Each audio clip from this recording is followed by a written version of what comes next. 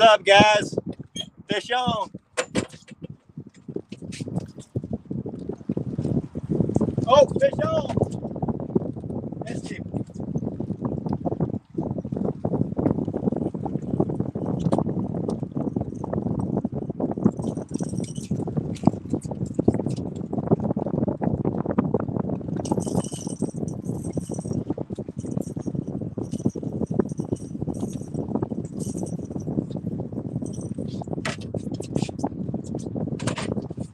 What's up, everybody? Got the boat back. Fish number one.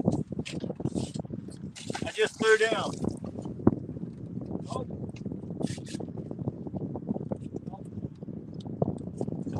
Fish on.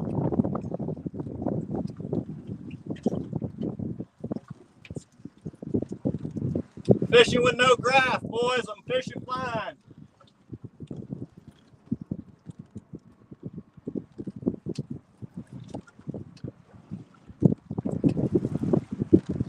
Oh, fish on. Oh, missed him. Feels like a decent one.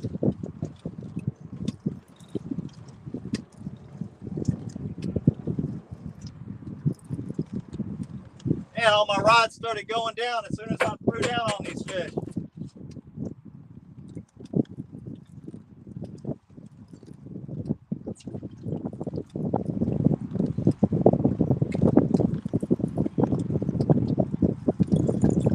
Hey, that's a good one.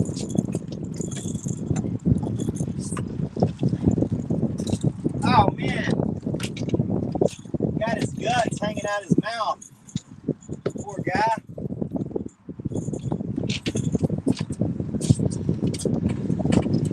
Got his guts hanging out his mouth. About a 9-pounder. Get your guts back in there, buddy. Oh, fish off. Oh, that's good. Oh, yeah, it's a toad. Woo!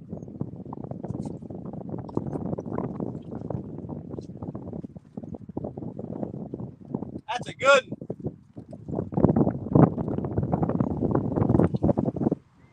I got 8-aught hooks, so hopefully I can get him in.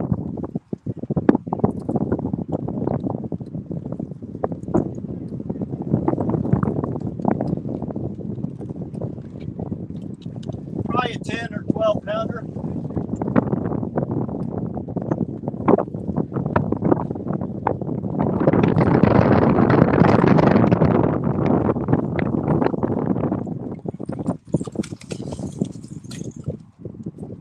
We'll need your net.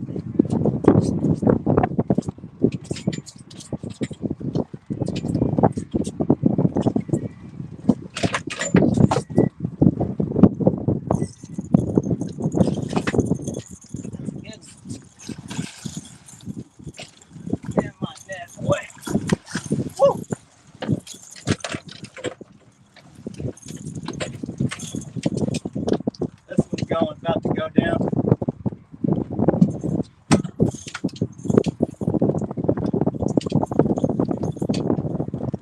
Oh, this one's going down.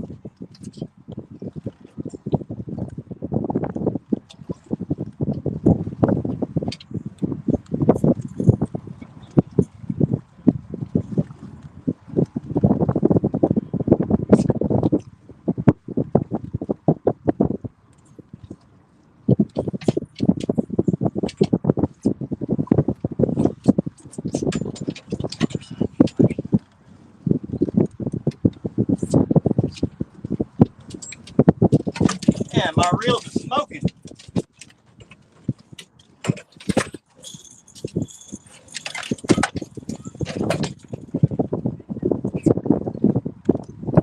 What's up, everybody? Fish number 3. Probably 12 or 13 pounds.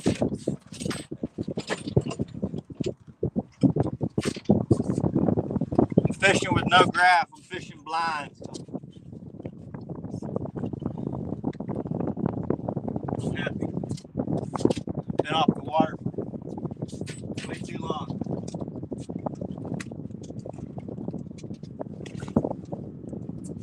Looks like I picked the right spot.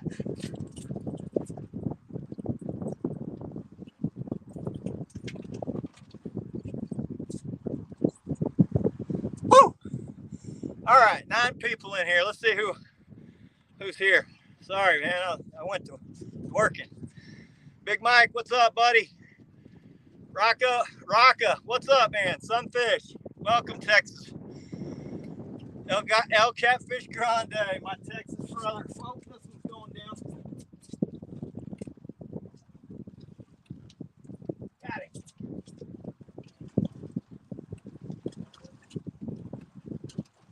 Fish on. Oh, this one's about to go down.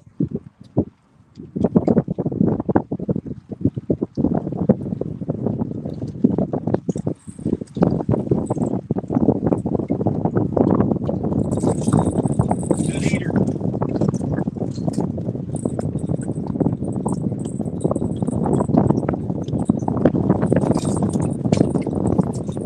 I gotta get some rods back in the water. Fish number 4. Daniel, what's up, my brother? Fishing on Faith, what's up, Adam? Who else we got in here? Appreciate everybody stopping in. What's up, Chad? Welcome, buddy. Darlene, welcome. All right, we got a good crowd so far. Eric B, what's up, buddy? Welcome. Killer B, what's up, brother? We got 4 in 5 minutes.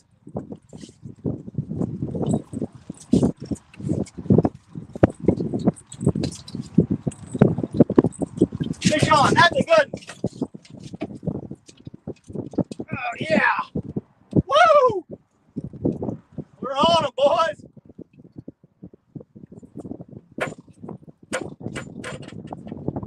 A little better fish. And I got to get some baits back out in the water.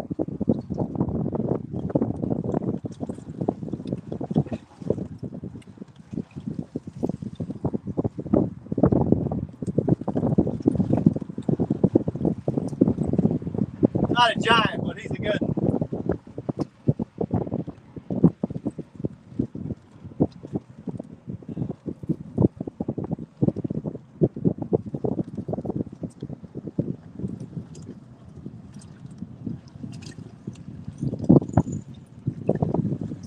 Another 12-pounder.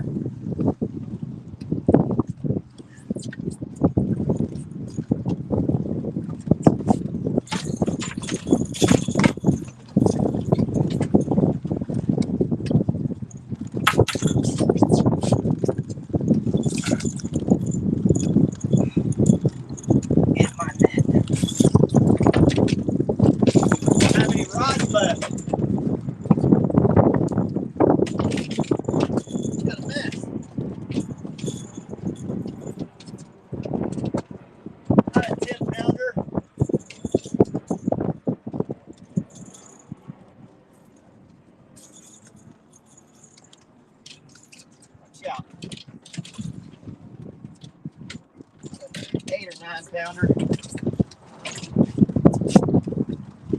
And I gotta get some bait back in the water. Fish number 5, about an 8 or 9 pounder.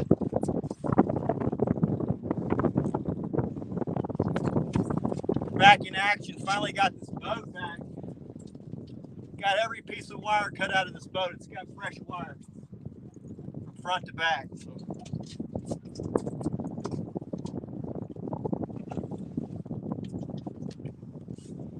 I didn't get it quite right. My graph's not working. Fishing blind.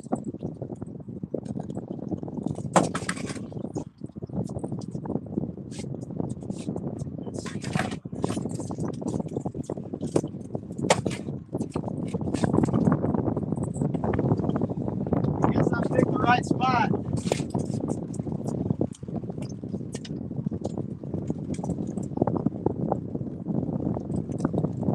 I got a feeling I'm going to land a good one from here.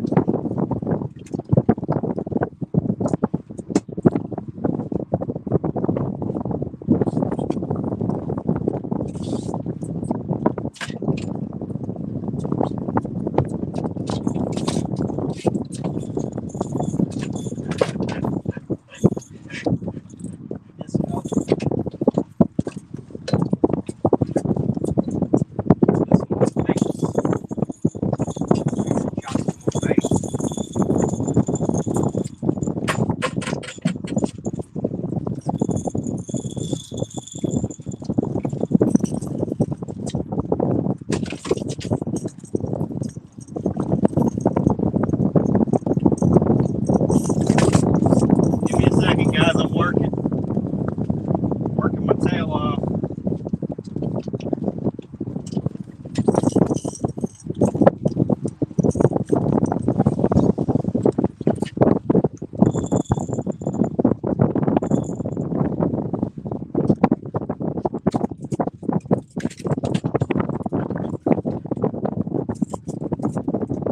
A little rusty. Being off the water for so long.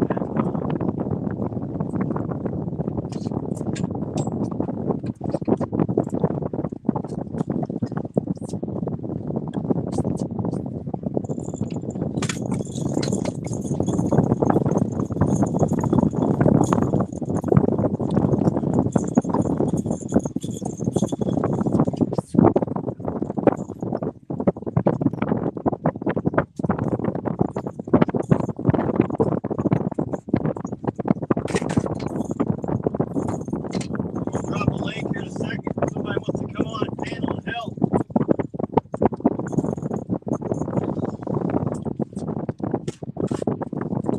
It's gonna be one of those nights.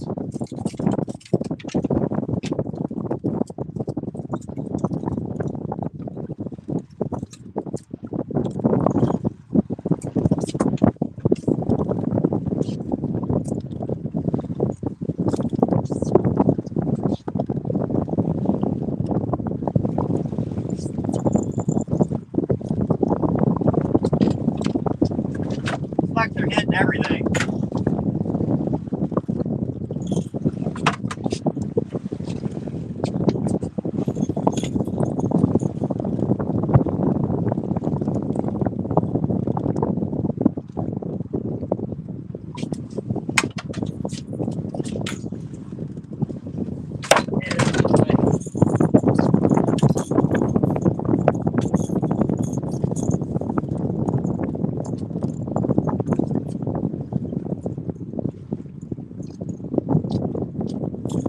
That one might have a fish on.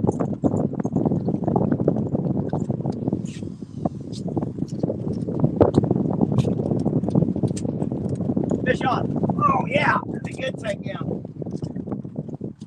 Fish on.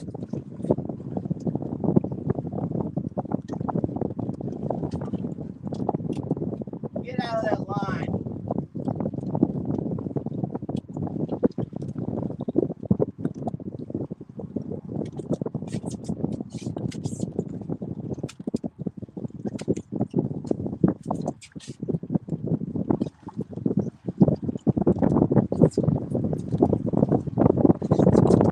Rocking and rolling.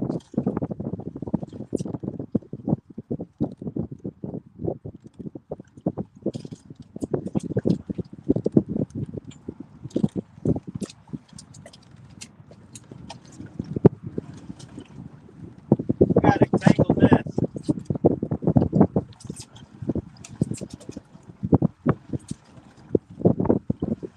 There he is.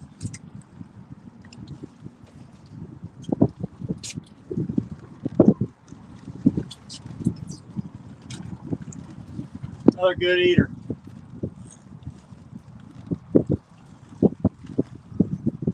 Actually, he's a little bigger than an eater. Another 8-pounder. Man, they're swallowing it tonight.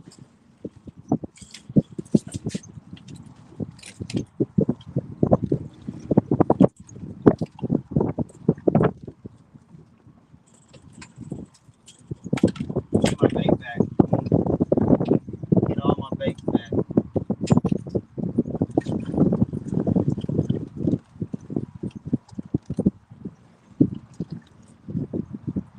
Give me my bait back, boy. Thank you.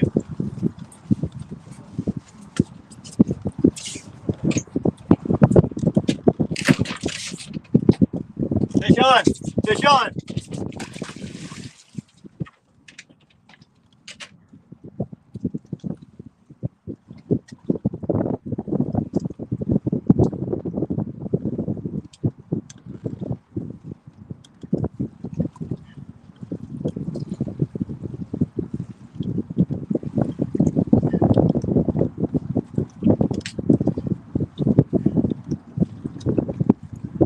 Got off.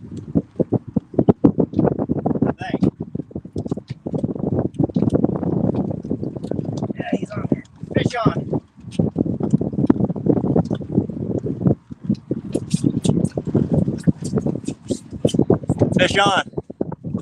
Dale, what's up, buddy? Boat, what's up?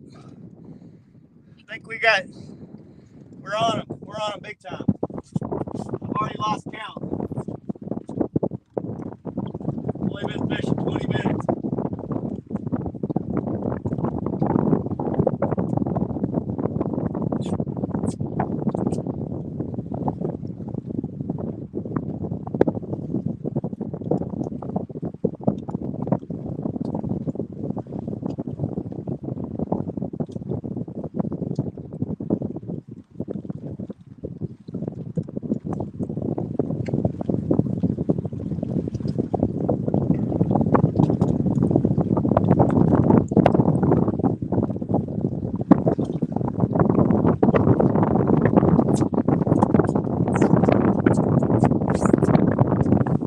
Give us a thumbs up. Share me out. Help me grow this thing. Another 10 pounder.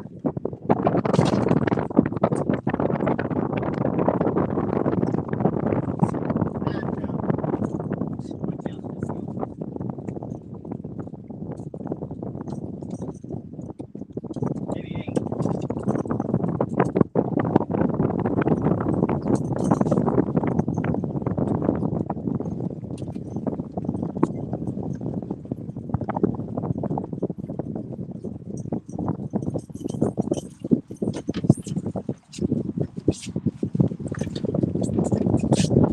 About a 7 or 8 pounder.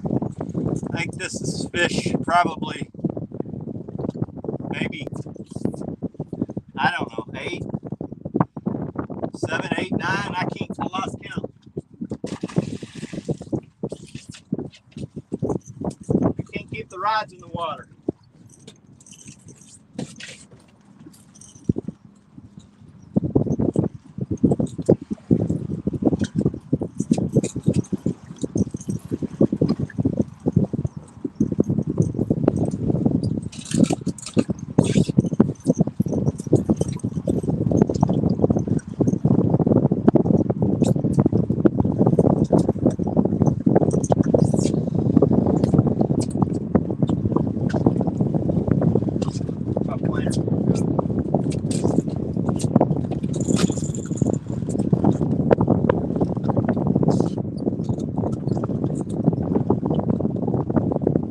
Wanted to fish this night bite, but the boat's been in a shop forever.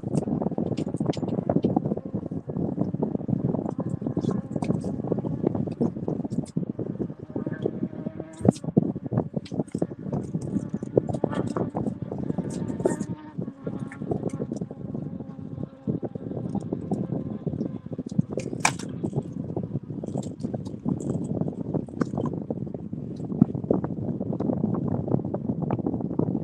99% fixed, though.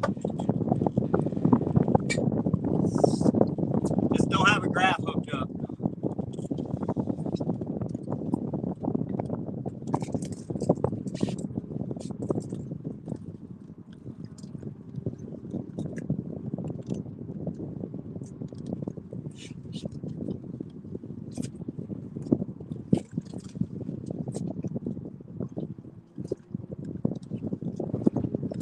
Sun goes down. I got a feeling we're going to pull a monster out of here. John, what's up, partner? Ray, what's up, buddy? Glad to be back. It's good to see my friends back in here. We got 16 people in the house. I don't know. We got 8 or 9 fish. We hadn't been going very long. It's been a fast and furious bite.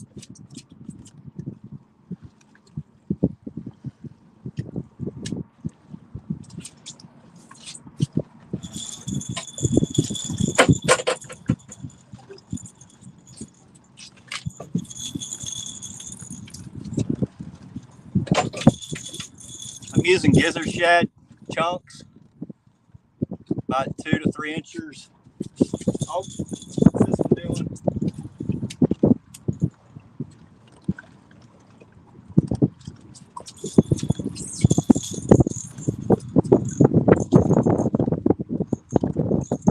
bluegill chunks.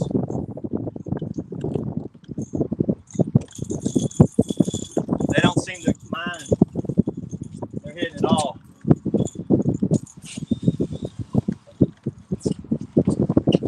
That one might have crossed.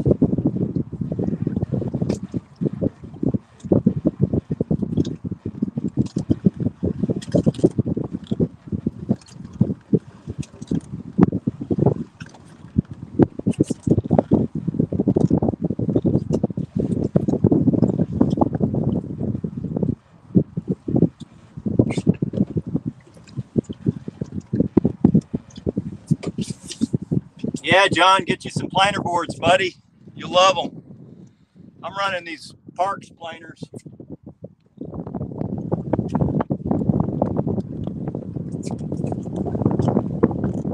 I love them. They're really good. I mean, they're strong. If you step on them, they don't break. I'm hard on them too.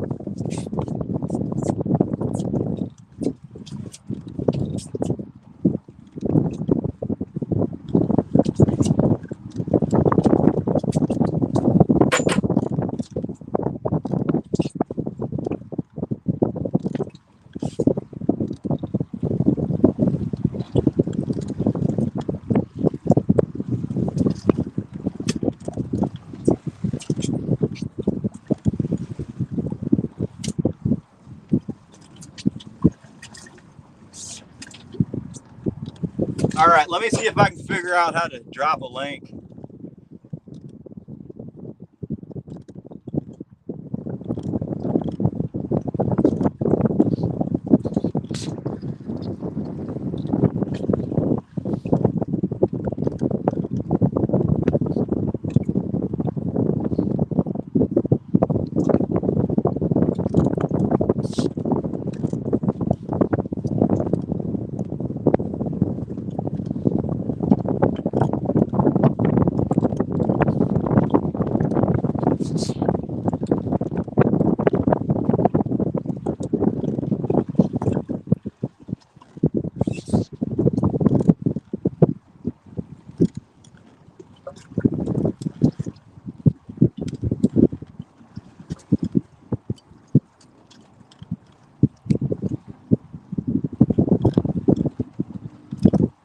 Come on, man. Post it. There it goes.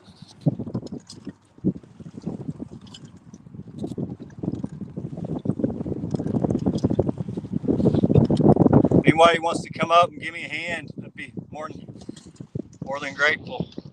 Alvin, what's up, buddy? Solo, my Texas brother. Welcome. We're on.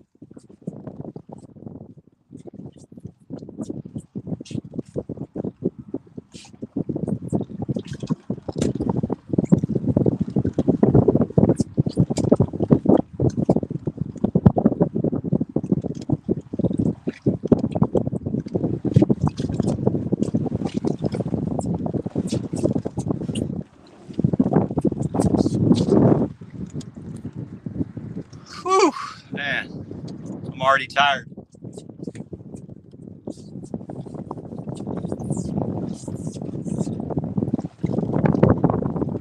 So we've been off the water getting this wiring cut out of the boat. Got everything chopped out from under the center console. It's corroded, this 04 center console, and it's been down the coast.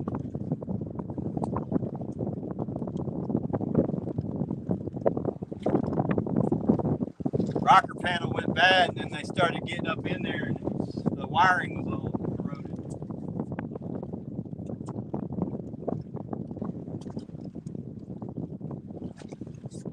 He wasn't quite finished with it, but I told him I'm coming to get the damn boat because I'm fishing tonight. I cannot sit at home any longer. Right here.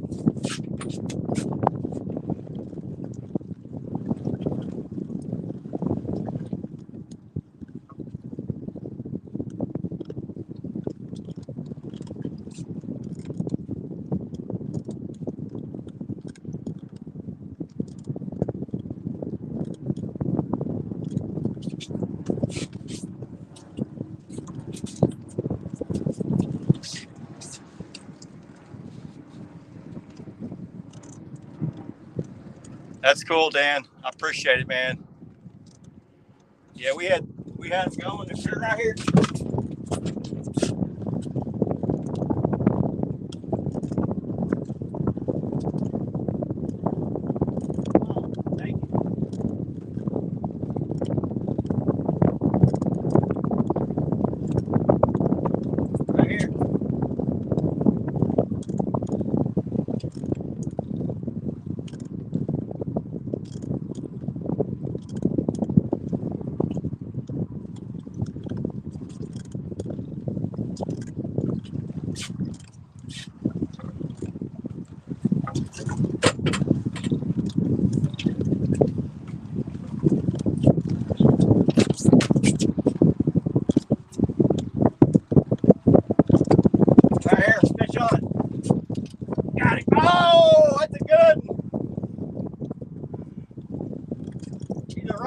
Oh yeah, he's peeling drag.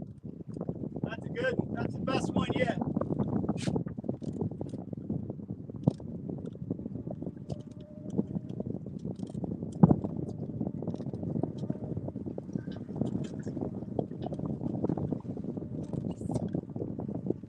Man, he ran hard there for a second.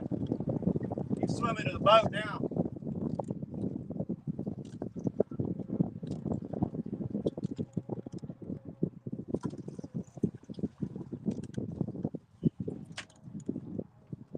Get out of that other line.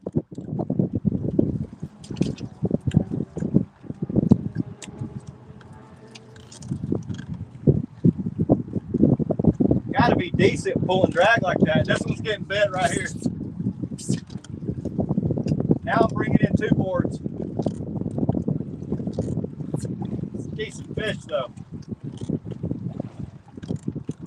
You don't want to come off the bottom.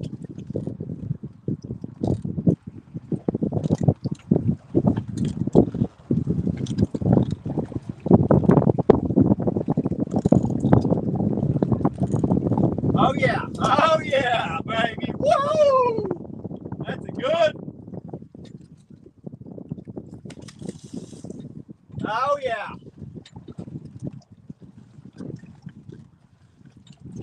Get in my net.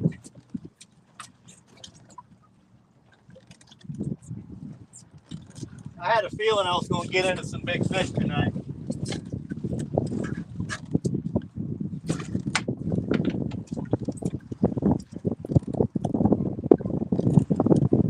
Man, he's a fighter. I'm not using very big hooks, so I don't want him to rip loose.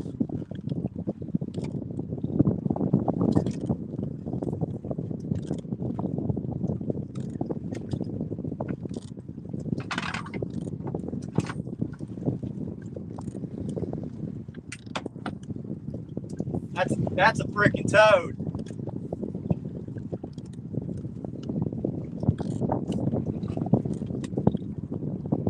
Get in my net. Oh yeah. Woo! Woo! Oh yeah. Oh yeah. Boom, baby. Woo! Got it. Victory!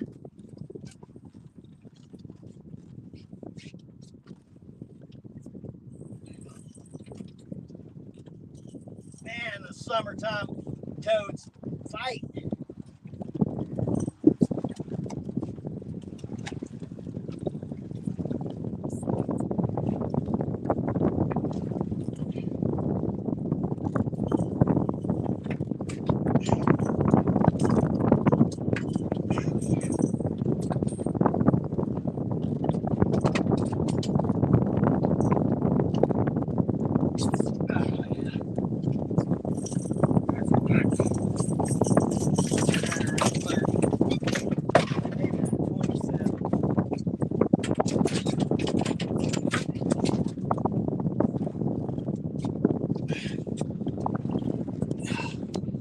How about that one, boys? It's a long and lean one.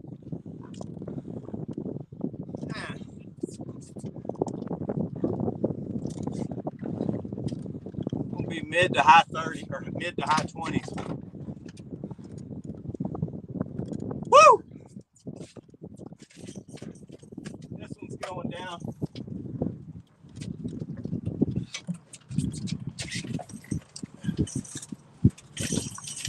Man, I got a tangled mess. Oh, yes! Oh, yes! Hey! Oh, yeah! Woo! Another monster! Woo! This one's even bigger. Oh, yeah, that's a good one.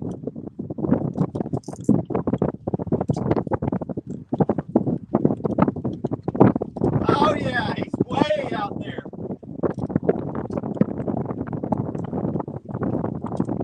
Swim into the boat. Come on. I got a tangled freaking mess in my net. I'm going to have to get this one with the grippers. Toad number 2. Woo! This one's going down.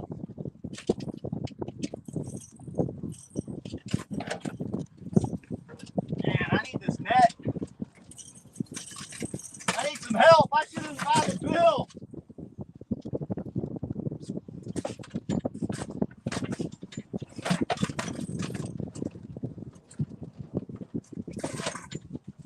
The chaos of catfishing. He's crossing everything.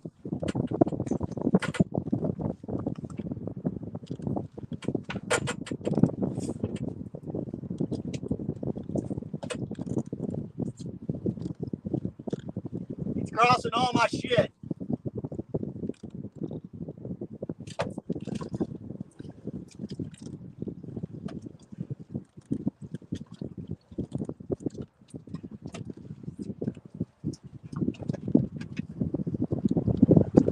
I have no idea what this one is. He's pretty good.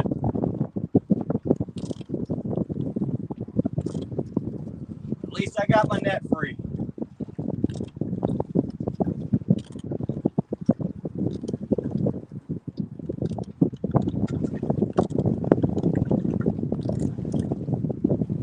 He ain't moving. Gotta keep him out of this planer core though. He's trying to cross this one.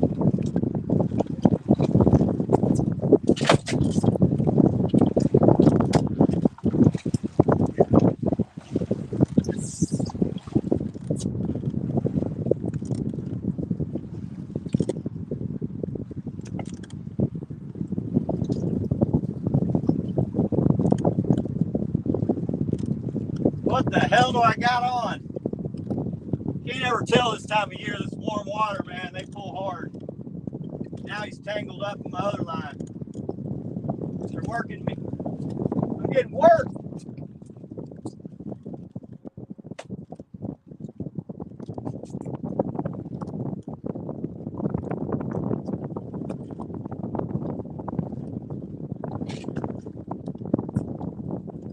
Oh yeah, look at that sucker run. Woo!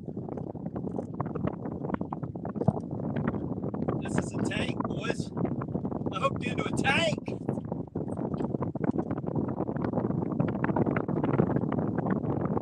It's staying on the bottom. I don't know what I got. Woo! Look at that rod pin. Damn. You got a freaking toad on. Look at this rod. Look at this rod. Woo! Love that bad cat, baby. Damn, he's going under the boat.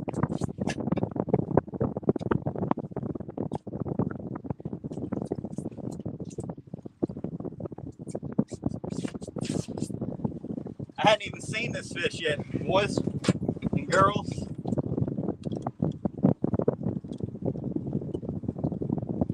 Whatever it is, it's damn good.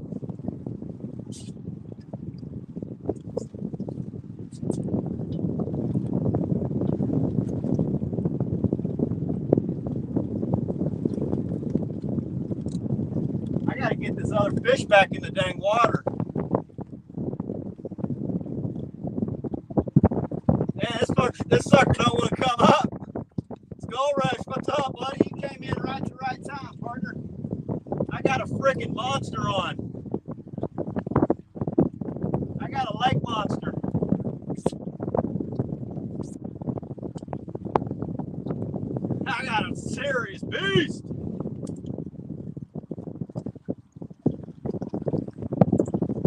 Do not get off.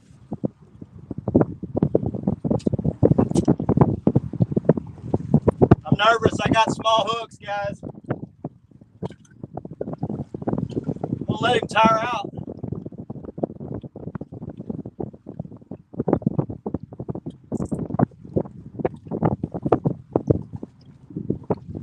Damn, this is a monster. I ain't even seen him yet. Whoa! Holy shit! That is a beast! Oh my God, what a monster! Oh my God, get in my freaking boat. Holy shit. What a beast! Oh my God, I got a serious monster, guys. Oh, another one. Ah, fuck it, I'm just staying with this one. This right here is a serious beast. Come on. Oh my gosh, he's trying to work me, guys. He's trying to work me. Pulling my boat around.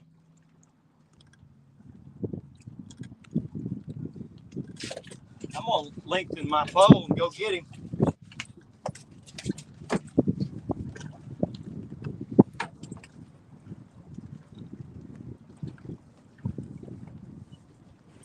Woo! Come on, get my freaking net. That is a beast! Oh my God! He'll go 50.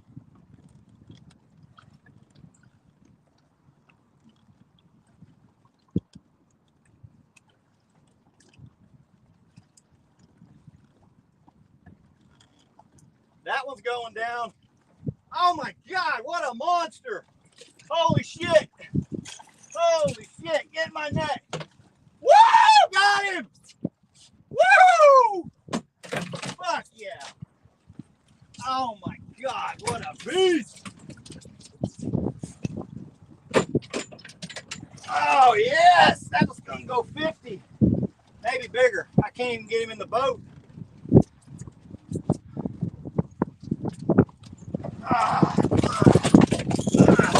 Shit. Holy moly. What a freaking toad. Woo! Woo! Damn, that was a battle. Oh my God. What a monster. What a freaking monster.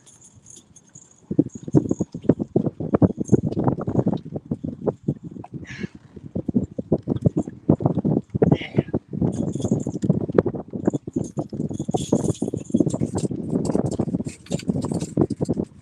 All right, guys. First, I gotta weigh this other one, get him in the water, so I don't hurt him.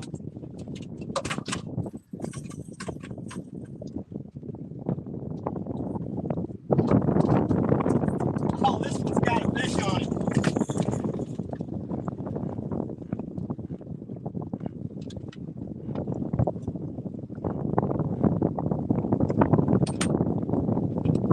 I don't care. I gotta get these dealt with. Oh, damn. Got my flame on somehow.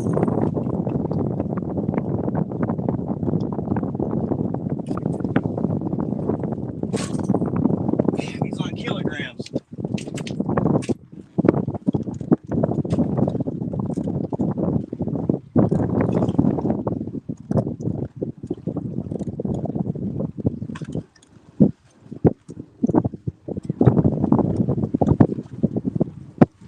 I don't know how to work this new scale. I'm going to use my old one. It's stuck on kilos.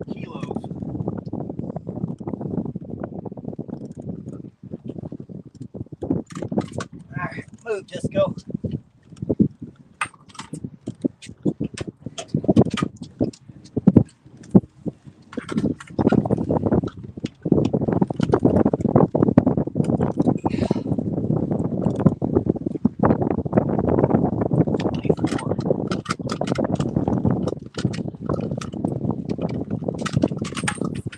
I was off. This one's scrawny, but he's 24.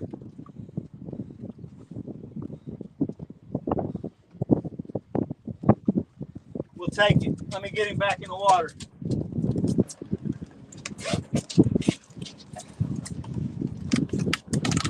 Get this on video real quick. Wouldn't you know, GoPro's dead. That one's got a fish on, boys. We'll take it. This is toad number 1.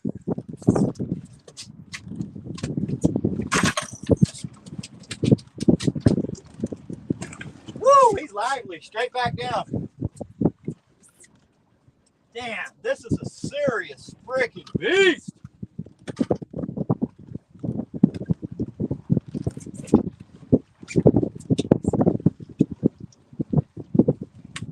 Oh man, what a monster. Woo! This one's got a fish on. This one's got a fish on. I got 2 fish on. Oh my God. Woo! Look at the freaking beast. Can't even get him in the picture. Hell, that's been 60 in the winter, boys. Look how long that thing is. Long and lean. Holy smokes. Anybody want to guess the weight for some Carolina lake weights? Put your guess in really quick.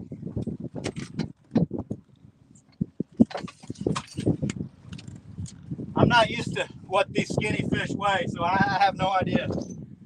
He's heavy. Really heavy. I know in the winter he'd be 60, maybe a little over 60. Solo says 42, Skull Rush says 47. I'm gonna go close to what Skull Rush said. This one's got a fish on.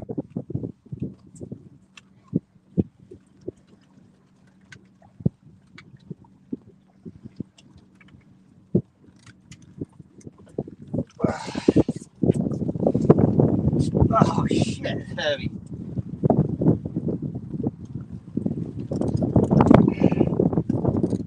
Man, I can't hardly.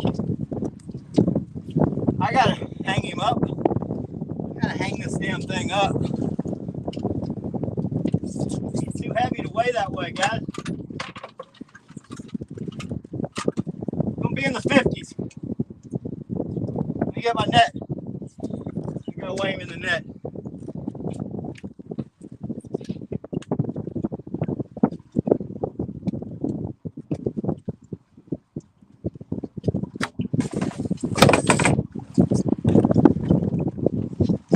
Get my lights turned on too. Look like he's gonna be in the 50s.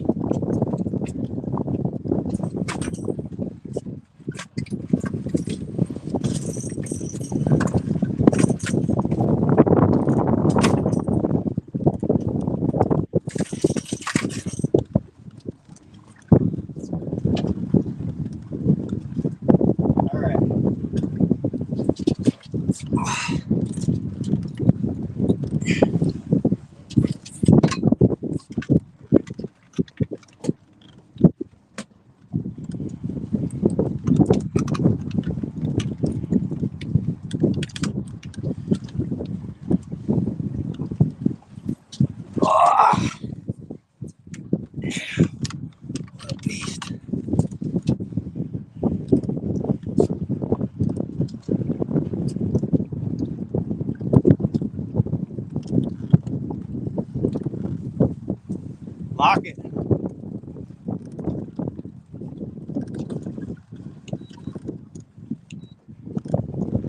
Close to 60, guys.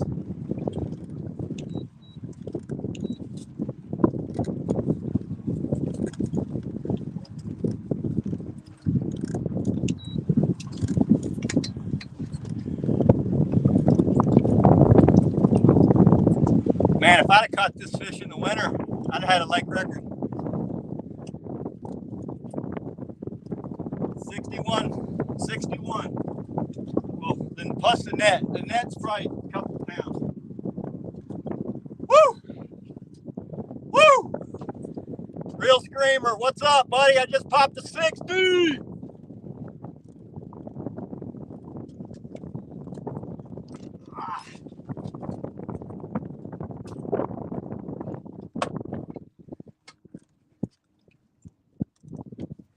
Damn, this thing is long and lean. I'd have had the lake record if I'd have caught this damn thing in the winter. Look at this beast. 61. Well, I got to measure the scale.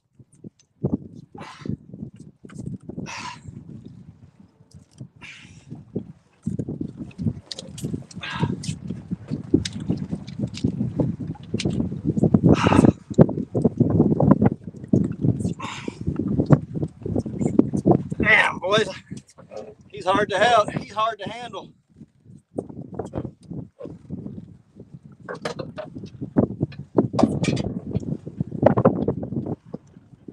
How about that one, boys?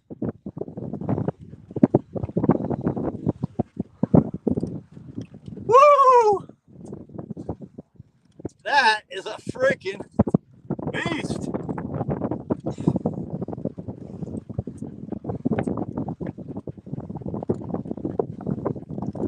Right here, guys. I'm back.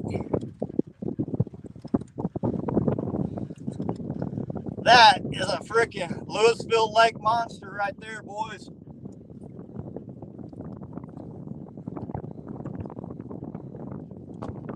Woo! What a fight. What a fight. Oh, that's a fish on. I'm going to put him back, guys. I'm going to release this one. Put this one back in the lake. GoPro is dead.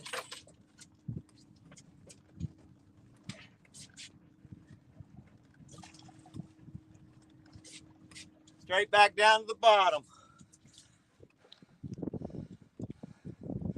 I'm pretty sure we got 2 fish on. Woo! That's a good. Another good one, boys.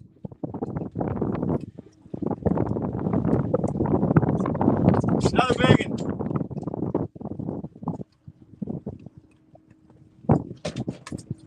I gotta get some lights on.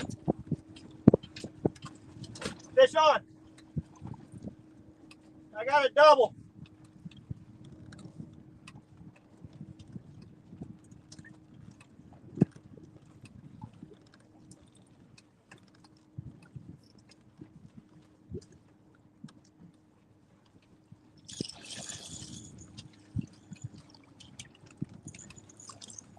I forgot. I'm gonna weigh this. I'm gonna weigh this net too, so I'll know exactly what he weighs.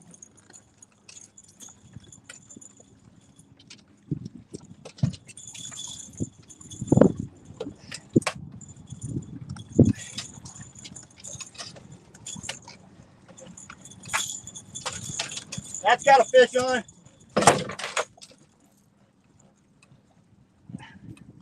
That's a triple.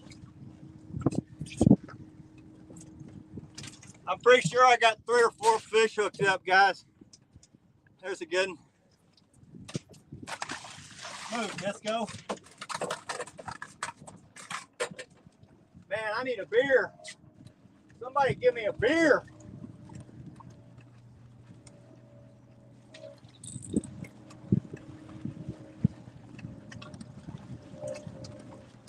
Man, it ain't even dark yet.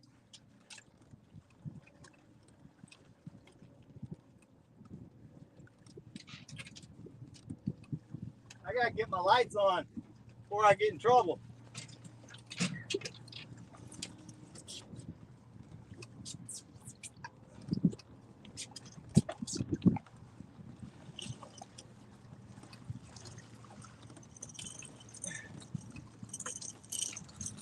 I just missed the lake record by a few pounds.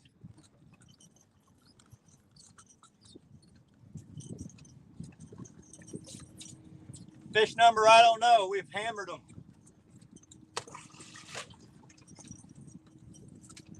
That one's got a fish on.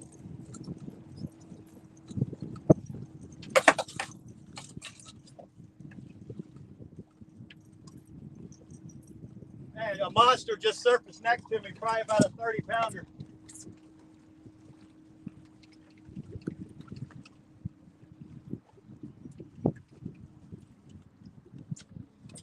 I don't have any rods out on that side. I gotta get some rods in the water.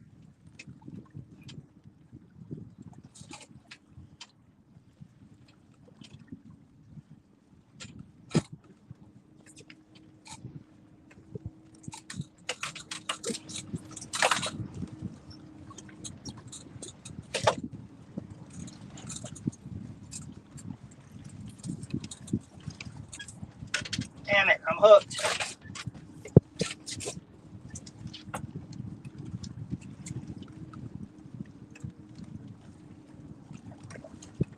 Oh my God, there goes another monster right next to me.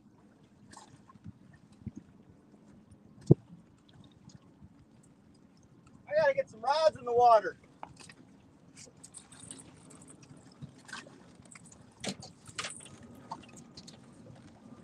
Another tainer, 11-pounder.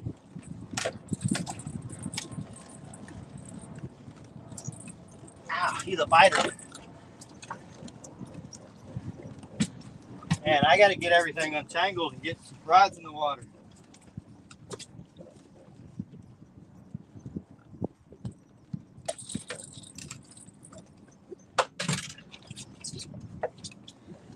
About a 9-pounder. Rustic, what's up? Rez, what's up? Y'all just missed it, man. I just nailed a 60.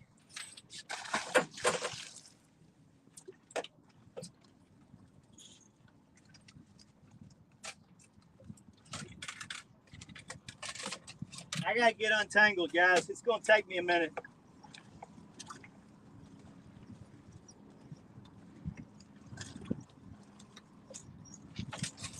I got a clusterfuck going on.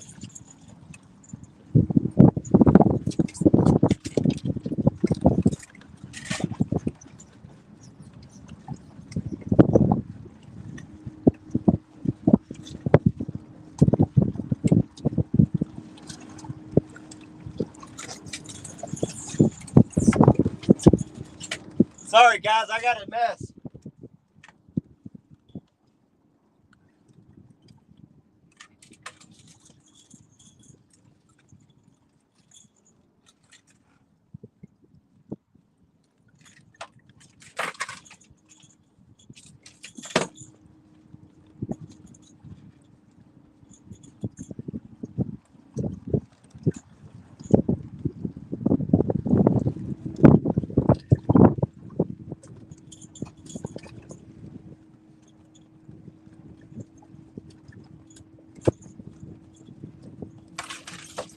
There's one.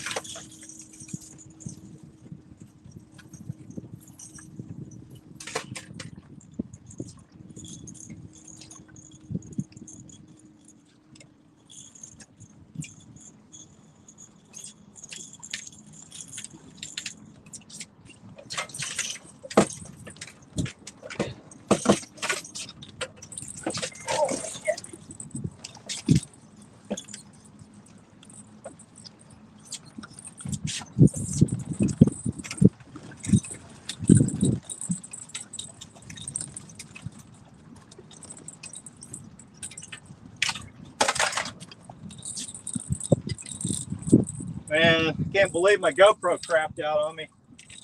That would have made for some damn good video.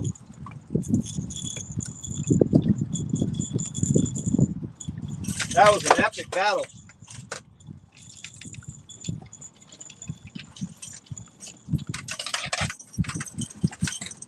This is a clusterfuck.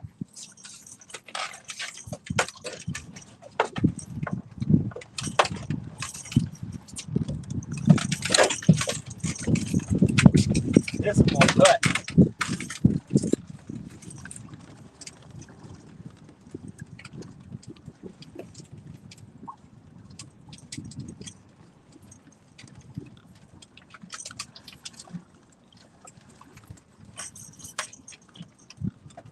And I need rods in the water. This is ridiculous.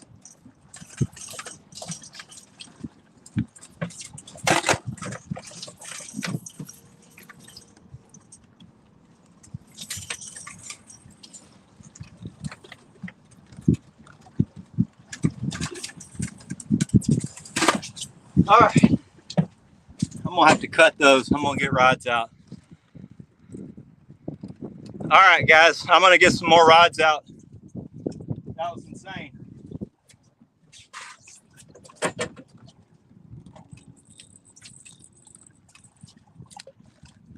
Problem is, if I get all these rods out and I got a mess in the boat, everything starts going back down again, then I got a real problem and I won't have any rods to put in. Get some light sticks going on these planer boards. I'm gonna get my nav lights going.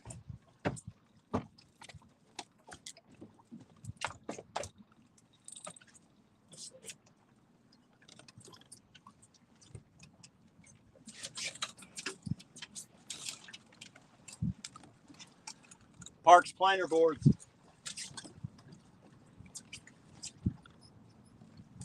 Which one did I just cast out? That's what I want to know. This one?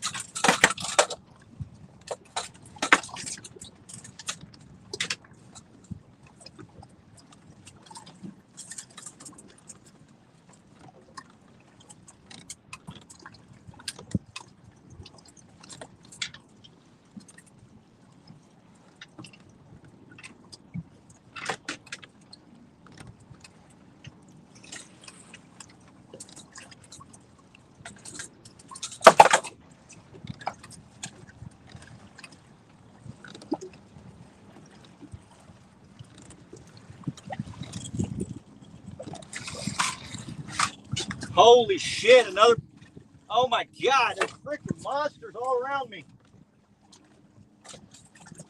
Dude, these freaking big fish are surfacing, guys. That's the third one I've seen roll right here at the boat.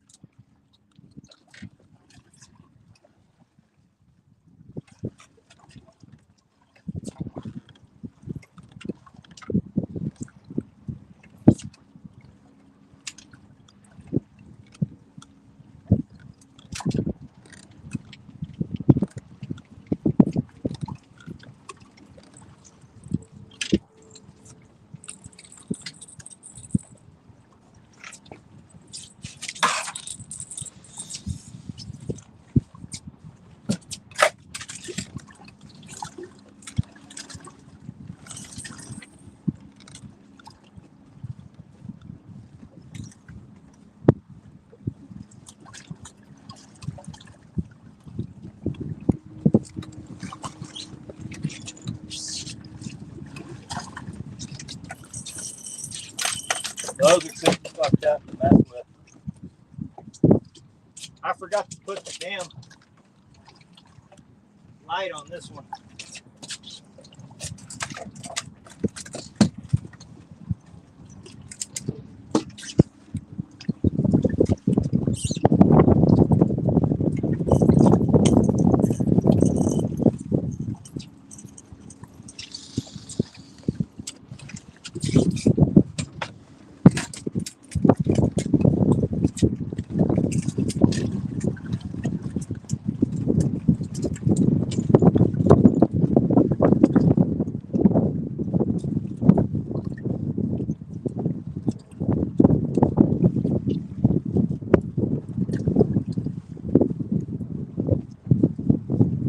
Man, it is freaking Miller time.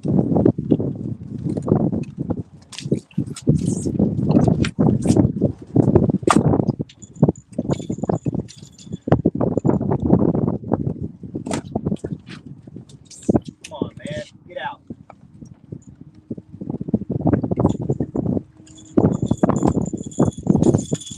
I got to get some lights on in a second, boys.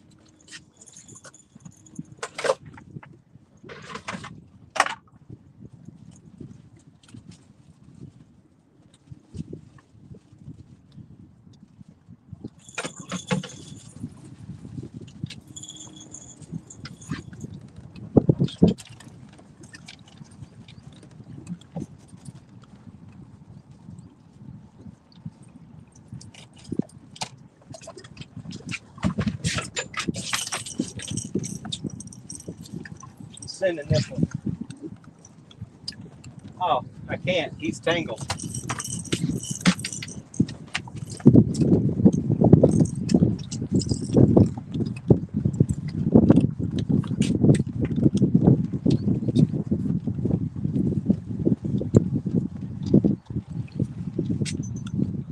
Oh, I think this one's the other tangled one. Yep.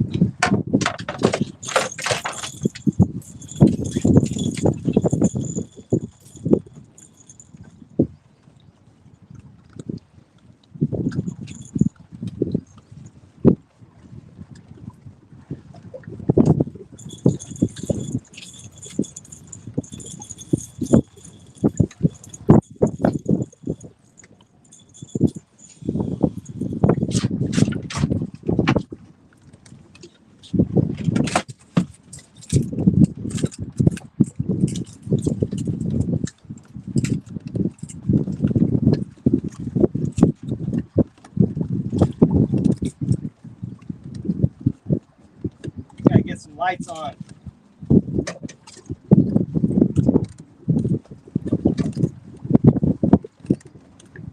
After I get everything in.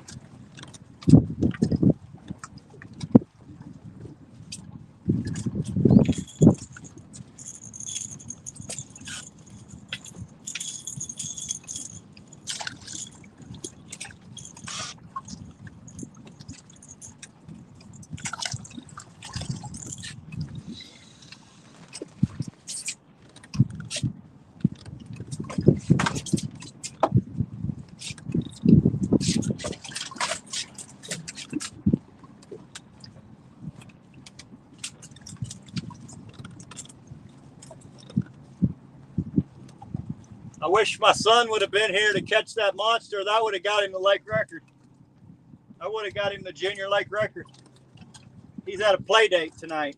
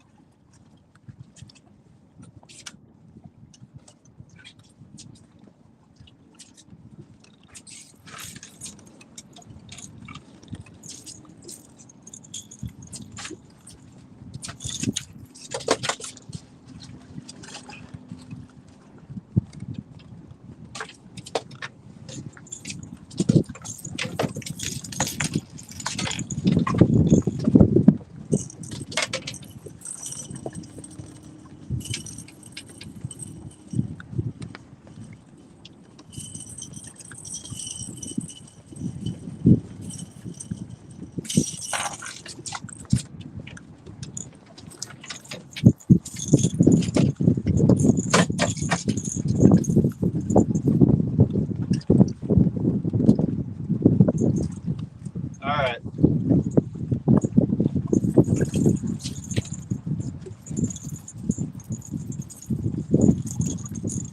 Man, I've been working my ass off tonight.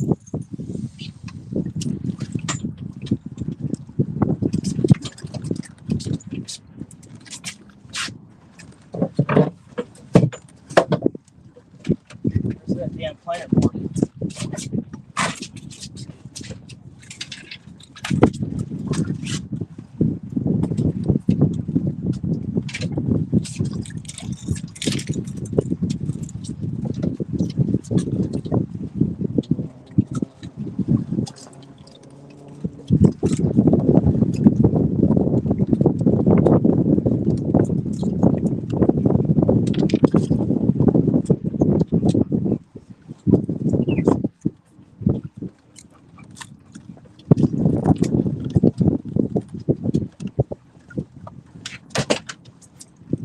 I'm gonna cut this mess off.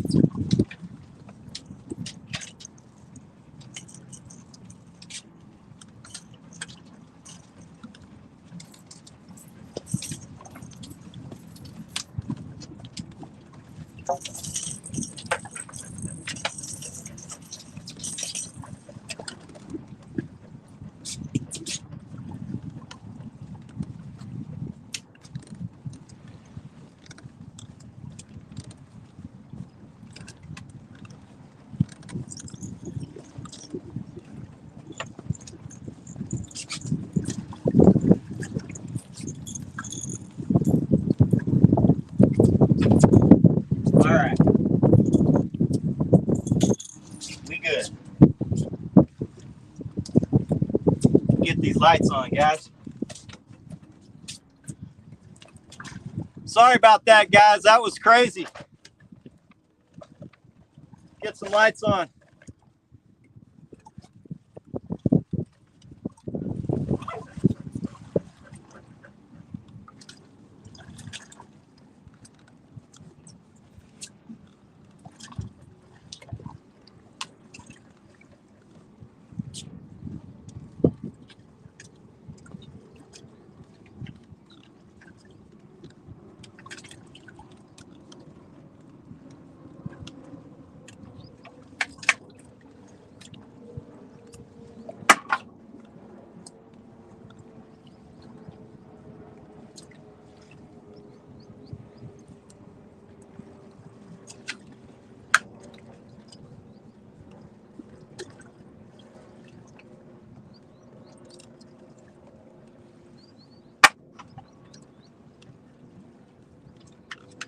Well, this fucking thing don't work.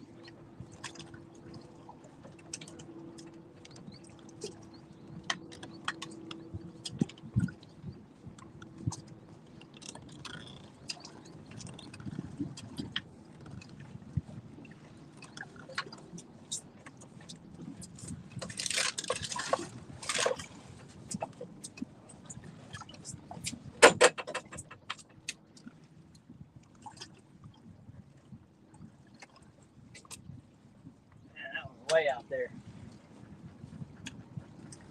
I'm gonna switch these positions.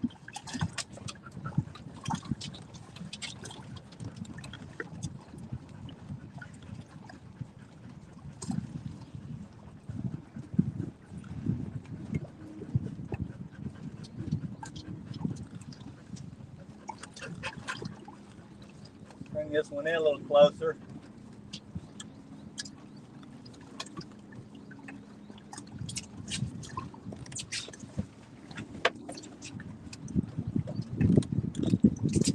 Alright, get this crap out of the way.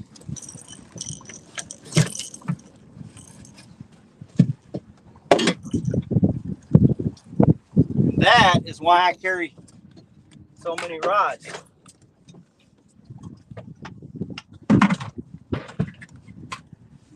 One more light. Get my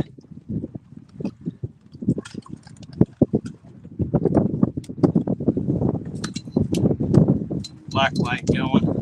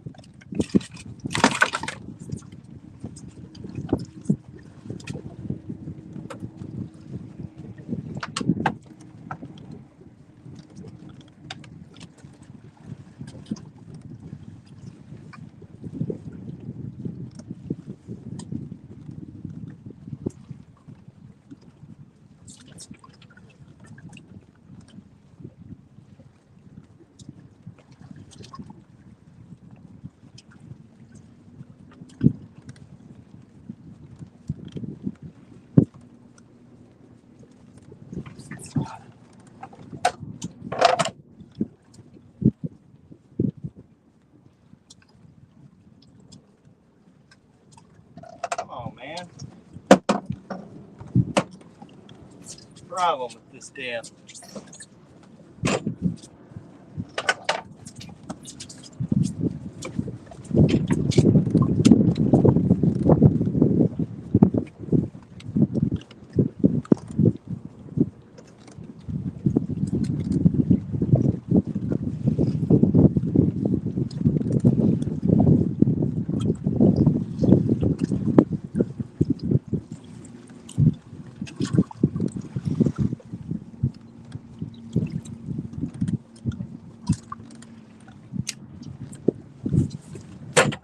Why won't this light work?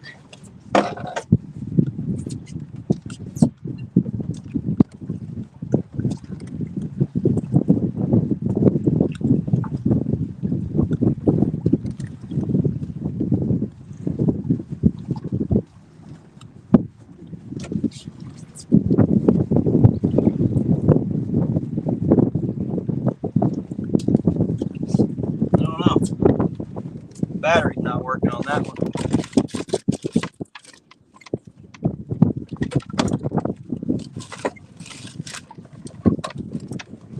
Try this one, guys. Fish on.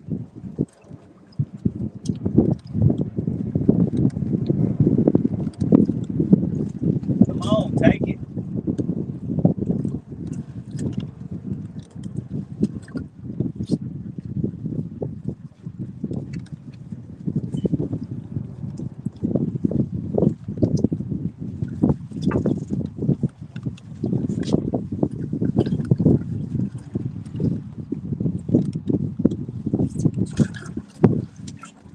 See if I can get this light. There it goes. Now it's working.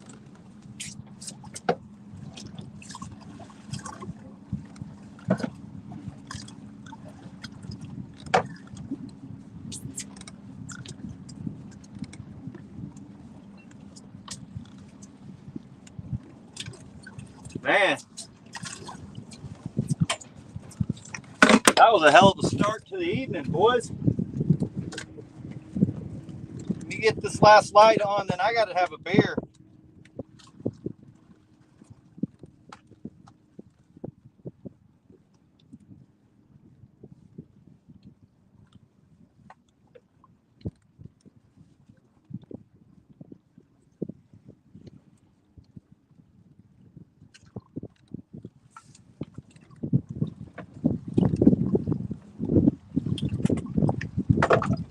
Oh, fish on.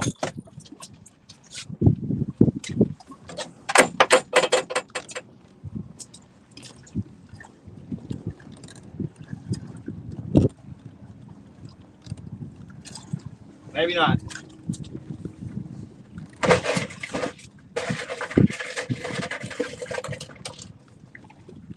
Man, I think I'll drink a Gatorade before I drink a beer.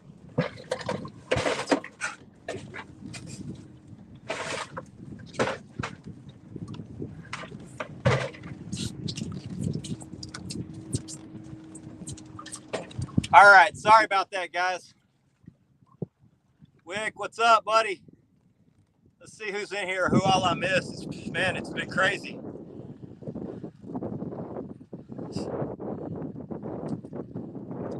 Jax Vibes, Skull Rush, Ashley Brady, welcome. Billy Beaver, what's up, Billy? My Real Screamer family, what's up? So we started off strong. We had about 9 or 10 in the boat, like 30 minutes in.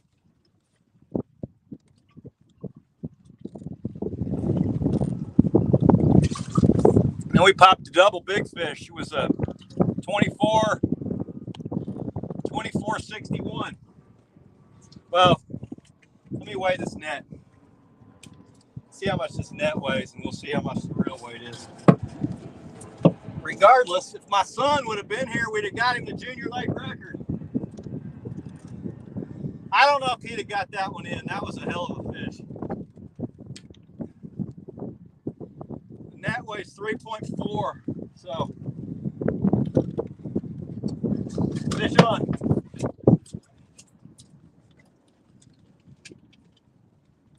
Nope. So 58. We'll call him 58. I don't know. I had guys guess the weight, but I don't know who guessed what. It's been so damn long. I got tangled up like crazy.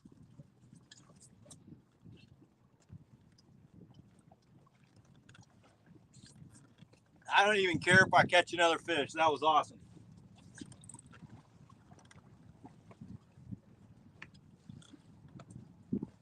Had 3 giants roll right at the boat. That was crazy. See if I can get this light to light up better up here, guys. Give me a second.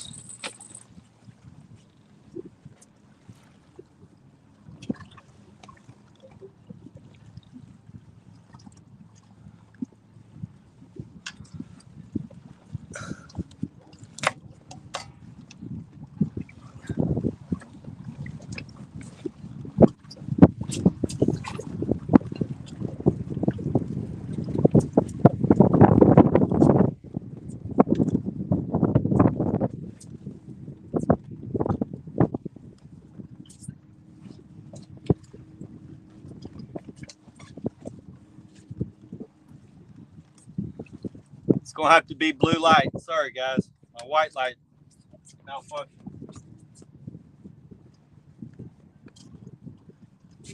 Fish on.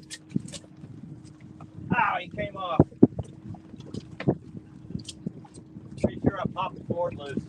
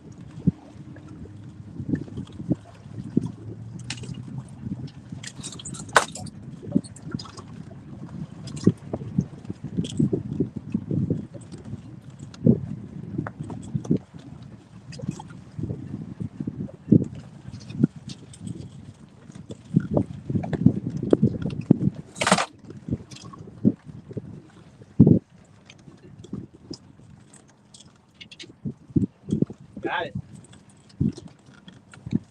Ain't much left of that bait, but I'm gonna throw it out there anyway.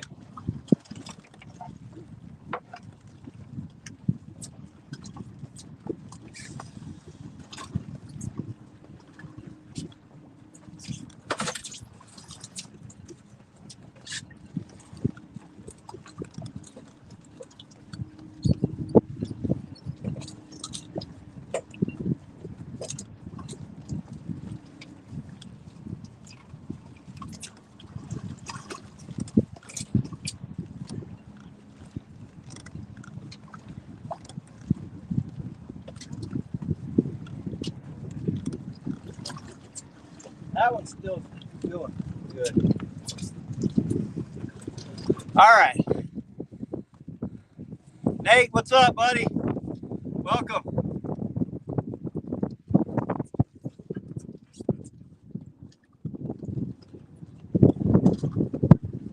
Man, I had a really insane start to this live stream. As soon as I went live, I got 3 fish hooked up.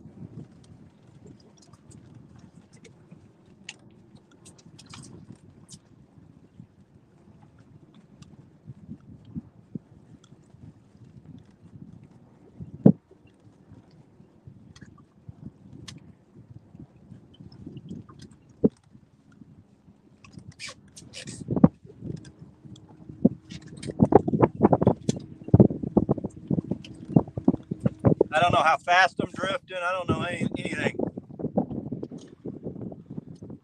I appreciate everybody stopping in. It's been a while since we've been back, since we've been off the water.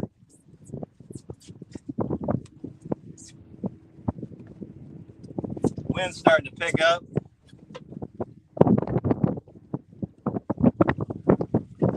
May have to put out another sock. I got this little 54 out. It ain't enough. I have to put out the 78. Slow me down.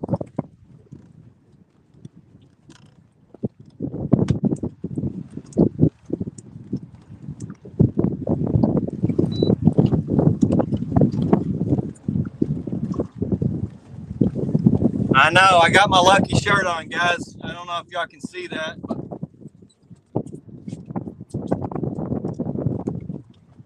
Carolina reel screamers. Carolina lake weights. I don't know who guessed, who had the highest guess on that 60? It was 58. Anybody guess up in the 50s?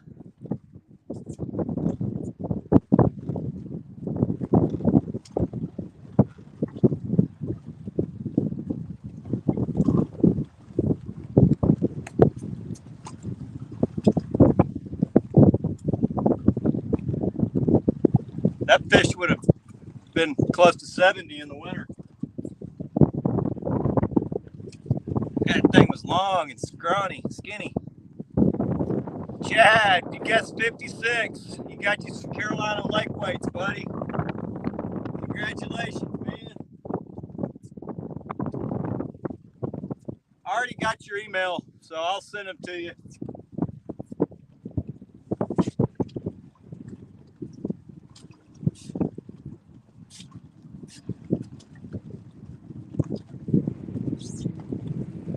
This one seemed like it popped loose.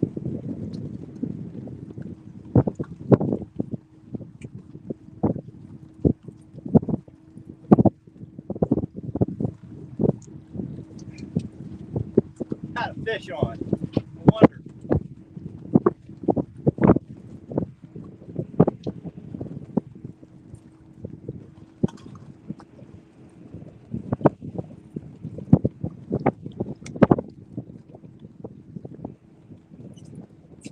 Looked up, this damn planer board swam way over. Got a pretty decent fish on.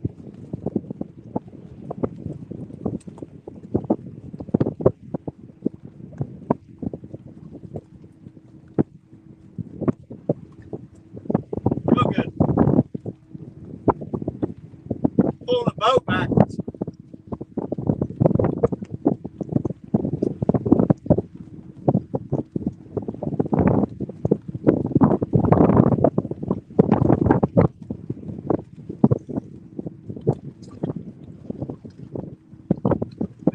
This one ain't tangled. I'm sick of untangling crap.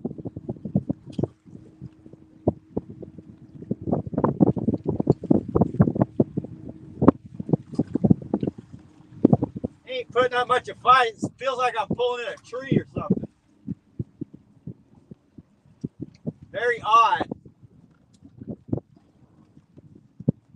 Wouldn't be surprised if this. No, it's a fish, I think. Wouldn't be surprised if this pair of hip waders.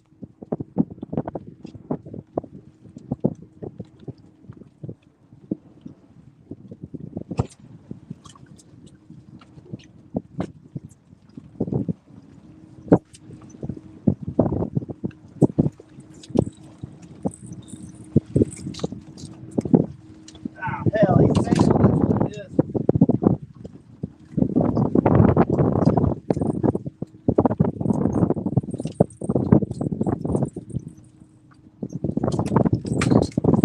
Night of the tangles, boys. I don't know how many fish I've caught. My brain got scrambled on those monsters, on that monster.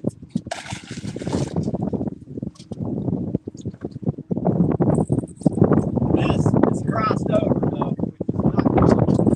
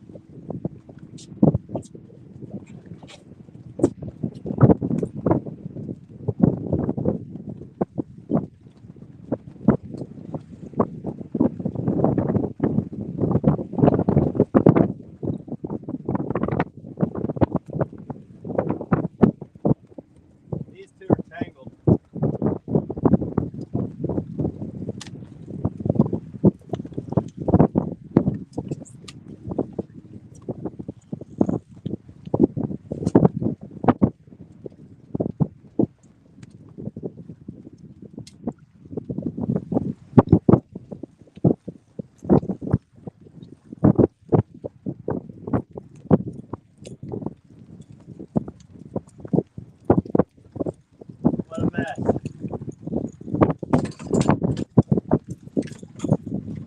That last little dink crossed over everything.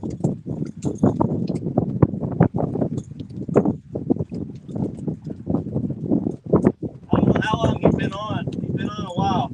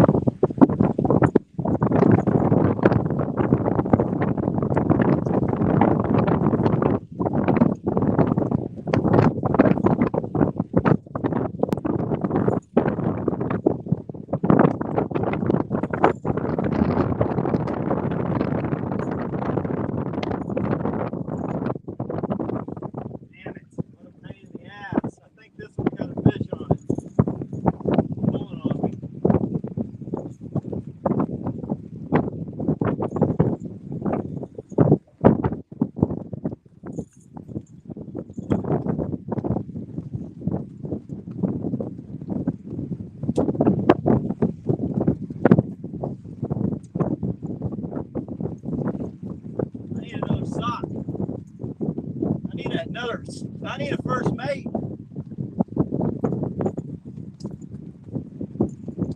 I'm rusty.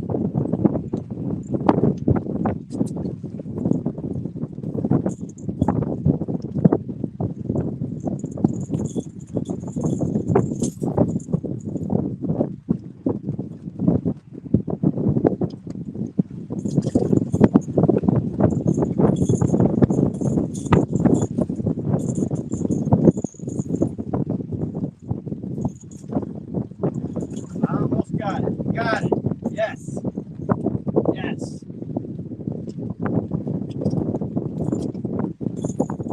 I think that might have been.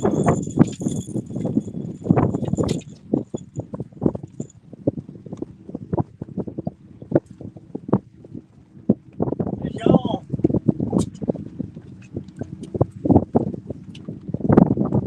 I hand lined him, boys. Hand lined him.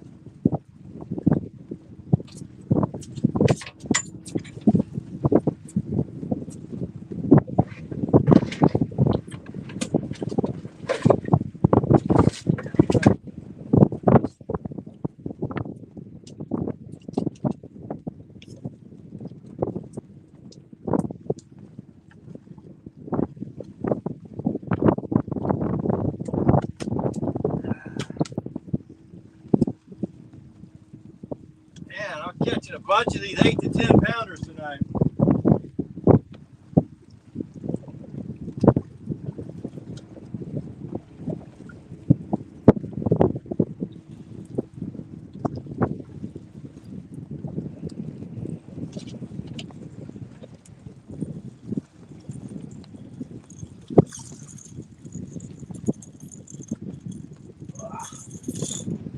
He's about a 6 pounder.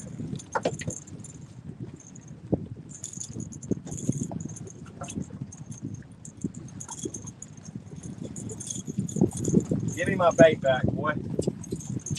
Maybe 5 pounder. Yeehaw, baby. Fish number, I don't know. That bait is shredded. I'm gonna throw it back out there.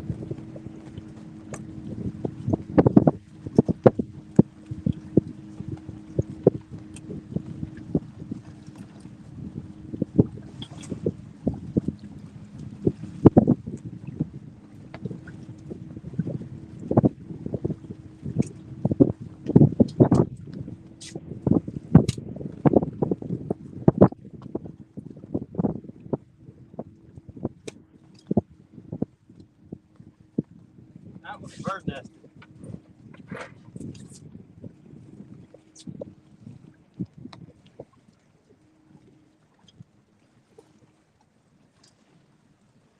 Woo! It's acting weird. All right, let me get some more rods out.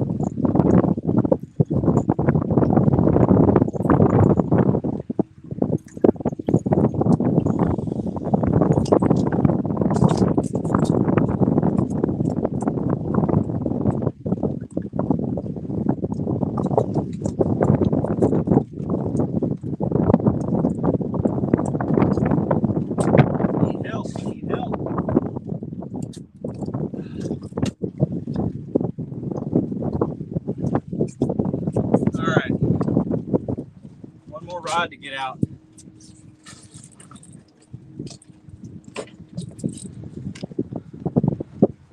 Laren, what's up, buddy? So sorry I hadn't stayed up with the chat, guys. It's been a freaking crazy night.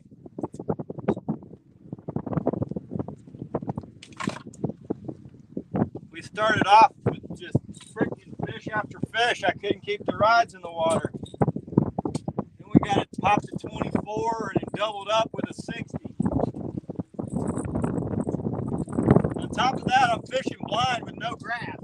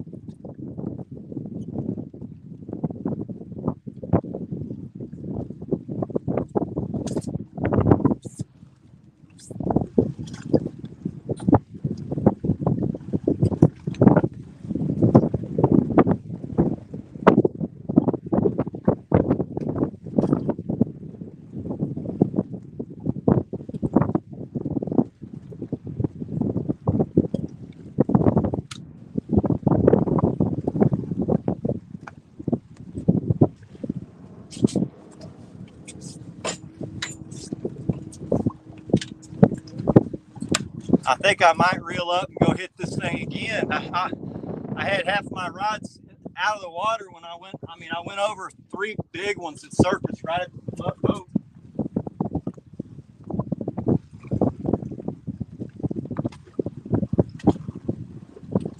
I know I left some fish on that run, some big ones.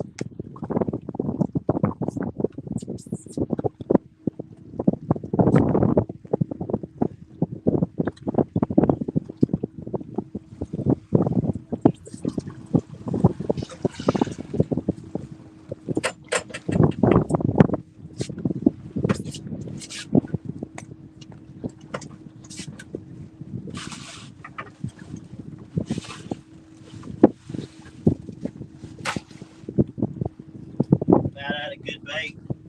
We better save some of those good ones for make another run.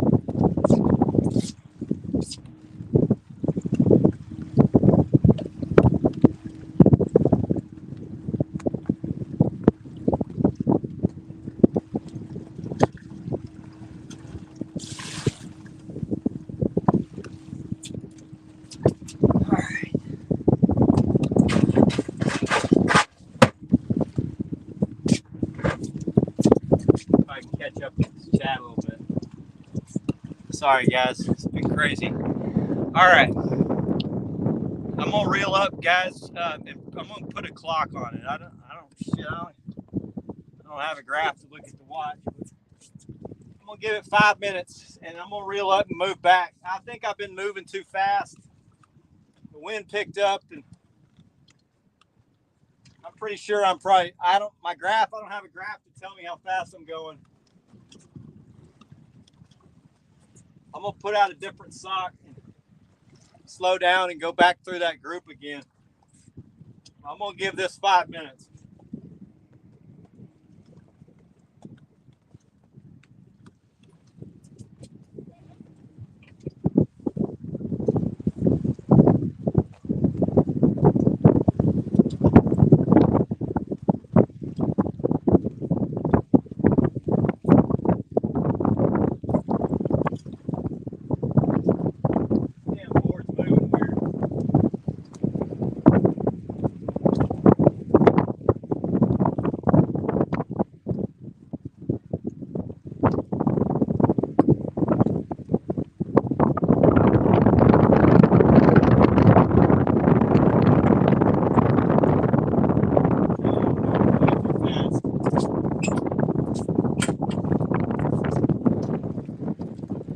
Chad says reel up.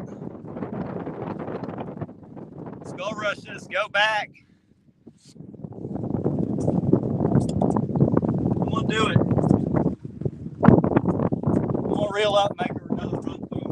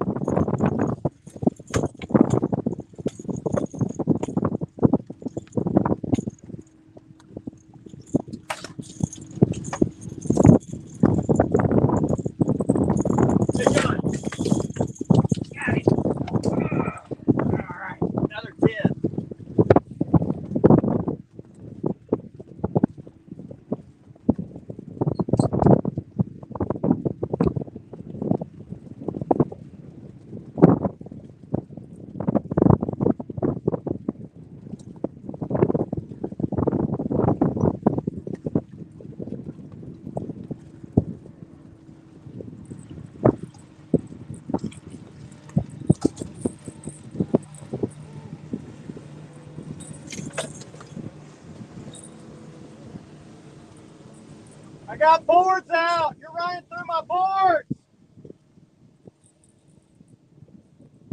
Dumb son of a...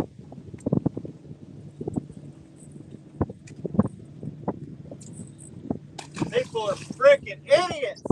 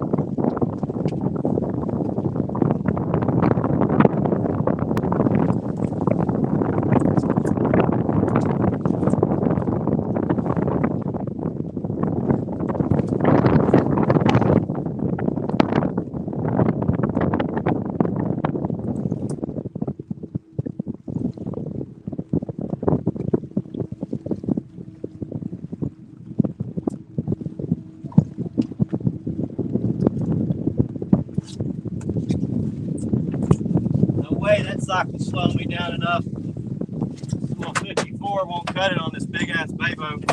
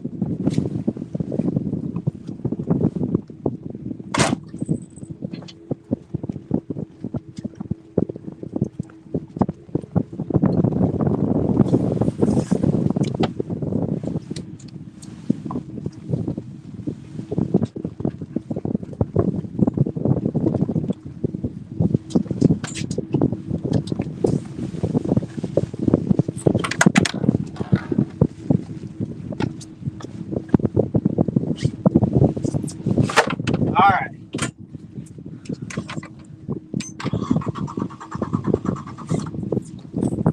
Now I've pulled my kill switch out.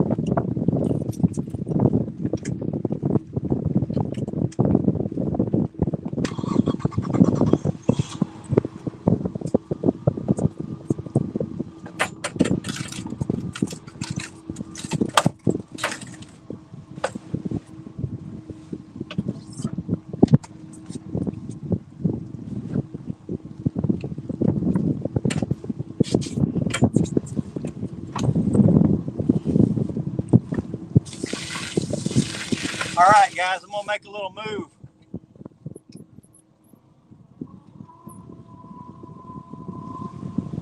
I think I was going way too fast about the last half of that run. I got no graph, boys. I'm fishing blind.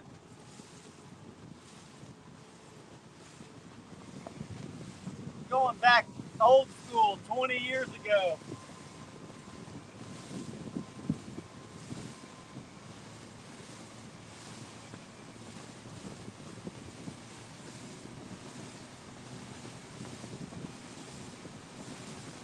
So I'm drifting this old channel. It's silted in, but the fish know it's there. They kind of use it as a highway.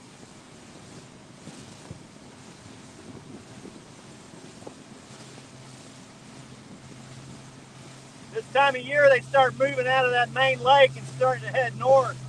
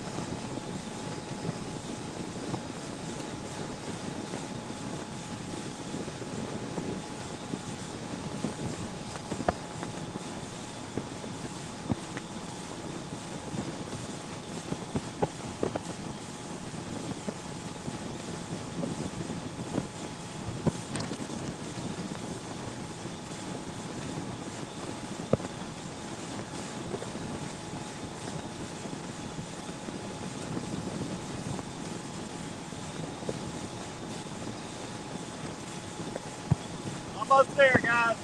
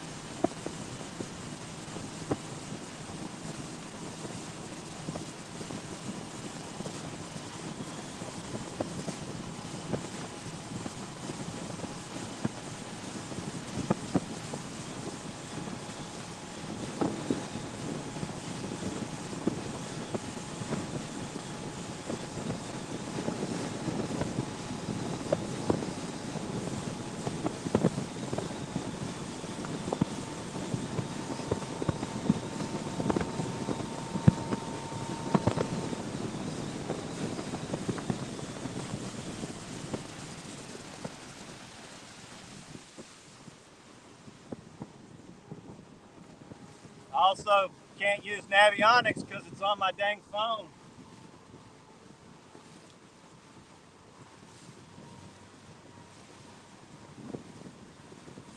I'm gonna eyeball it.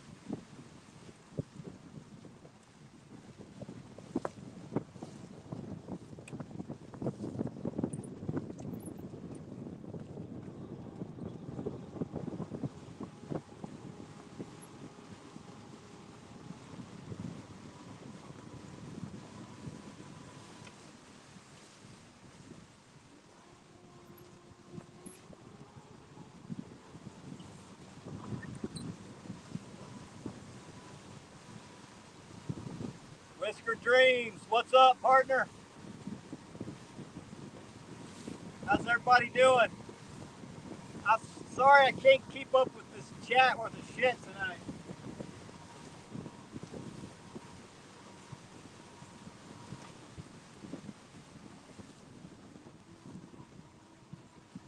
I'm gonna share out the link again, see if anybody wants to come up, help.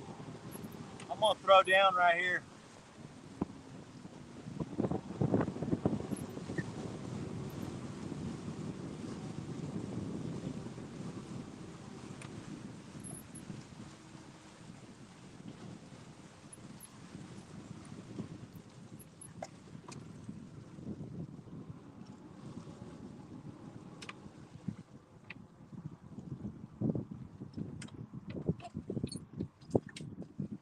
Let me get everything out.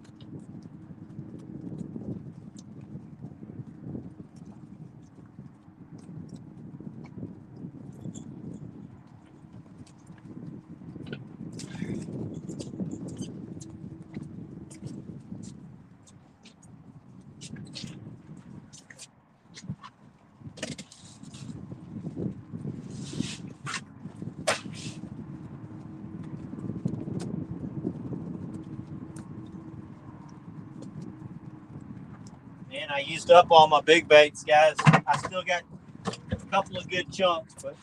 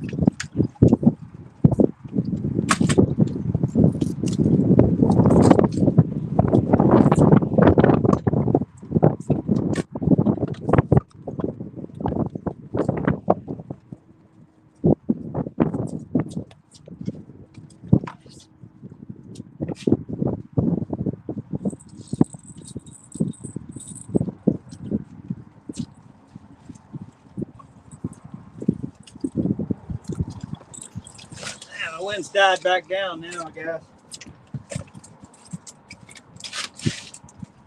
Now I'm going really slow.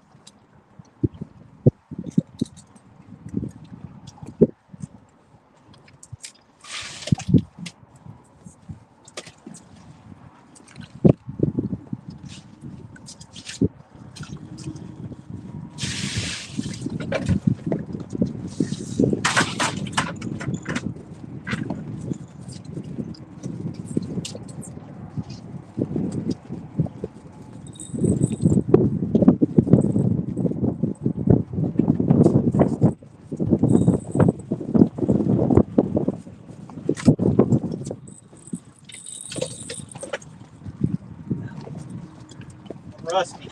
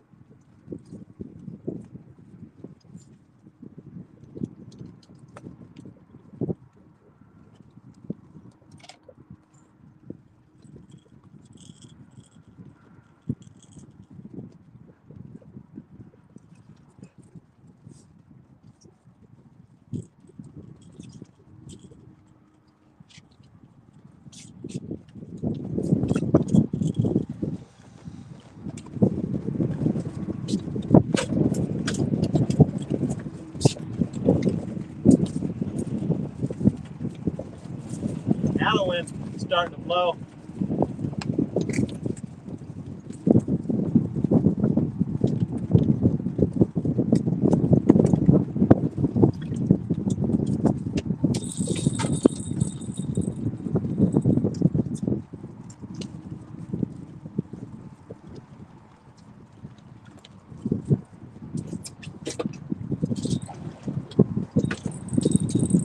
Man, I'm about out of bait, boys.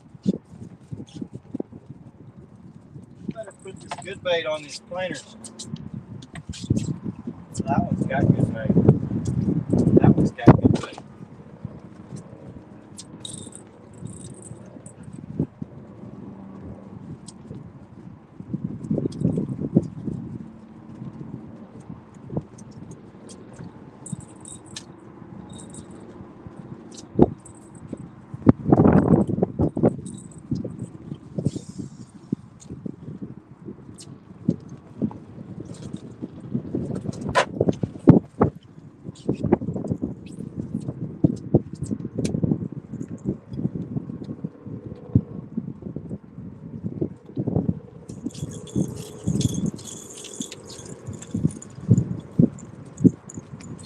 Man, that one's been hammered to pieces. I'm throwing it back out there.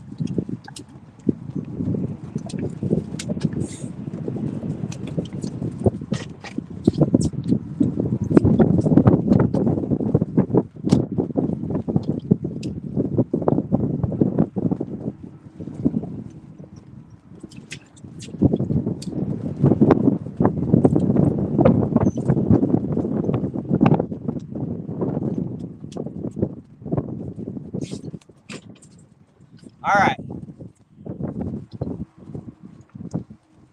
Jamie's still in the house. Johnny's in the house. What's up, Johnny boy? Welcome, my friend. Who else is in here?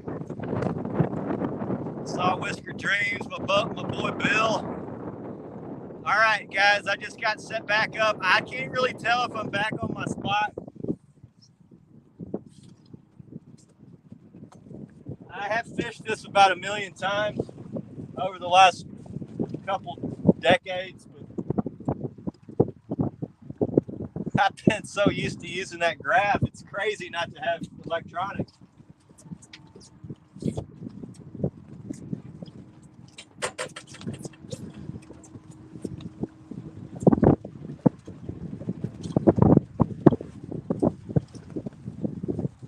Can't tell how fast I'm going. Don't know if they're what size fish, where they're orienting to this drift.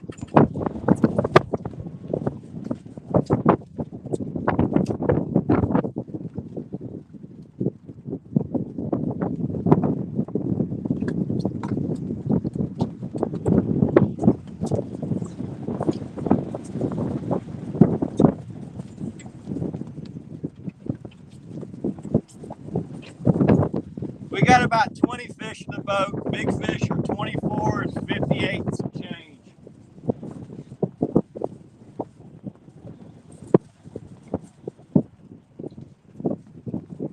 I wish my son was here tonight. He'd have had him a junior lake record, although I think he would have had a real hell of a time getting that fish in. It fought. That was a different kind of fight he had in him. He stayed on the bottom for at least 10 or 15 minutes.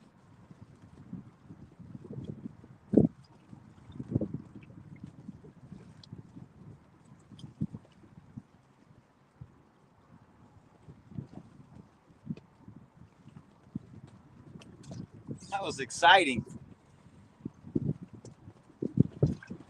So, Jamie, I've been getting this boat worked on for the last 2 months, man. I took it in. It had the rocker panel was giving me problems. I couldn't fish at night. This one's getting bent, number 2. So I took it in, and he's like, man, this rocker panel's crazy. It's all married to a motherboard. So I had him build a new rocker panel, which has to be custom done because of the shape of my dash. And once he got in there, the wires had been corroded like into the wires. So we ended up cutting everything out and starting fresh. So all fresh wires in the boat now. And it ended up being way more than he had bargained for. And I really couldn't even find anybody who would work on the thing. But luckily, I did find a guy who was willing to tackle it. And so he's getting it done right. It's just taking forever. He was 99% done.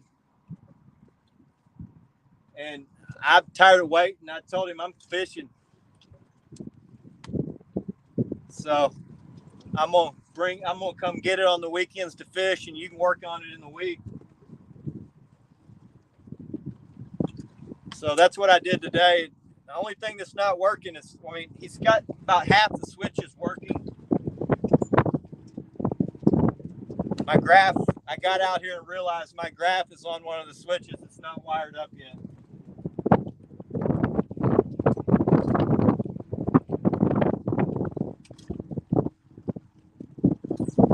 So luckily bait was easy. I found it in a deep hole. Threw about 3 times and had pretty decent bait. Now I'm about out now, but I got enough to make this run.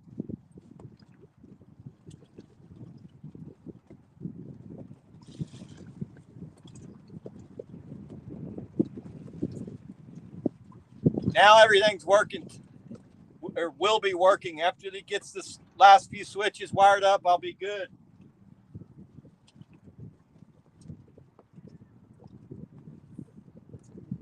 I'll be ready to rock for winter fishing.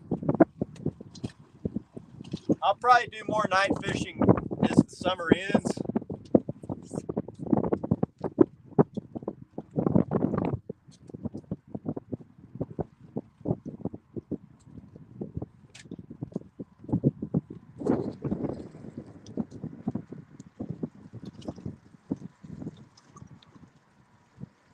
Oh man, tripods on boats are not good. You got to have that stuff on either a C clamp, or you got to have that stuff clamped on.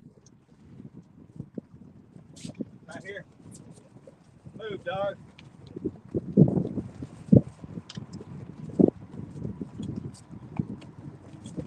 Right here. That's a channel cat. I noticed my baits were ratter-tattered pretty good, so I imagine I'm going through some channel cats here too.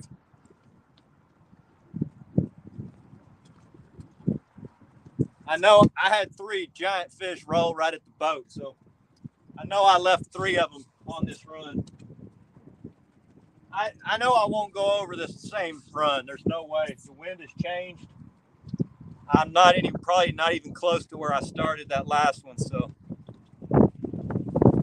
yeah, I'm itching it. But you know, tonight I scratched my itch. That fish, man, it would have been the lake record if I'd have caught it this winter. That thing was freaking long and skinny.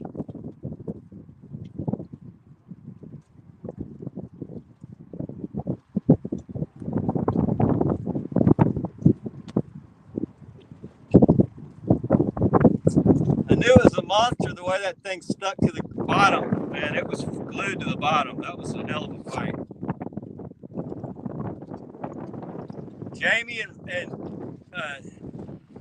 Jamie Jamie's coming in town. We're going to try to get together this winter.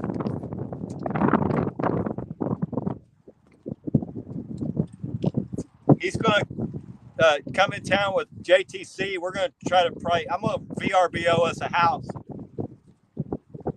All they got to do is show up.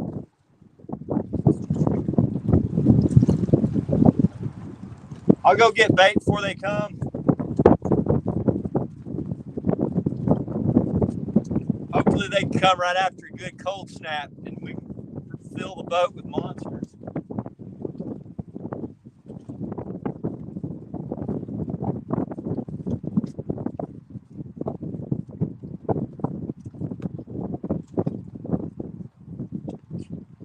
Last winter we did really good for the 2 months. We had a warm early winter. We actually had fish spawning in December. It was crazy. So we had a short big fish season, but I made up a lot of ground once they did group up good. I mean, we caught fish all winter. I think I went about 10 trips in a row catching at least a 40. But it wasn't until January, February when we started getting 8 or 10, sometimes 20 fish over 20 pounds on one trip.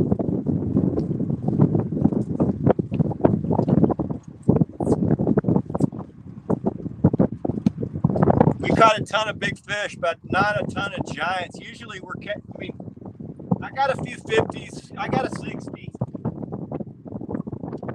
I probably caught more 40s this year than I have in the last 5.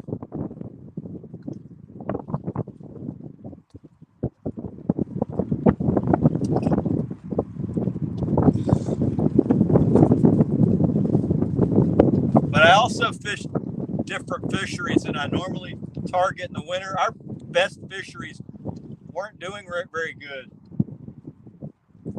I'm the type of guy, I got a lot of contacts from tournament anglers and guides. They keep me in the know on which lakes are doing well. I like to travel fish a lot in the winter.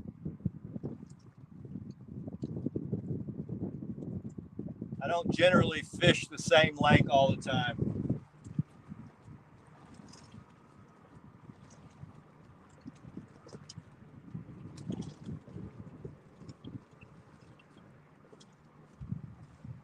Man, we had them going early, guys. They're not really.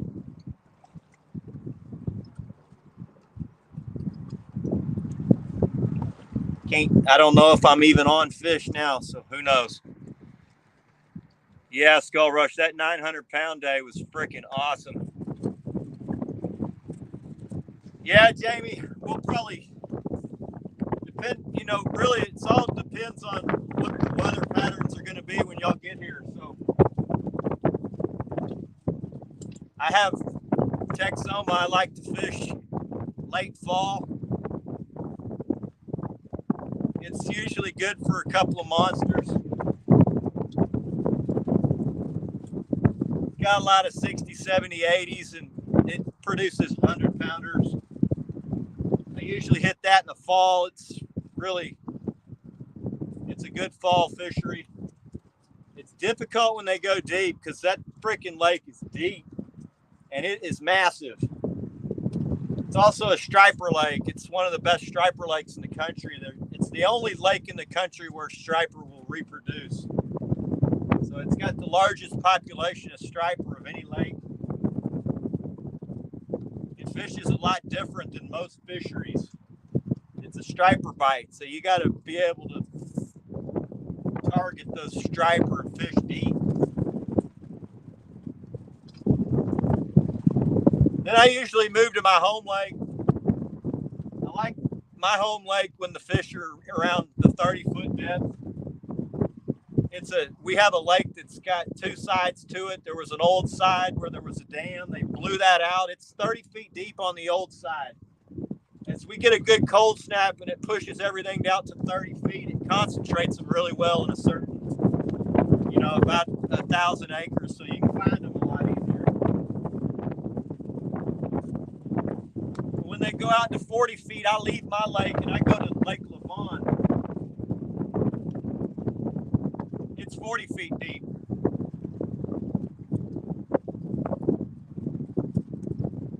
And then when it gets really cold and they move even deeper,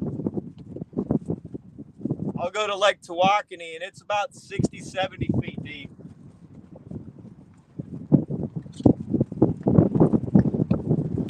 I just move around where I think the biggest fish are going to be active and easier to catch.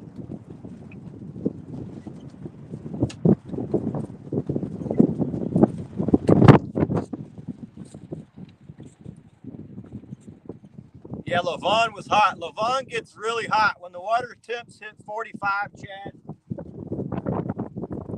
that's when I moved to that fishery. That fishery freaking turns on. It's not a huge lake. It's really heavy timbered.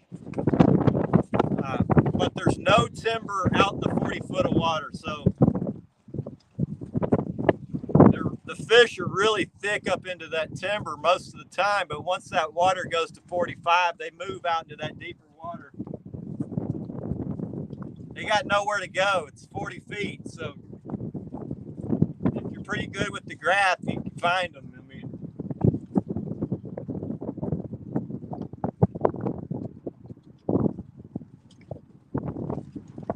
There's no real structure in that deep water. You just kind of got to look for them, Chris, what's up, buddy? We popped a 58 and a 24 and about 20 eaters.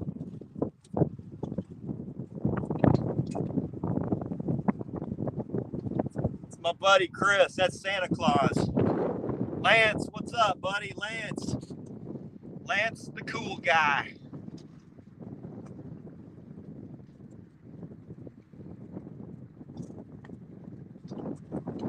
Yeah, I hope all of y'all can come down. I told Jeremy he can bring his son if he wants, I'll have my little wild ass with me. I got a huge boat, so I can hold us all. Y'all can catch all the fish. I don't care.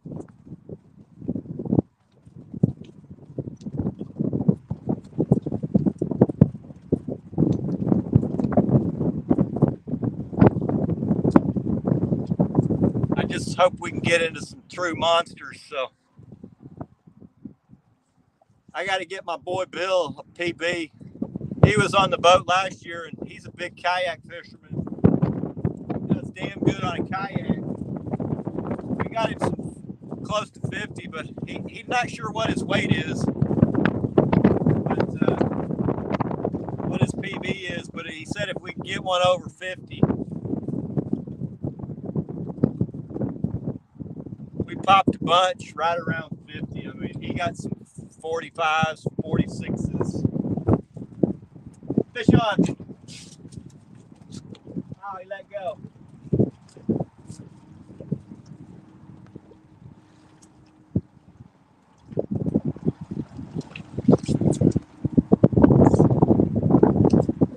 My boy Chris, we got him a 50 in Louisville.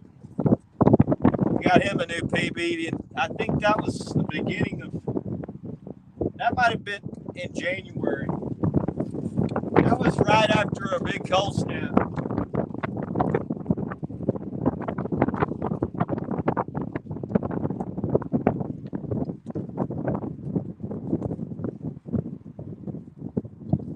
I know I won't be getting Jamie or JTC a new PB. Maybe we can get Rebecca one.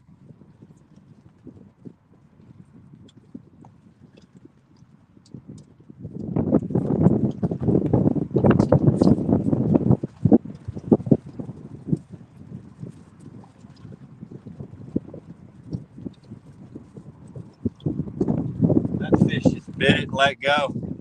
I think it's about time I had a beer. Yeah, Johnny, 50s, that's when I'm starting to call him a true monster. I mean, I remember all my fish over 50. We don't catch a whole bunch of them. We may get maybe 3 a year. I used to probably get more when I went to Tawakoni. But the last 2-3 years, I hadn't hit Tawakoni too much. It's chock full of 50s and 60s, and it's got quite a few 70s as well.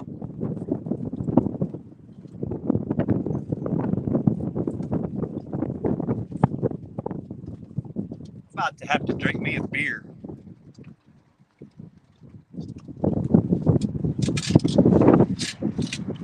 Bait wasn't hard, Chris. I went out and I got in the cut and got in that deep hole and I threw it 3 times and I didn't hit the jackpot, but I got about 10 good baits.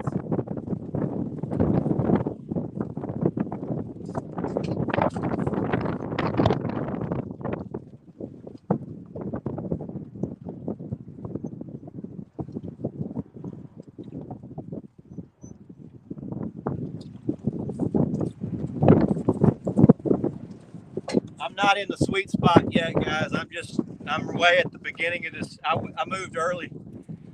Alana, what's up? That's my wife, Alana. We got a 58 and a 24.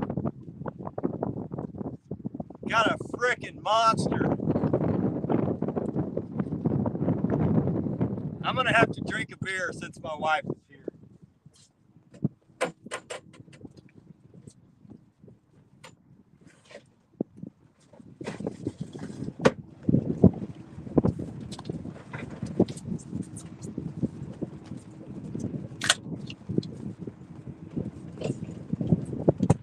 Cheers, babe.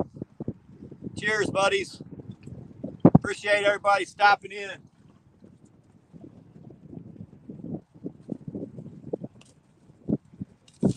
We've had a hell of a night.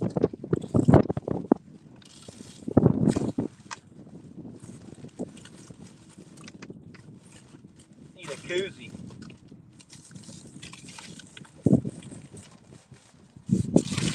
We have had a hell of a night.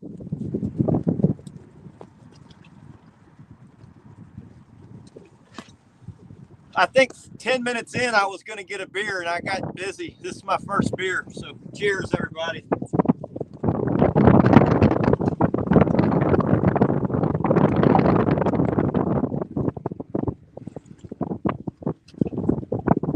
How'd y'all do on the turning, Jamie? I watched until y'all made your move, and then I guess y'all turned it off.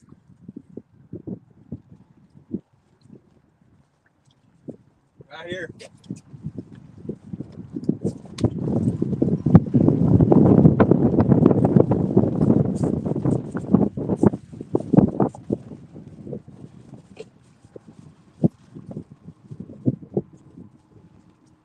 That's got to be a channel cat.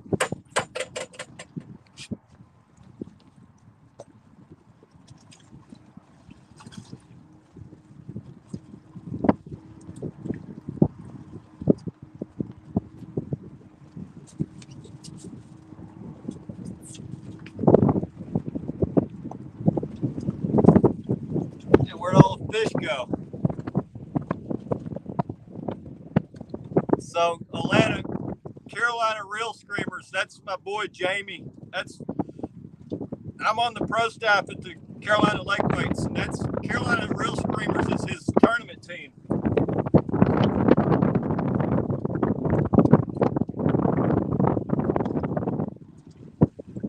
It's also the name of his YouTube channel.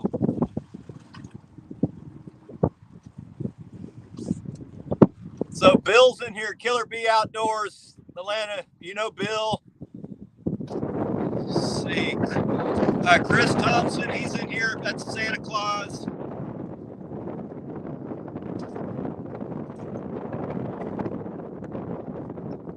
The rest of these are my good YouTube friends, like Polar Bear Chad. And, Johnny's been watching now quite a bit more. So, Song Goals Songs 50. Welcome. Oh, that's Elisa. that's Atlanta's mama. Cheers. Cheers.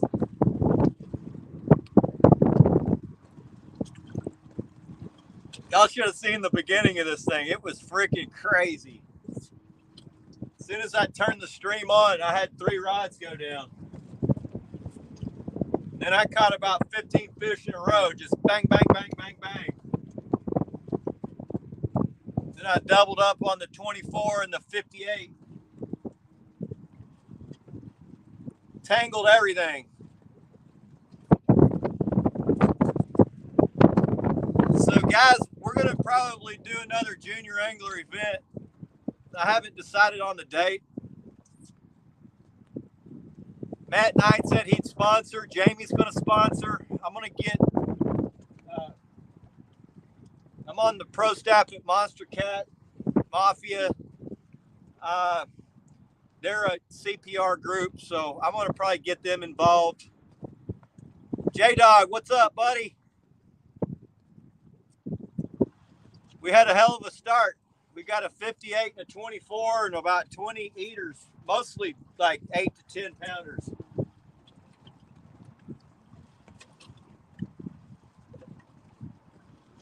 And then, buddy, I'm fishing with no graph, so just rolling with luck. Tonight I got lucky.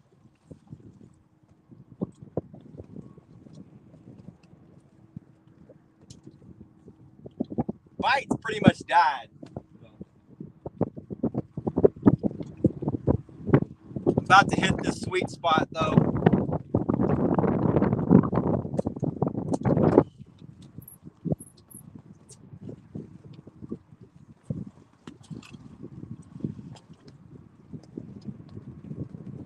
I don't think I said 2 words to the live stream the first half of the stream. I've been going for 2 hours and 30 minutes. First hour and a half, it was just pandemonium.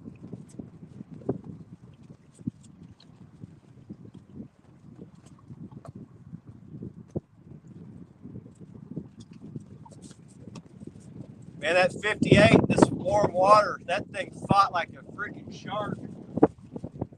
He ran one way, ran the next way, he went under the boat. Tried to swim under the boat, tried to cross the drift sock.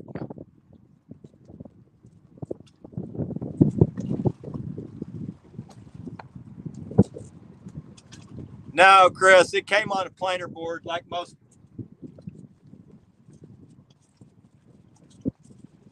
I think I've caught a few on the long lines, but mostly eaters. I got the two big ones on the longest planer boards.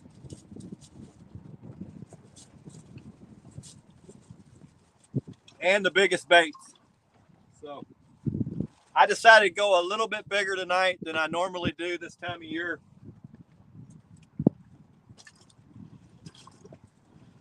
I had a feeling there's going to be some big fish up in here.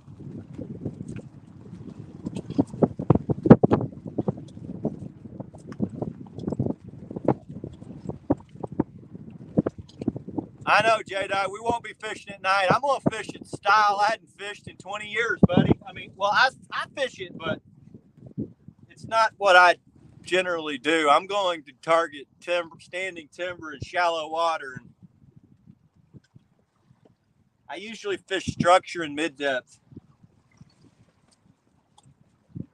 And I drag it. But you need electronics to do all that. I know there's always fish in timber. When you get out on a big lake, if you don't have electronics to find them, it's like just, you just got to be lucky, you know.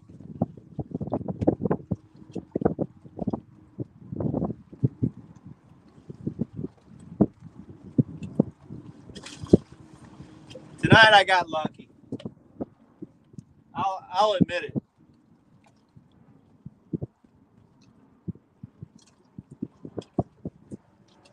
I also won't be fishing a big fish lake, J-Dog. So if I can just, this middle rod's getting bit. If I can just wind up somewhere in the middle, it'll be a victory for me, buddy. Our fish are nocturnal in Texas till October, so you got to be pretty lucky to get one in the morning. It's been over 100 every day. Today's the first day it was under 100. It was 99. Big cold front hit Texas.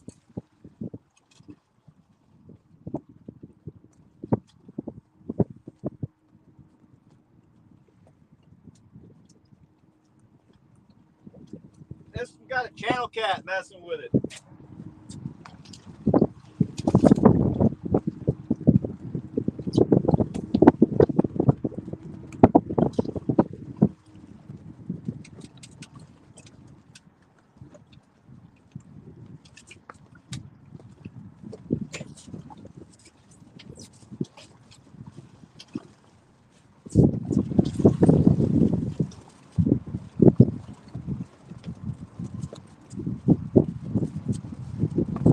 You know, Jamie, I generally don't drip the timber this time of year. I'm usually out on just like main lake structure, like points and humps, and there's usually stumps out on those humps, but not really timber. So I'm generally breaking off a few rigs every trip.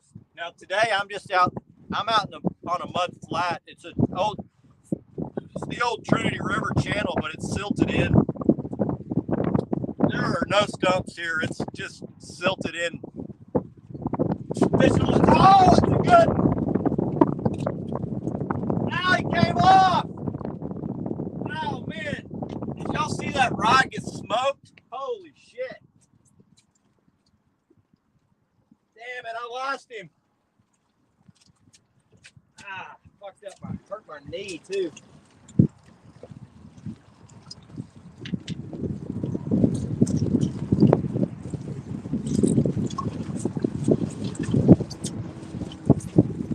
Man, that fish hit that bait full speed and just started taking it.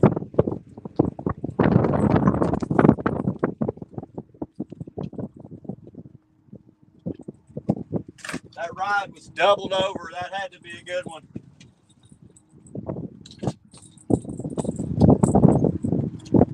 Bit my bait in half.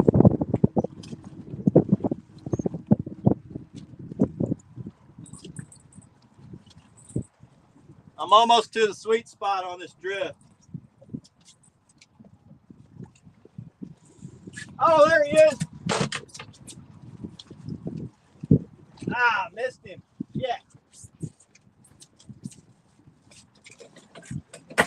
That's two good ones I missed.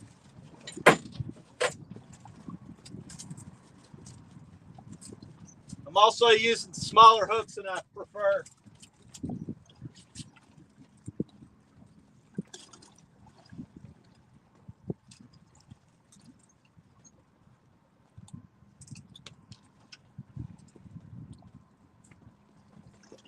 I will be upsizing these hooks.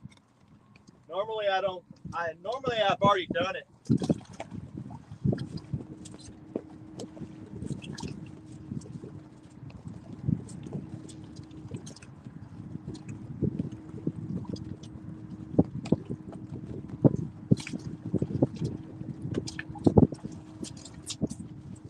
Both of those fish should have got caught.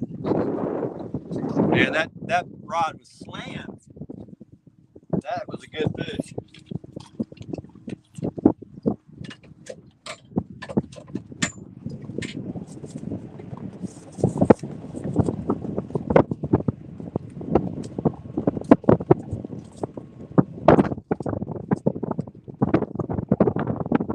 Man, this one's acting really strange.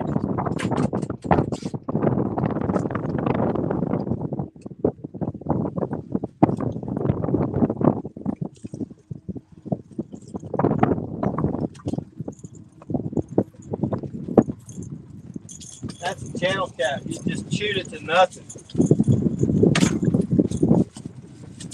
I knew he'd been following me.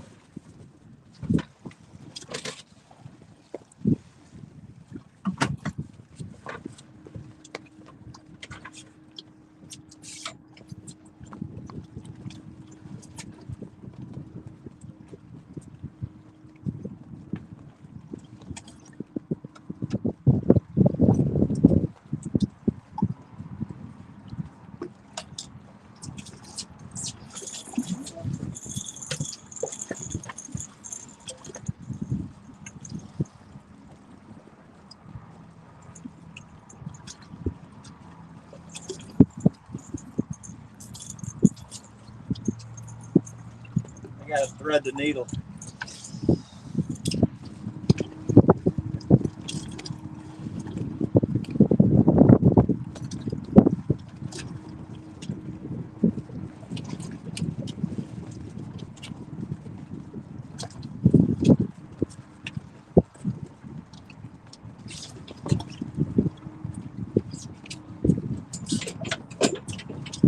So to get back to what Jamie was talking about, we have not been dragging timber. We usually drag these humps, and they're rocky on the ledges, and you get hung on rocks, and you break off at least a couple of rigs every trip. I haven't lost any of these Carolina lake weights yet. There's a few stumps out where I'm at right now, but I don't generally break off out here.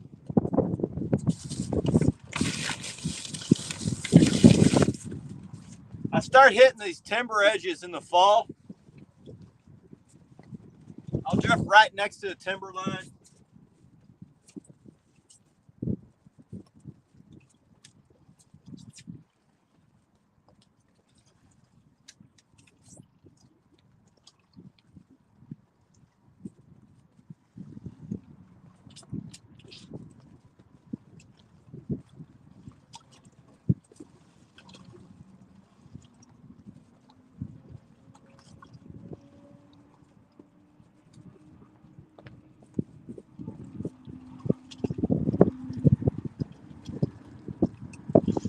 What's going on here?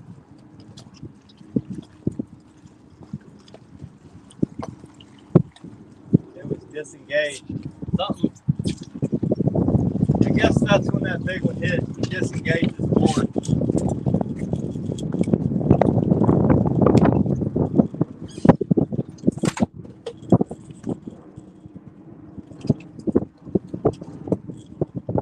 And he bit the bait in half.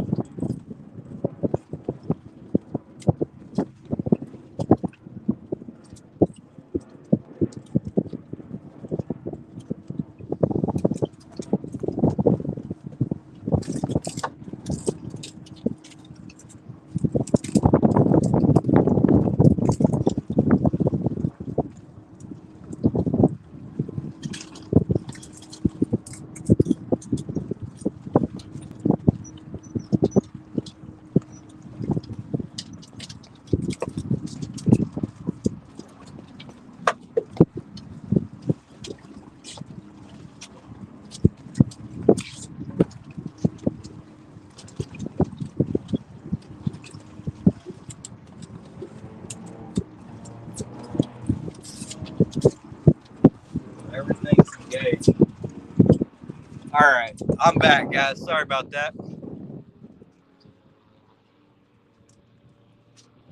Yeah, Skull Rush. These Carolina lake weights are awesome.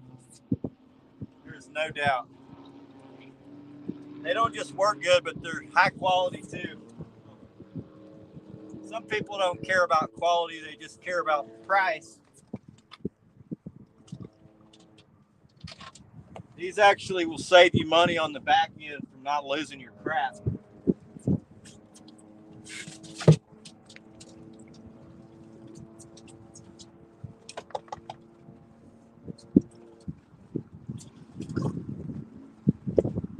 Some people want the cheapest crap. Some people want the best.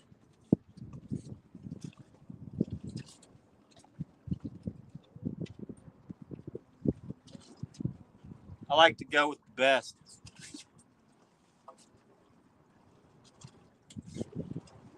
It's not like these Carolina lake weights are super expensive. They're right around in the middle.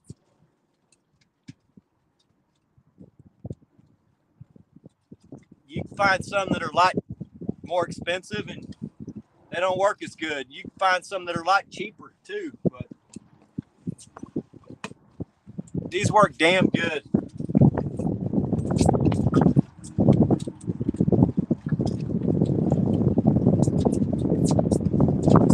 You drag as much as we do. We drag around a lot of stumpy rockies. I think rocks are even probably more snaggy than stumps. Now, standing timber, we can get Jamie to design something that'll pull through standing timber.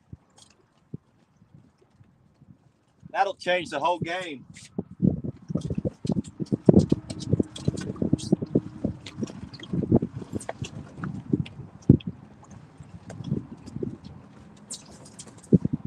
It's been really pleasant out here. Yeah, Bill, I know you like quality. You're a lot like me.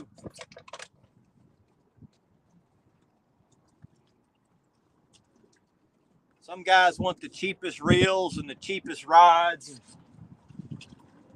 and then they're buying new reels every year.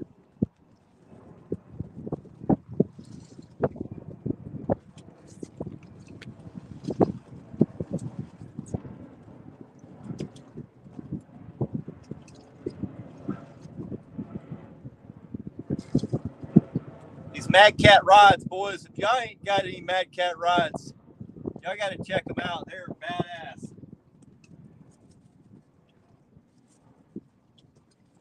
Not only that, but the owner, Matt Knight's top notch. He's going to help sponsor our junior angler event.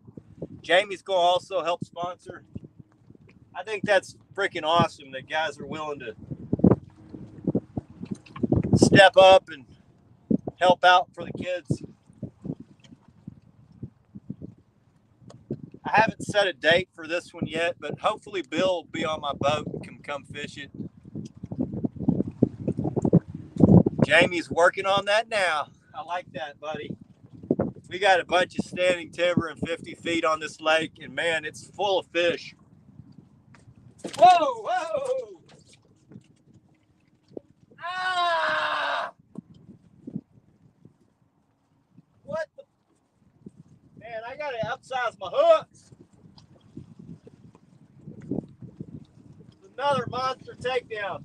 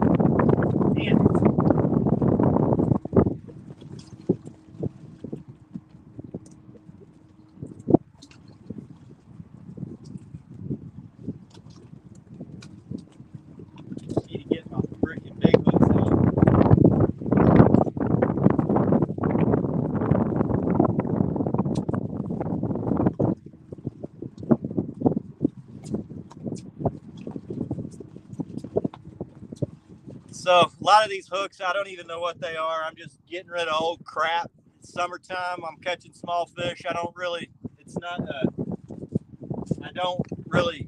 care about so much my hooks. I'm trying to get rid of old stock, but I do notice when I lose one, it's on one of those shitty hooks.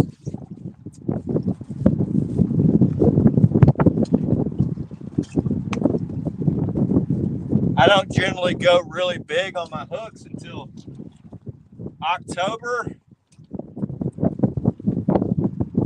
I need to be using a 9-aught right now, but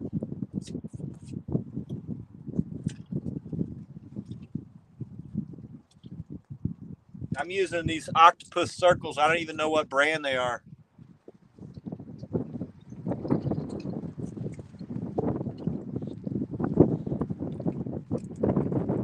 Skull Rush, you know I'm all about stinger rigging it, but I don't do it until October. Right now I'm kind of matching the hatch. The gizzard shad in our lake are about 3.5 inches.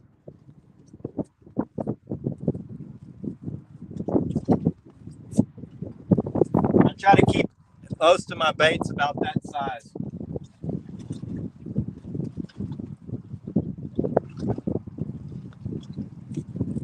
Now, in the winter, when everything groups up and these bait fish and game fish metabolism slow down, I upsize.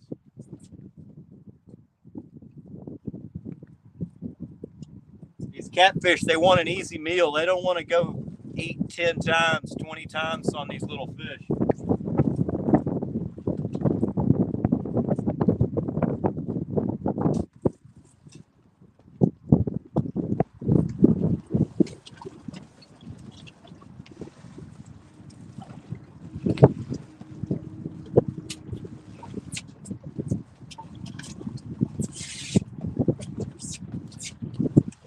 I'm a big bait guy, most all fall and winter, but summertime I go pretty small. Yeah, we got a 58. That was pretty awesome.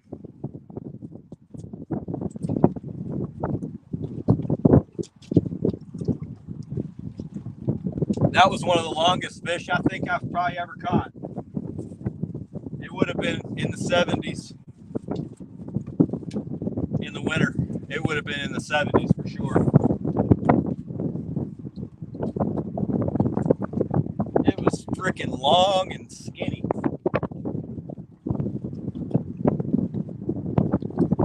Couldn't even fit it in the picture. I mean, I was standing back here and it was flopped over and the tail wouldn't even fit in.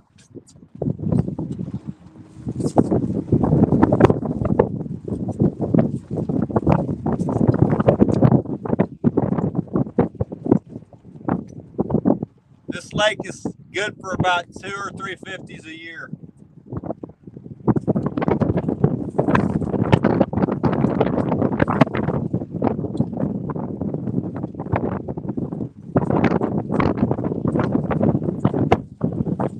On my boat. Not too many other guys on this lake catching big fish. There's a lot of catfishermen, but they're mostly just catching little ones.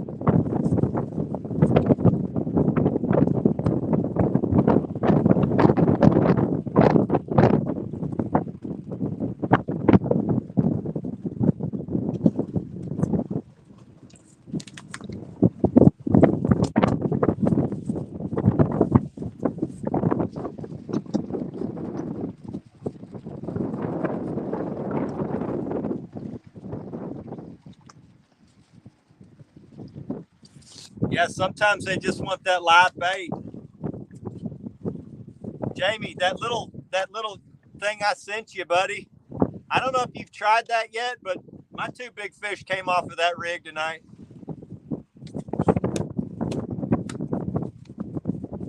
I only got 3 of those on, and 2 of the big fish came on that. Sometimes I don't think you need live bait if you got that thing.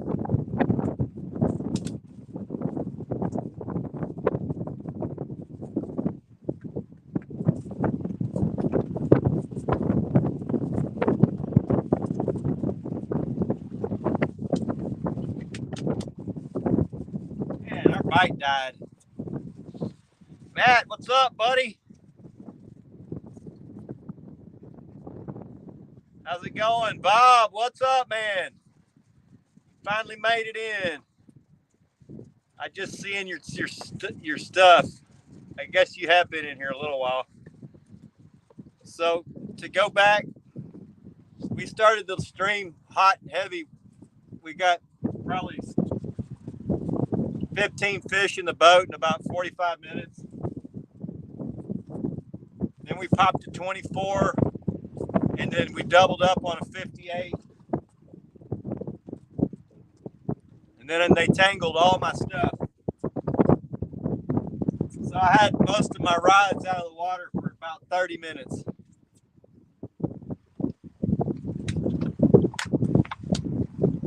I literally saw 3 big fish roll at the boat. It was crazy. So I needed a partner to fish with.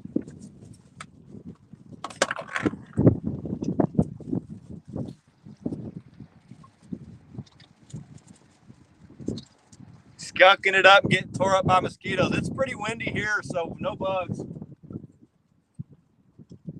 Plus, I'm out in the middle of the lake.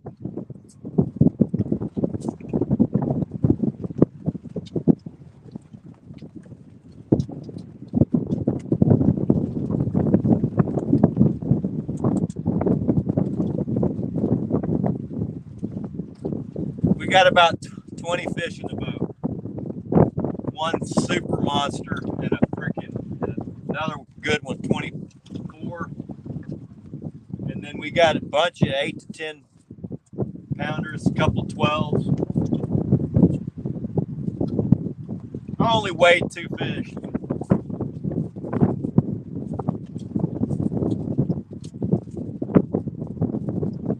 After I boated that monster, I thought, I don't even need to catch another fish. Hell, I could just float around with a smile on my face.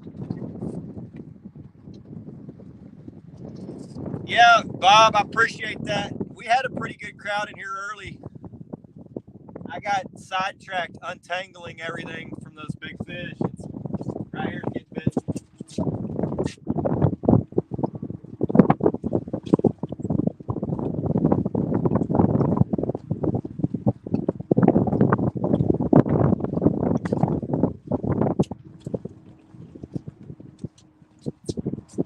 Seems like now I'm just getting chewed on by.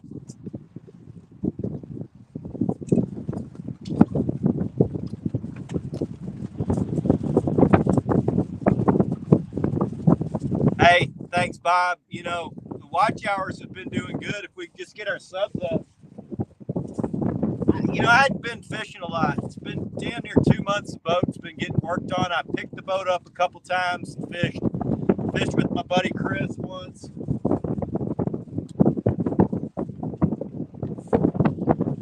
Hadn't been able to keep a real schedule of fishing, so hopefully now we get it all ironed out and I can get back on track. Tonight, I'm just going to light that fire.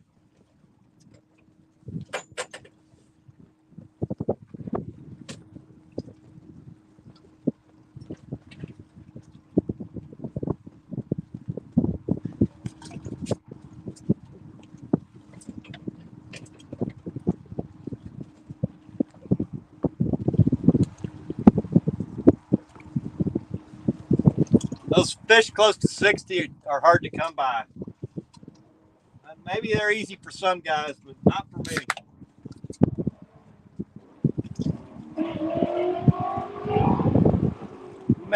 We probably catch 1, maybe 2, 3 a year like that.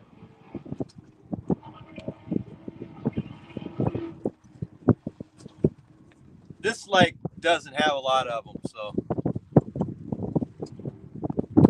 7 people hanging in there. Appreciate everybody hanging in there.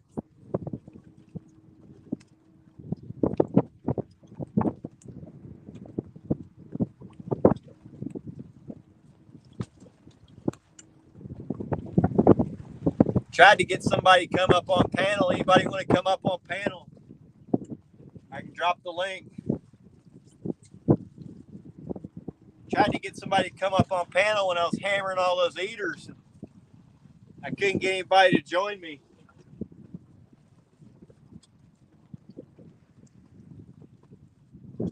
Right here.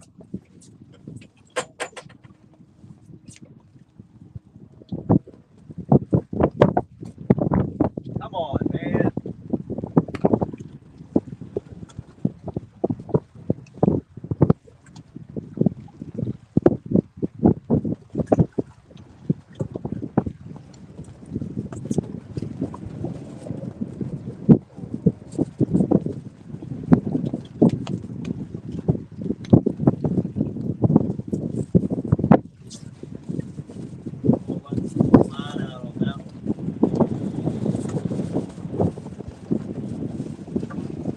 Yeah, the wind's howling now.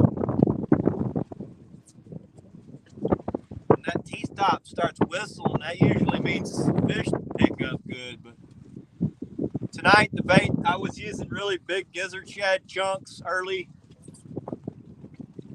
and big bluegill chunks. I've just about run out of those. I probably have 3 left on, so I went a little bigger tonight looking for something big, and it paid off.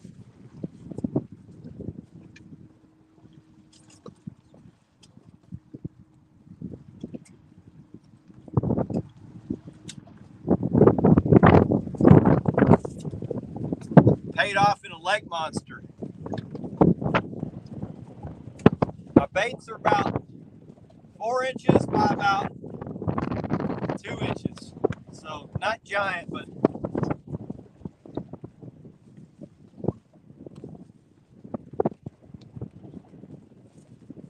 I would call them medium-sized baits.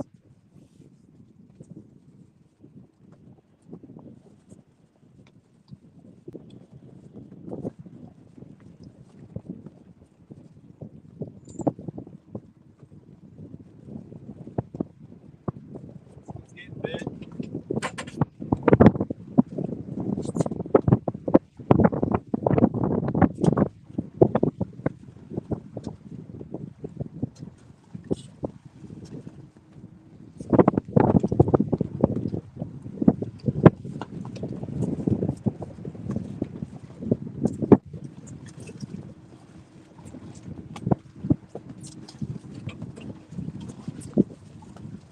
And guys, I'm not dragging tonight. I'm just drifting with the wind.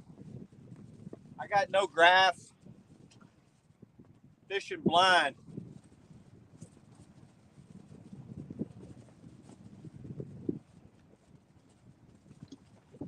I'm out around the channel and the flat next to it. It's just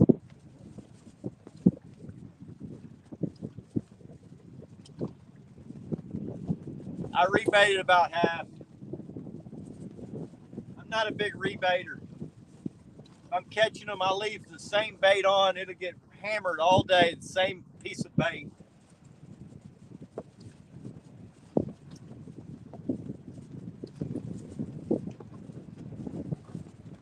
Seems like the more it gets rat-tattered, the more they want it.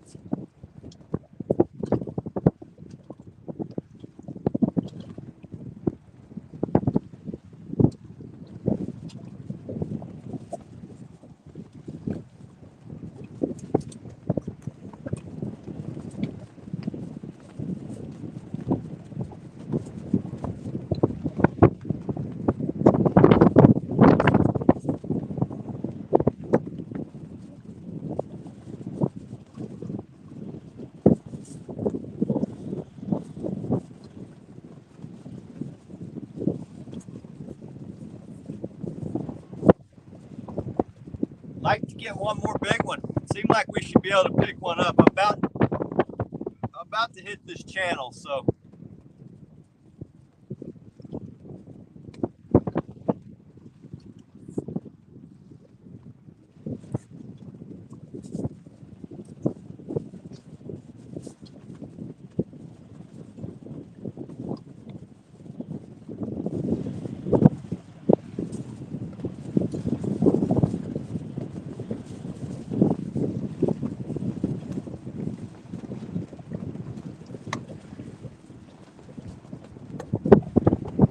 just now getting into the good spot on this run. So.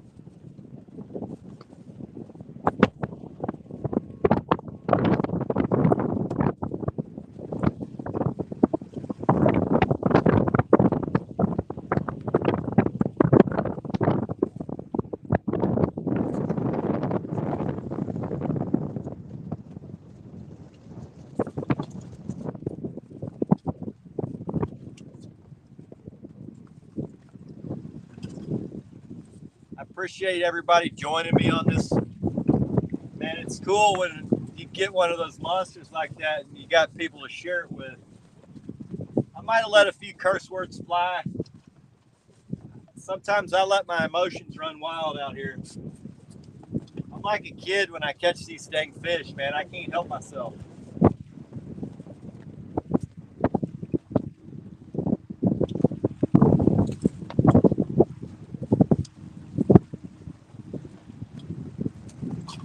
I usually get pretty fired up when I get one over 20.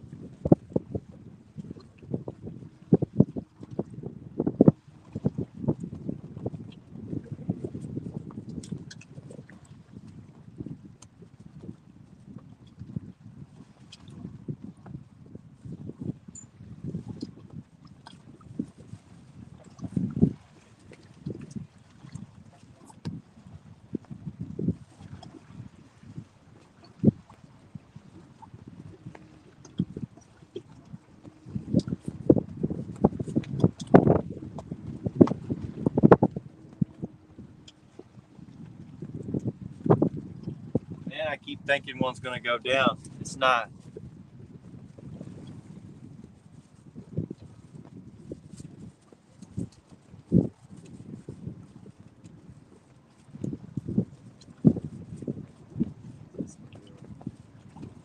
Come on, man, take it.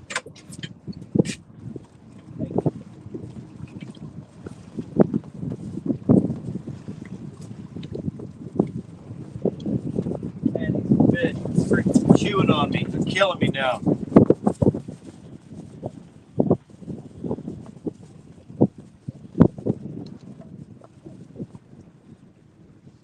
I wonder what time it is. What's the time, guys? I don't have any clock. My phone's got the clock. I can't see it.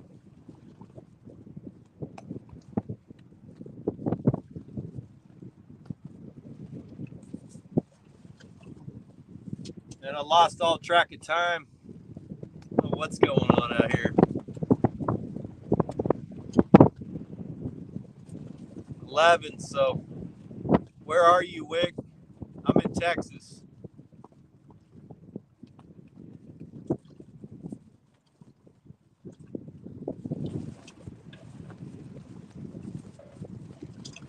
Bet it's 10 here.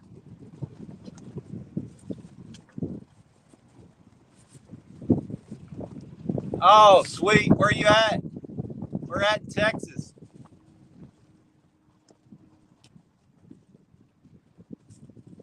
Man, time flew. I spent a lot of time untangling crap tonight.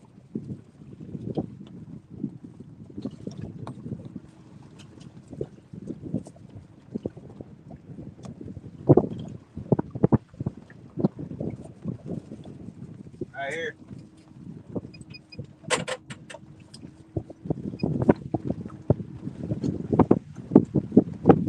Come on, man. Can I get one more monster, please?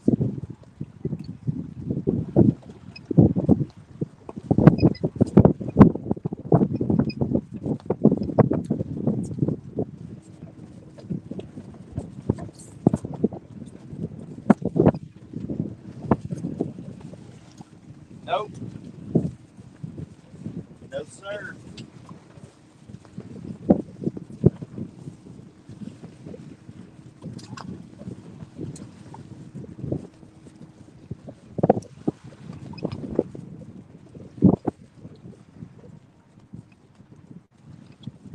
New Katy.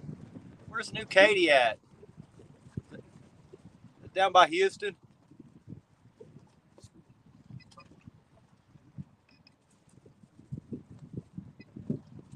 I'm up in North Texas. I'm north of Dallas, about 20 miles. So fishing Lake Louisville.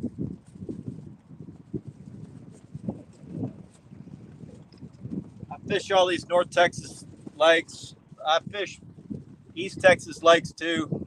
Usually Louisville's my home lake, but I fish to Texoma in the fall. I fish Lavon in the winter and Tawakoni as well. Fish on.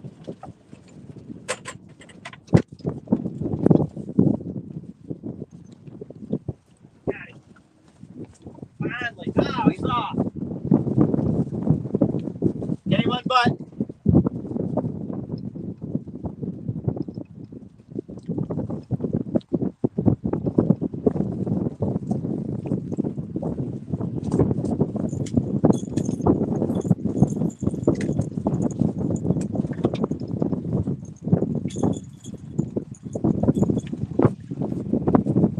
That's 3 fish in a row. Came unbuttoned.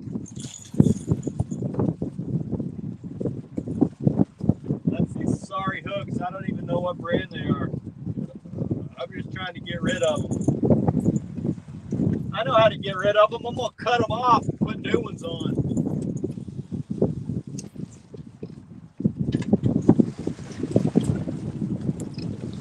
This will be the last night I fish with those hooks.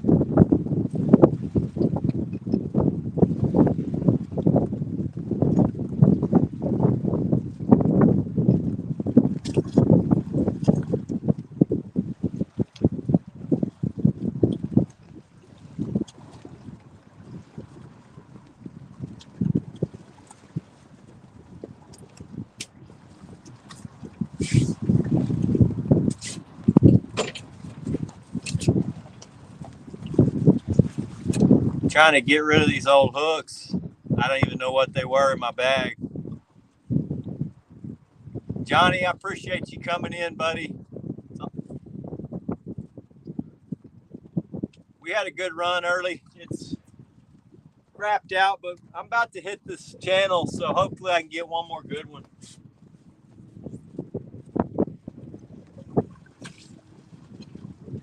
I'm gonna stick this run out. So my wife, she stayed at Grammy's tonight with my son. They had a play date.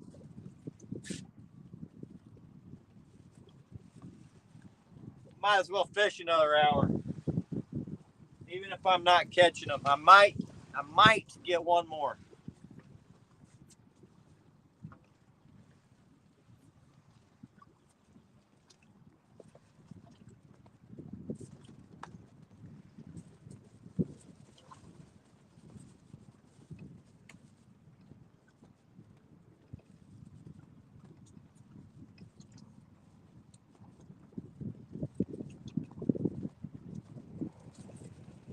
Got 6 people hanging in there. Appreciate y'all.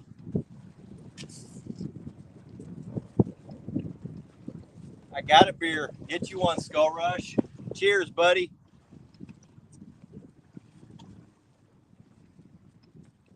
I need a fish. It's been a while.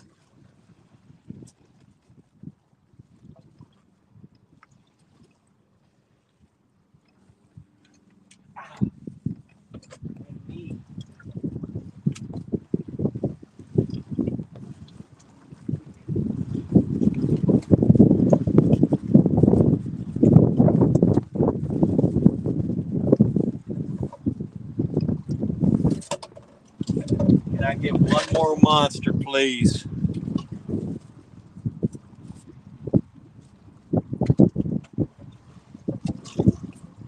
All right, Johnny. Good night, buddy. We'll see you next time.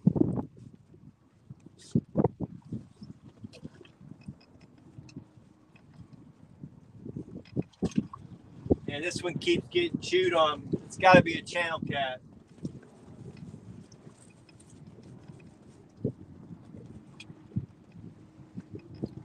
Right here.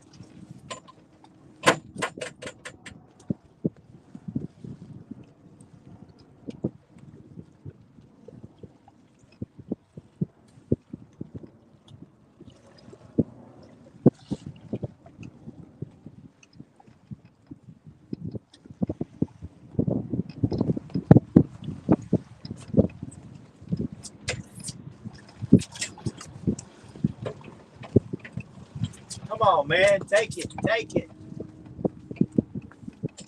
That's a little fish.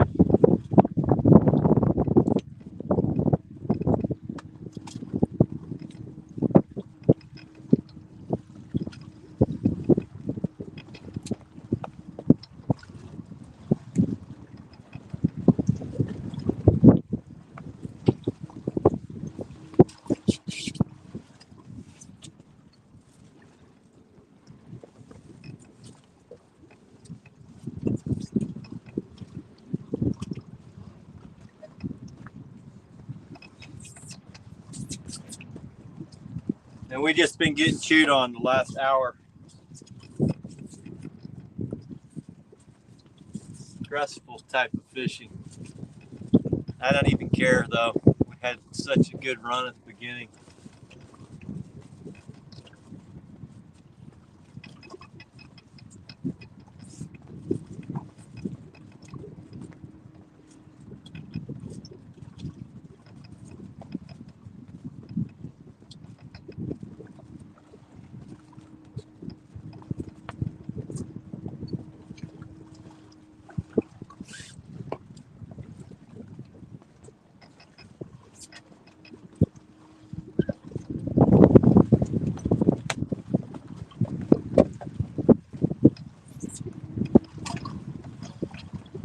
And I haven't been on the water in a long time. It's been a really long time off.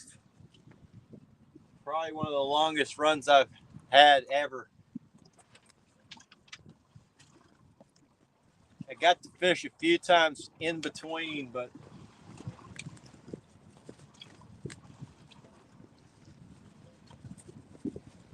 it's a hell of a way to come back though.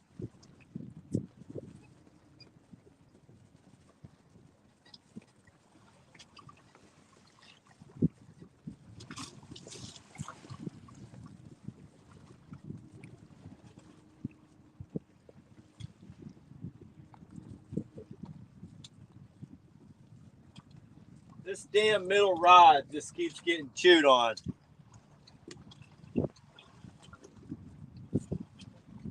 Got half of mine just to reel it up so it'll quit messing with me. Yeah, Skull Rush, that 58 gonna make my whole month. That juice will stay with me for a good at least 2 weeks. Right here. Come on, man. Come on.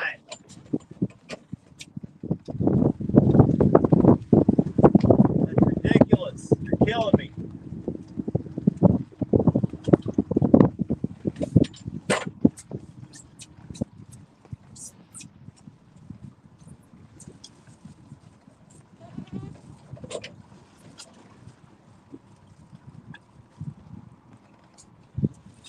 I knew that thing was in the 50s, but man, when I saw how long it was, I was like, I have no idea what that thing was. The length on that thing was impressive.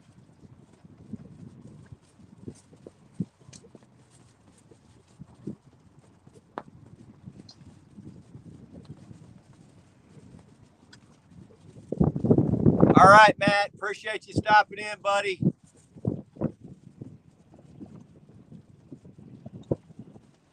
It was a good night. It's slow now, but I appreciate everybody that came and joined and got to share that with me.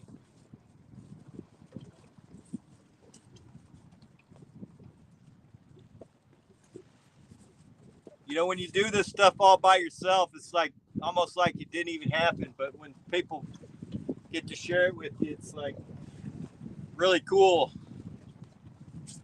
This damn fish right here is killing me.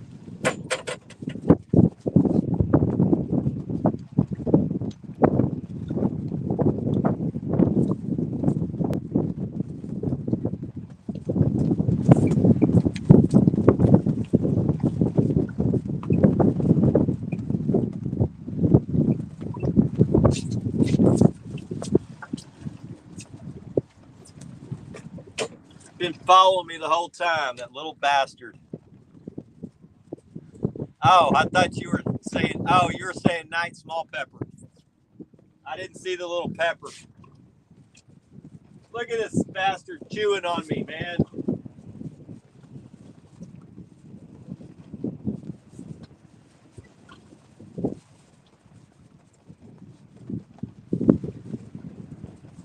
There he is. Come on, get out of here.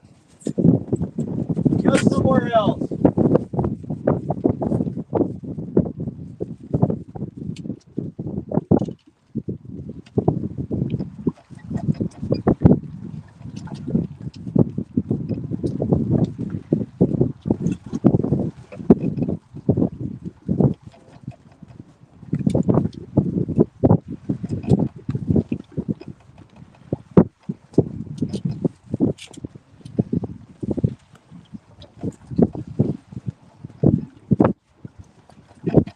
There he is. There he is. Got him. Got him.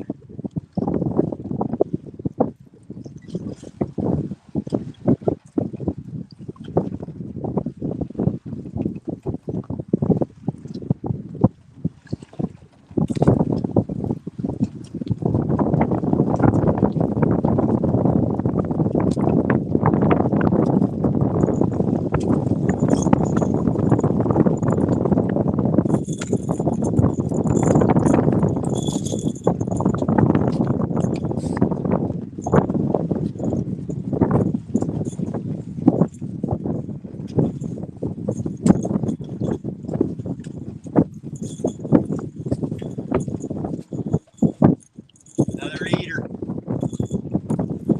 Yeehaw, baby.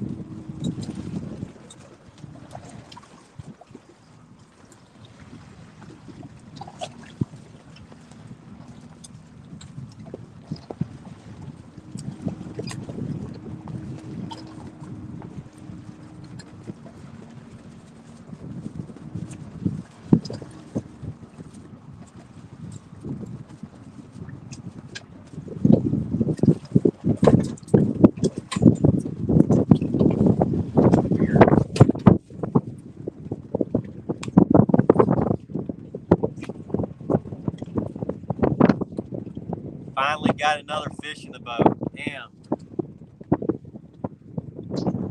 Low battery. Let me charge.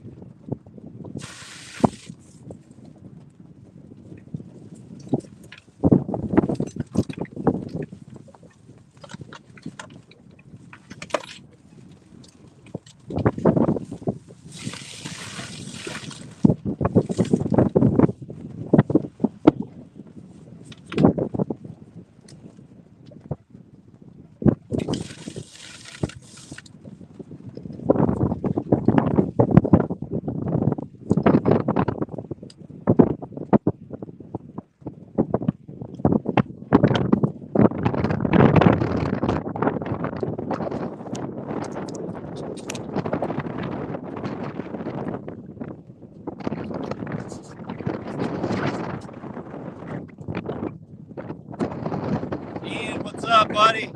Welcome. Glad you made it. I wish you were here earlier. We got a 58-24. We doubled up.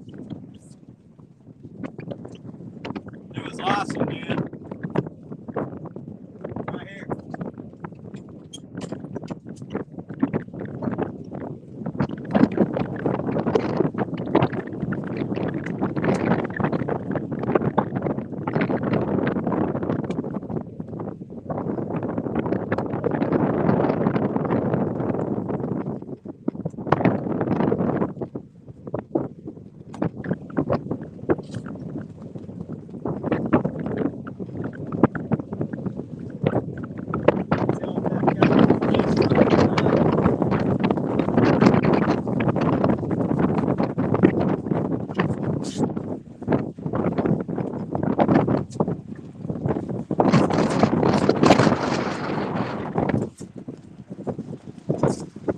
Yeah, Ian, we started off on fire, man. I had 3 fish on in the first 2 minutes.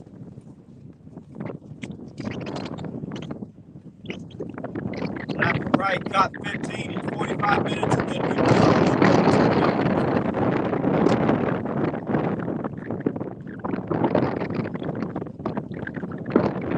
then they tangled me.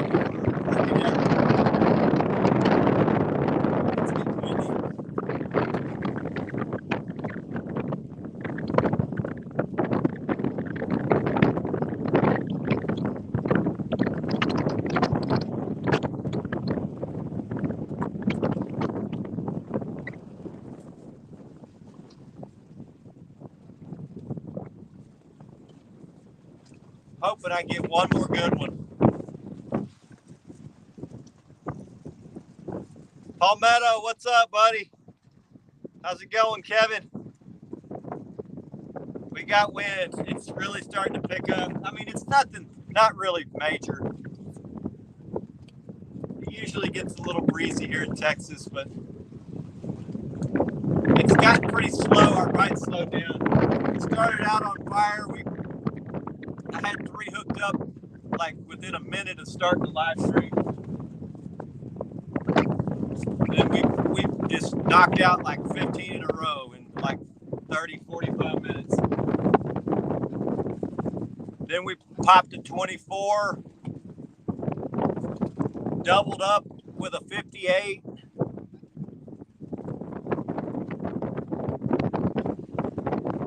Then we caught about 5 or 6, 7 more fish after that, and then we're not doing much now. We've had a great night though. It was really, really, really good to get back in action.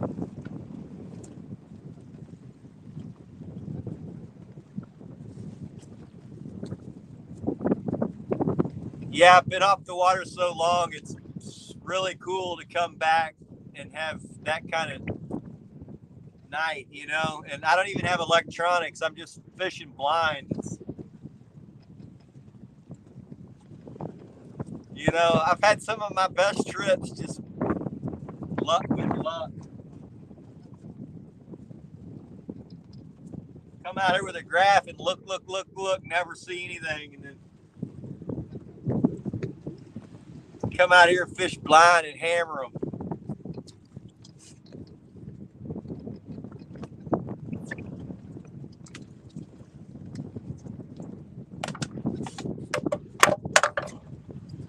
Wish my son was here to reel that monster in, get him a junior lake record. That would have been really cool, but he's on a play day over at his Grammy's with another boy, and so he didn't get to come out tonight. But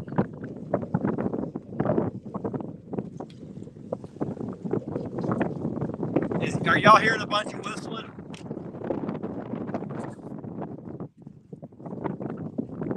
The wind getting y'all? Usually this iPhone 13 does pretty good in the wind.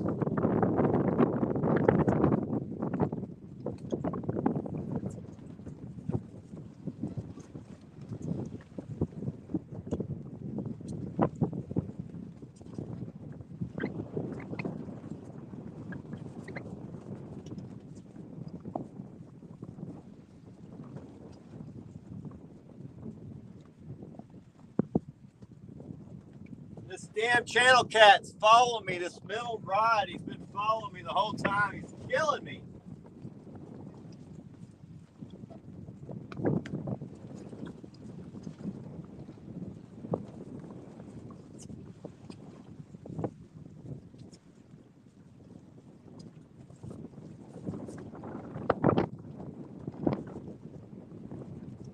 I can't shake him. Can't shake him. Oh, good, Ian. I'm glad you got him. I'm glad you like him, man. Take some pictures, make a post of that, drop them in my group, or drop them on the Carolina Lake Weights deal, and I'll share you. I'll share them out. I've been trying to get all my guys that have bought them to try to make a post. The bite is slowed down to nothing, Dan. We just landed a little 3-pounder. I got a channel cat that's just tagging along out here on this middle ride the whole time.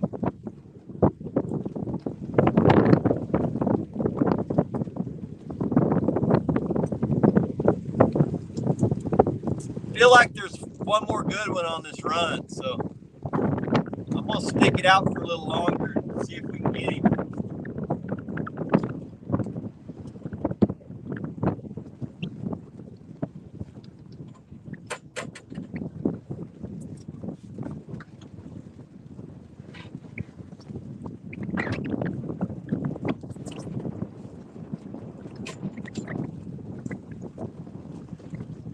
So for anybody that is in here that's not used to watching us fish, we're fishing with Mad Cat poles. I got Shimano Takota reels. We're dragging medium-sized baits. Actually, we're drifting tonight. It's the first time I've drifted in a long time. We're just drifting with the wind. My graph is broke. Not broke. Like my wiring is jacked up, so we're fishing blind. I don't know how fast I'm going. I don't know where I'm going. I can't see what's under the boat. I'm just rolling with it.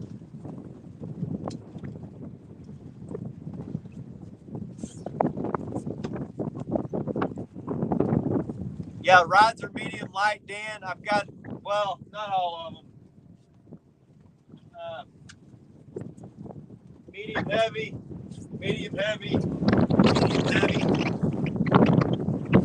All my orange crush are medium heavy. I try to run most of my pointer rods on my medium lights.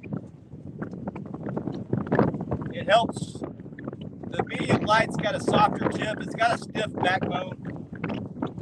But that softer tip, when you're in all these waves, it helps smooth out your pull. That medium heavy, it'll just kind of jerk. It jerks your bait. It gets you hung up more. It's less of a natural presentation. I catch a lot more fish on these medium lights than my medium heavies. Medium lights, they got a stiff backbone. They can handle anything, really.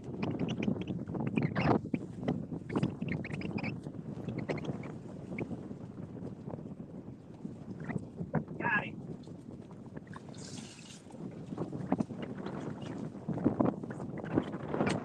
Fish on, boys.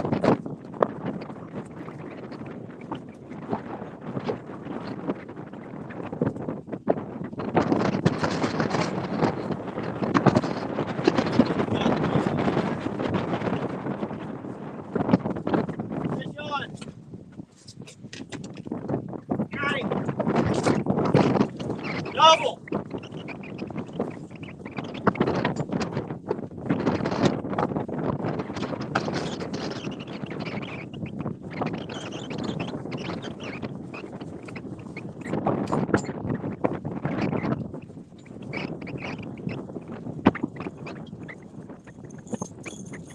Oh, that one came off. I don't even have to unhook him.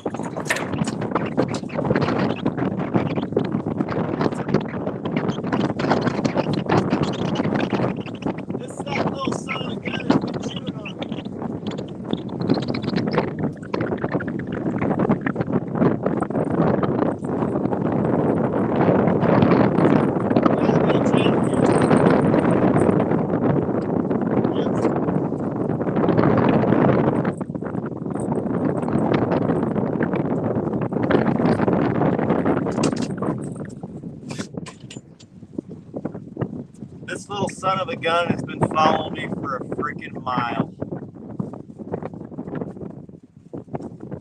These channel cats, pain in the ass.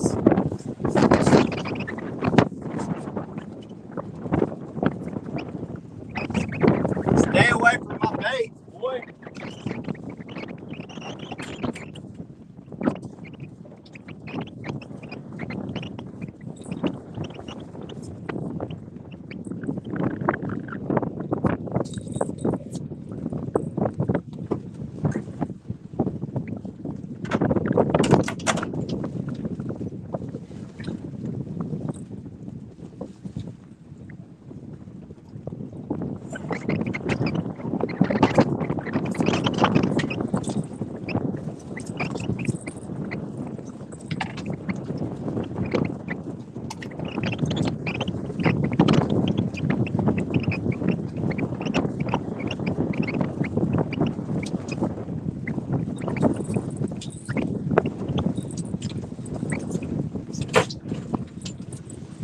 So now I'm down to small baits. I got these little 4 or 5 inch gizzard shad.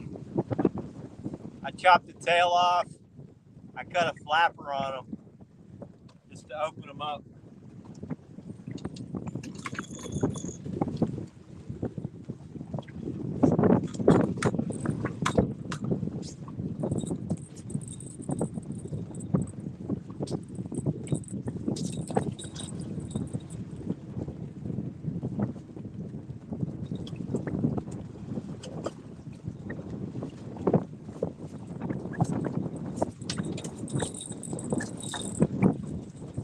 Hook them through the nose so they swim.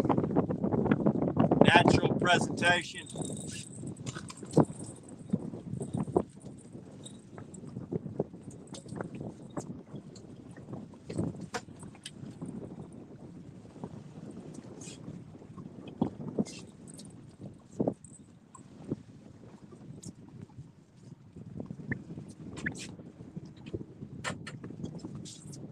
Where'd that finer board go?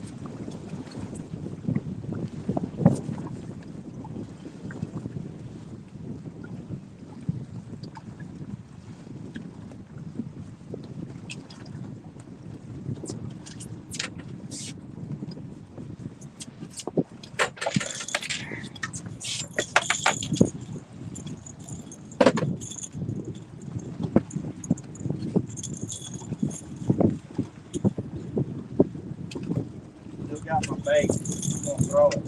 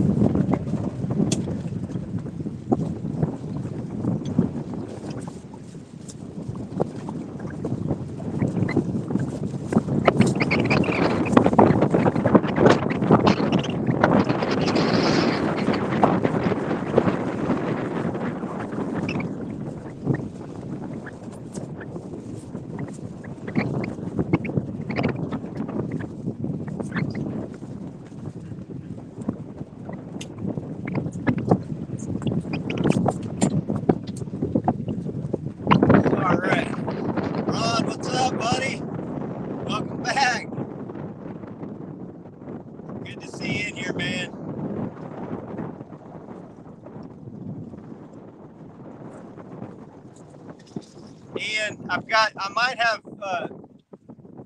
might have post approval on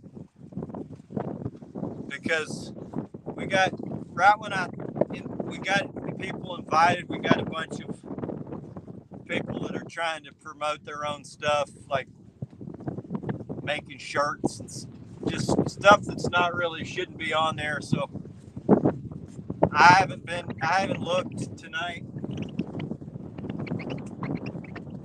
I'm the admin, so I have to probably approve it. It'll go through, buddy. When I get off, I'll check it. Ron, I got a 58 tonight, buddy. You missed it.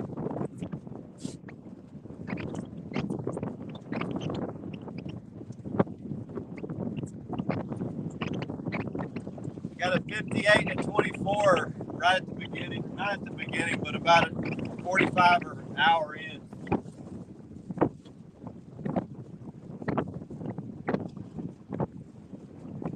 Made my whole month. I don't know if I've missed some people. Let me run back through here. It looks like we got a few more people in here now.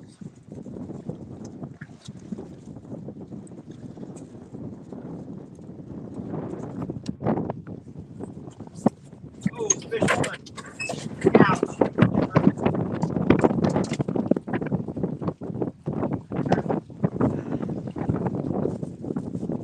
Another eater.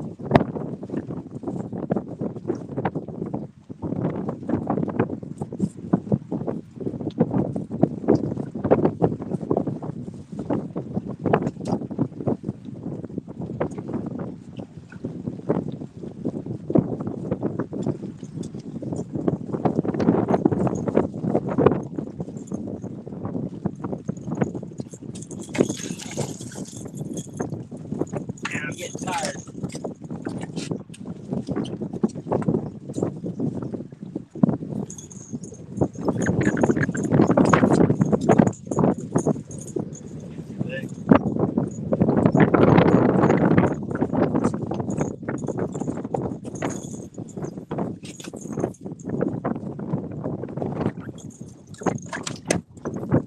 Another eater, another 3-pounder. Yeah, baby.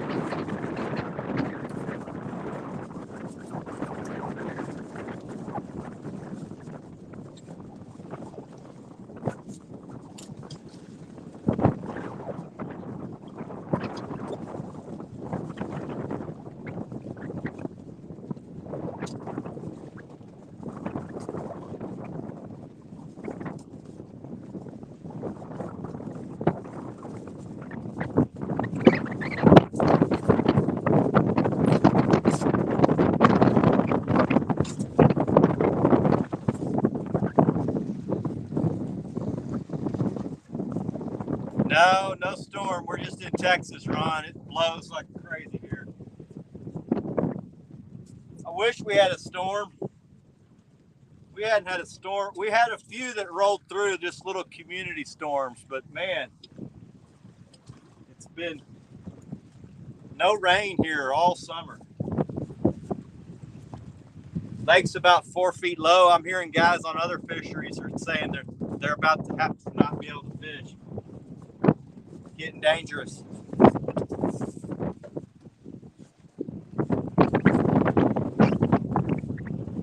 Yeah, Ian. you know, I can go on there and do automatic approval. I just got to go through the guys that I know, you know, that post that I trust, like you. You know, we had that conversation the other day about guys coming in, dropping their YouTube stuff, and then leaving and not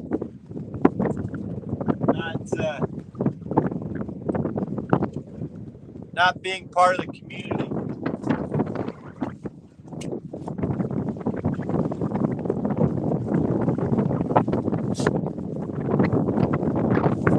So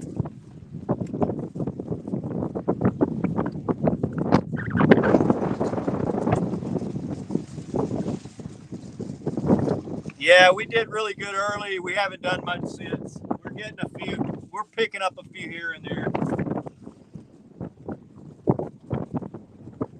We got probably 25 fish in the boat. And 2 really good ones. It's been a hell of a night.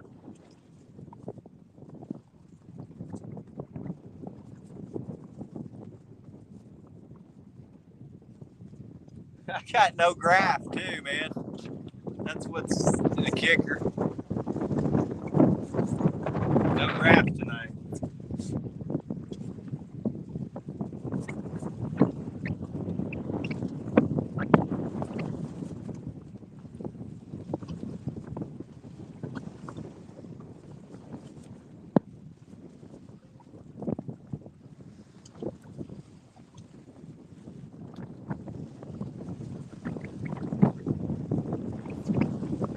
I'd like to get one more good one. Yeah, Ron, it was an awesome night. It was really good to come back, have some success.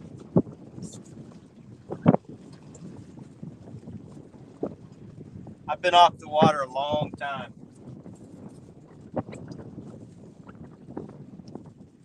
Been since the July 4th weekend since I fished last.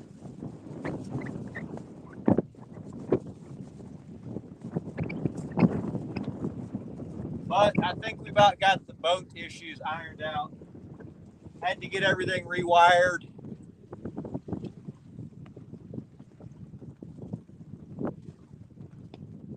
Daniel, you don't need the electronics, but they sure do help.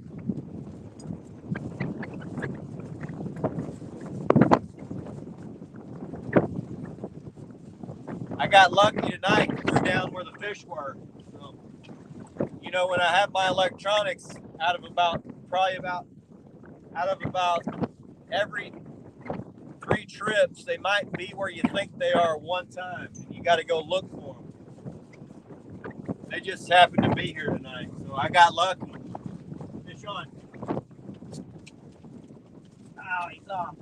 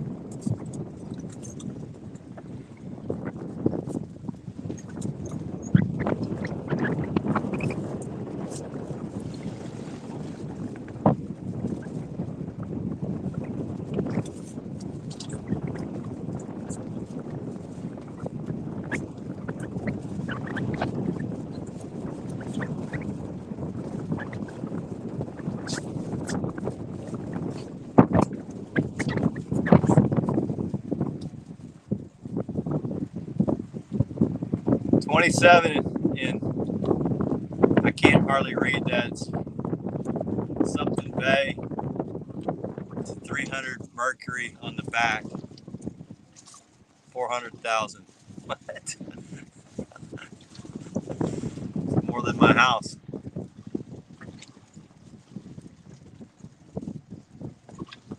Got to get my laptop out and start looking for my next spot on Truman. Yeah, get that freaking Navionics working, man. That Navionics is what I use tonight.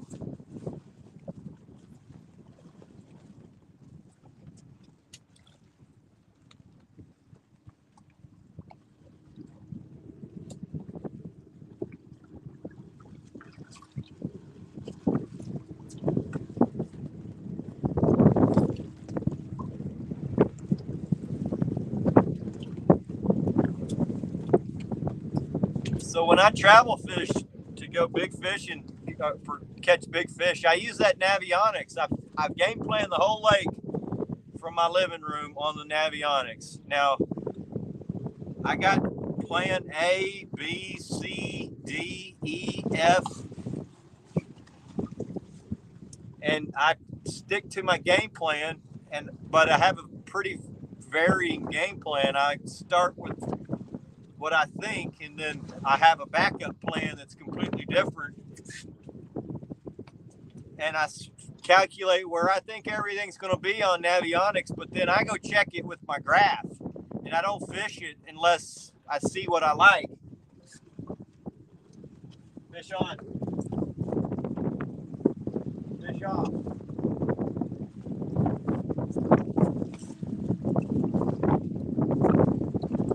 I was on that show on Palmetto Cats, and those guides like, Joe and, even the tournament angler, they were saying, oh, yeah, I don't spend a lot of time on the graph. And I got to say, man, they came to Texas and they got destroyed.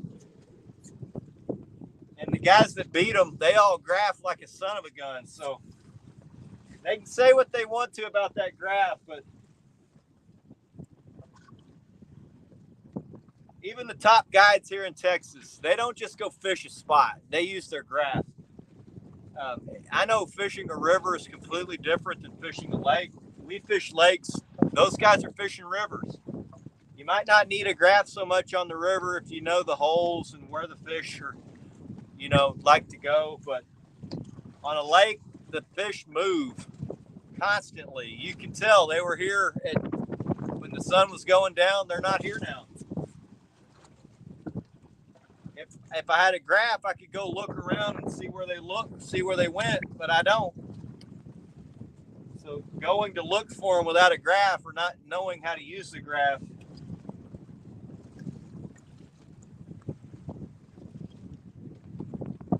And also,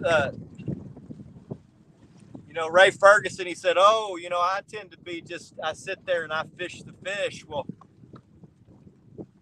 he comes and fishes the Cat Masters here in Texas, and my friends, they beat him every year. So they all tell me, don't be afraid to change your game plan. Have a backup game plan. If your game plan's not working and you find fish that aren't biting, move. Go find fish that are actually biting. And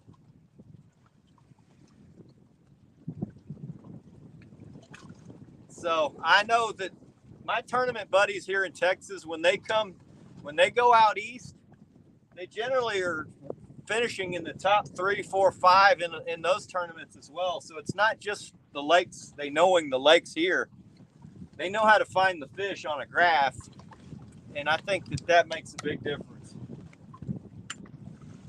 Sitting there on fish that aren't biting all day, that's not what the guys that taught me, that's not how they fish.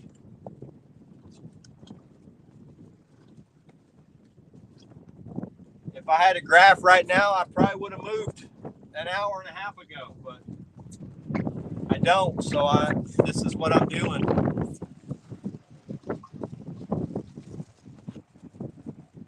That's right, Ron. Just because you see them doesn't mean they're going to bite. And guys are afraid to move off of fish. up until you had side image sonar, guys were like, don't ever move off a fish. Don't move off a fish to go look for fish. That's not the case now. I can go find 5 different groups of fish. If I had a graph right now, I could go find a different group. More than likely, I'm not even on fish right now. I don't have a graph to look.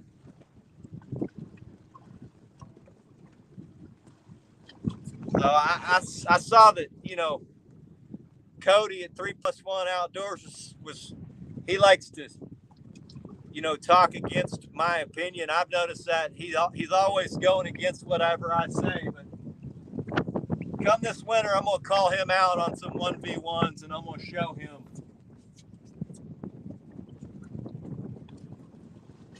You fish the way you want, I'm gonna fish the way I want. I'll beat you 10 times out of 10.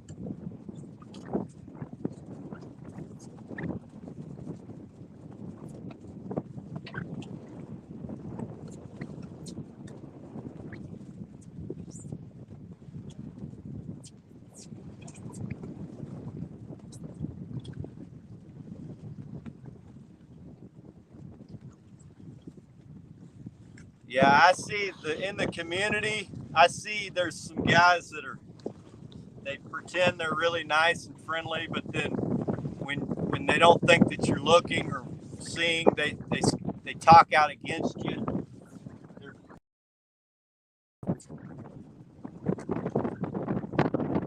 I've made tons of great friends in this YouTube thing over the last year, but I've noticed there's a few clicks, and I'm not about that. I'm about the fish.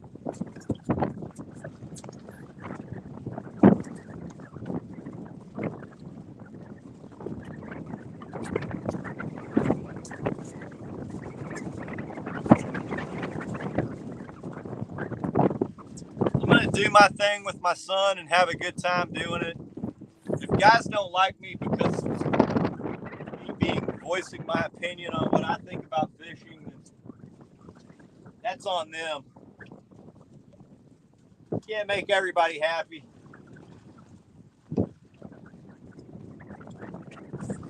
I know Ron's gone through some of that this past year.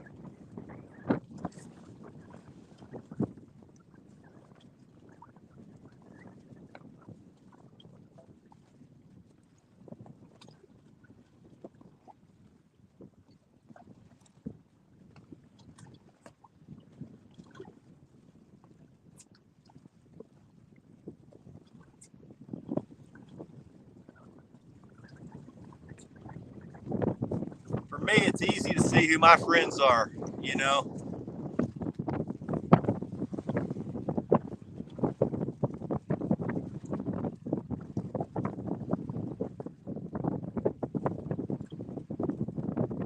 Yeah, that's right, Ron.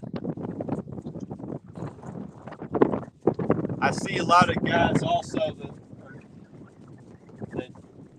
I don't know. There's a lot of people that thinks really highly of certain anglers. They rarely ever, they catch 1 or 2 good fish occasionally here and there. I know a lot of really high level anglers. There's different levels to this game. Catching one occasionally, that's cool.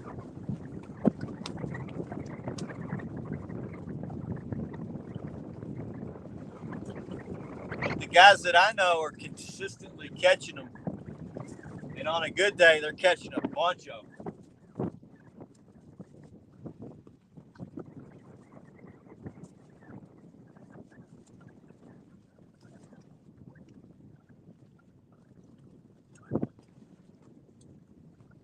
I'm trying to be a high level angler.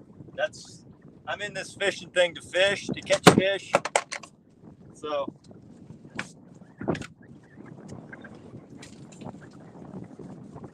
the light came down.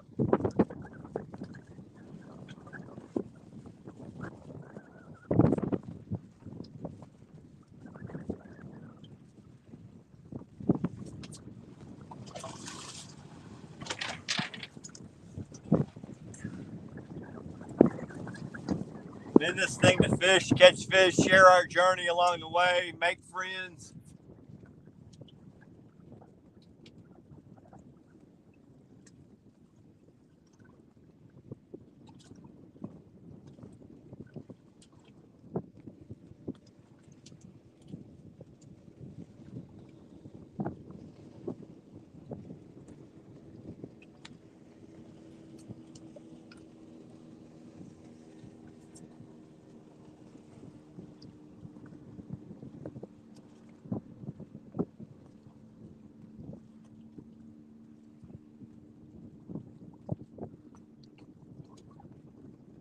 But I'm going to do me. I'm going to do it how we do it. I don't really give a crap. Steve, what's up, buddy?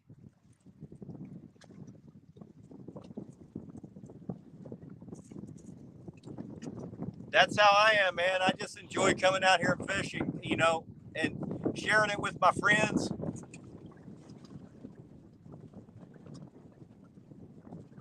We've been doing it a long time, so I enjoy helping new guys get things figured out.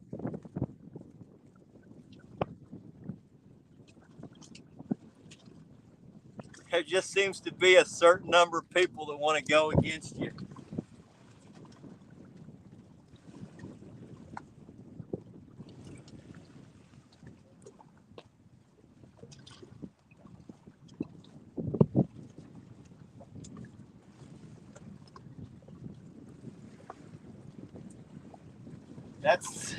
That's social media, though, guys. Social media is I'm fairly new to it, so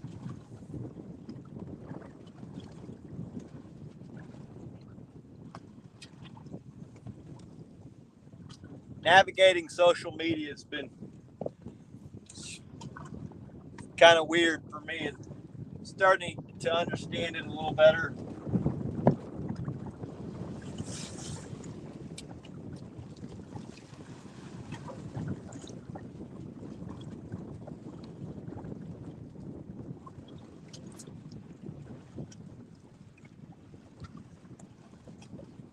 It's always going to be that thumbs down crowd that likes to give you thumbs down. Even gives my 6-year-old son a thumbs down when he catches a 40-pound fish, and I put up a short of him reeling in a 40-pounder. Like, don't know what kind of person would give a 6-year-old a thumbs down catching a big fish. I don't get that. You can dislike me all you want, but what's the deal with disliking a little kid catching a fish?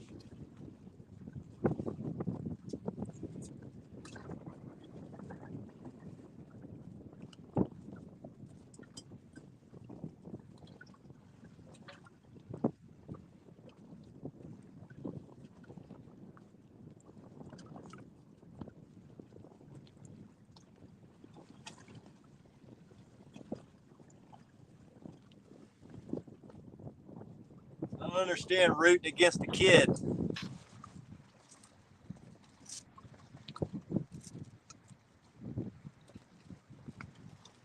Yeah, you better get on them, Steve.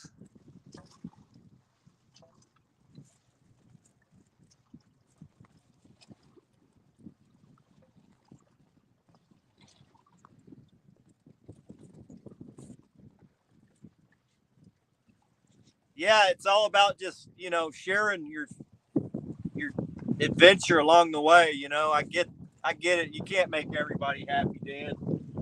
I see there's people that hate on you too. You know, I mean, I think there's going to be a certain amount of that. It's, you know, I'm new to YouTube, so it bothered me in the beginning when these guys were hating on me. I'm like, I don't get it.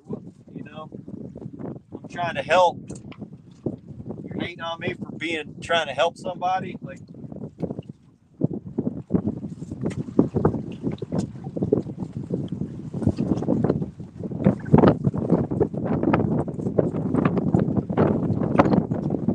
I guess you just got to put all that aside. You know, you count the blessings of your friends that you make. There's a lot more positive. Really, my buddies are like, just forget about it. There's like out of 1,000, you got 2 that are really hating. Don't even worry about that. How about the other, you know, hundreds that are rooting for you. So I think when you're first starting this, you see those damn people hating and thumbs down, and it bothers you. You know, I'm just now getting where it doesn't bother me.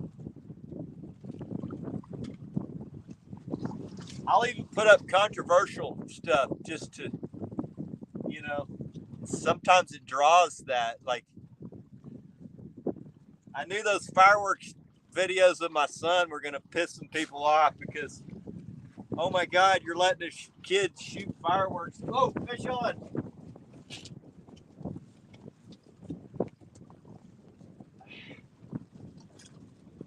Oh my God, you're letting a 6-year-old shoot fireworks. How dare you?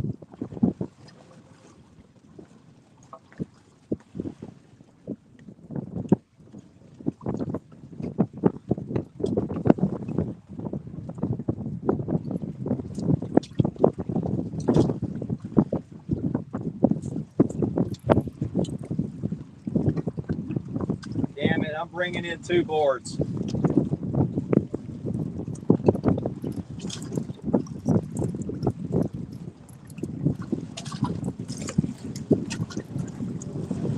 Oh, he came off the board. Got him away from the board.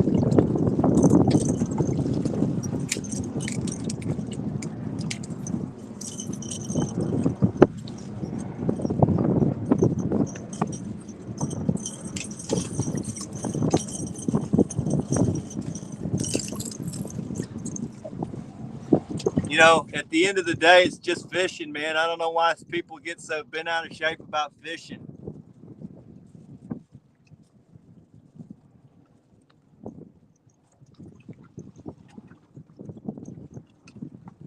So there's a nice eater.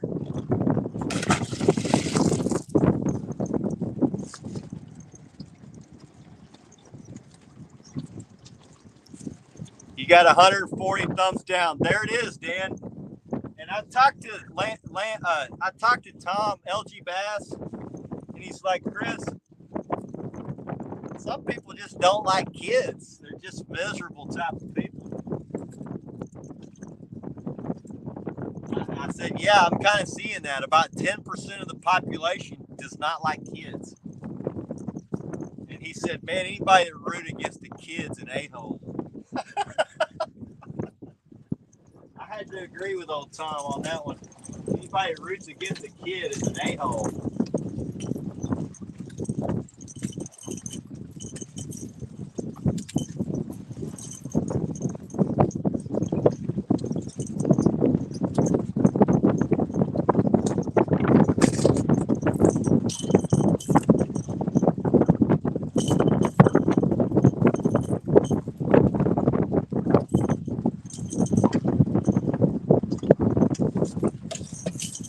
How dare you let a kid shoot fireworks, Dan? A sparkler. Oh my goodness, a sparkler. Somebody call the social services. Dan let his kid shoot a sparkler.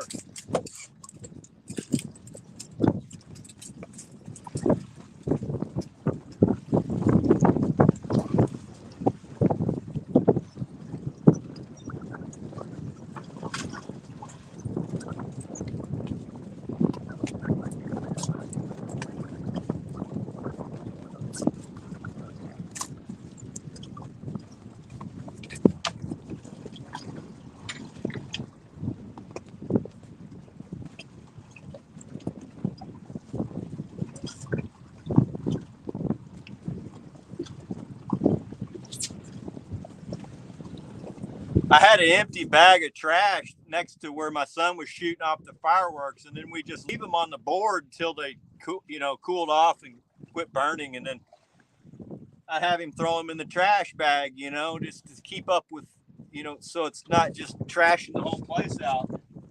And I can't tell you how many people said, oh, you might want to remove the bag of fireworks. Thanks for that's what you take out of it.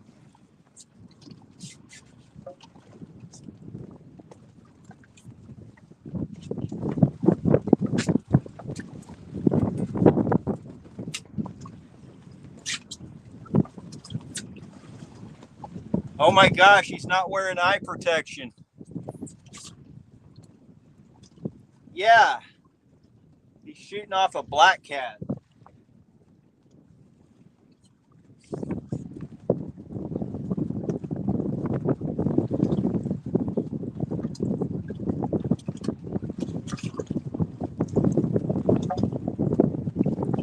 Yeah, I know, Ron. I've watched a million YouTube videos. I've never given a thumbs down. I don't even waste my time. If I don't like it, I just change it.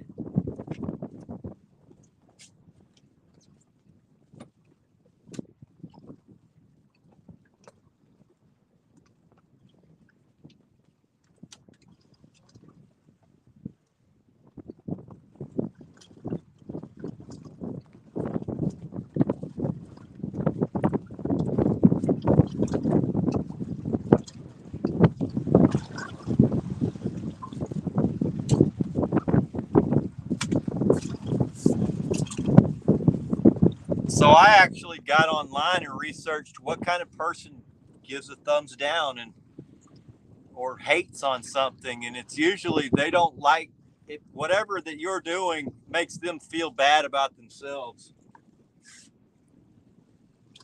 So when you put it that way, I feel sorry for them. I mean, I used to make me mad. Now I feel sorry for somebody that's putting somebody else down, that's doing something or showing something cool. I now understand. What you're doing is really cool. That makes them feel bad about themselves. Here's the case in point. I was on this group called the Texas Fishing Forum for about the last 10 or 12 years. And I never really did a lot of YouTubing, but guys knew I caught good fish because I would post pictures from time to time. And when I started doing these videos, we started like showing the fish more. And my buddy Bill, when we did the 500-pound trip, he's like, man, you're going to make some enemies when we release this one. And I didn't really understand. And then a couple of weeks later, we did the 900-pound video. And he's like, dude, you released this 900-pound video and you're going to be done on that fishing forum. And I just laughed. I didn't get that. I didn't understand. But sure enough, we released that 900-pound video, and man, those guys turned on me like I don't even get it. I don't know why. Like guys I'd been helping for years, and all of a sudden they're mad because I caught 900 pounds. To me, that's strange. When I was trying to learn this stuff, when I would see these guys hammering all these big fish, I got friendly with them. To me, you get friendly with those type of people so that you can learn. Like, why hate on them because they're doing good? Like, freaking sign of the times, I guess, man.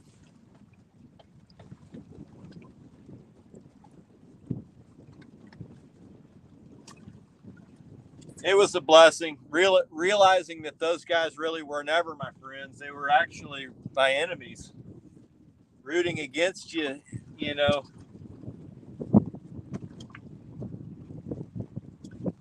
Friendly to you because they want something out of you, but when it's actual, to be an actual friend, they had no idea what being a real friend's about.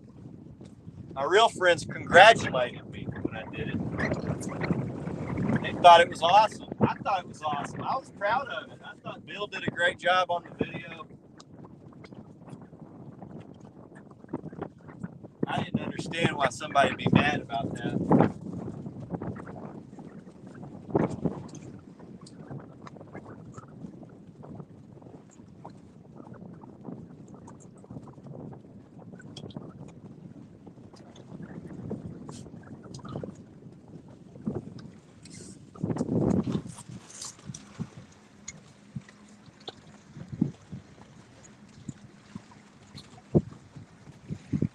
I know, Ron. I don't get that either, man.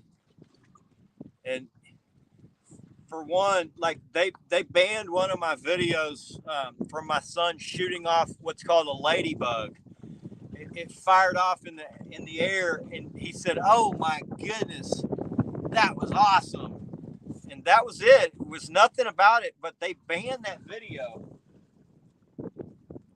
I put out another video of my son catching a giant fish, and his friend holding up a big fish. They both, his friend got a PB fish on.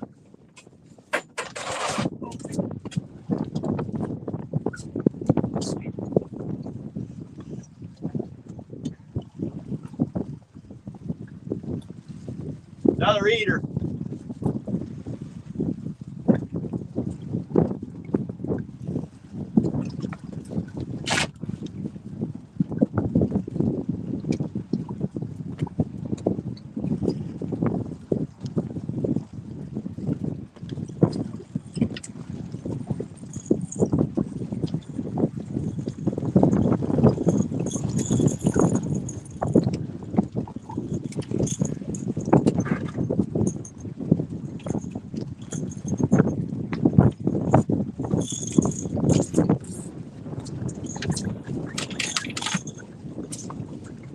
Another eater. About a 5-pounder.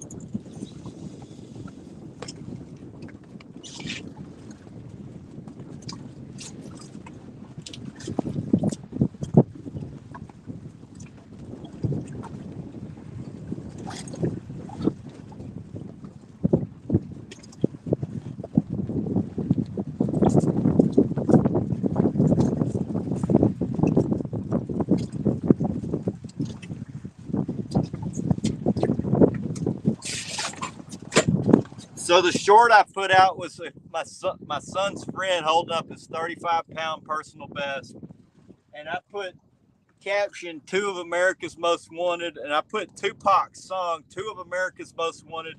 It's laced with curse words of fuck this and fuck that.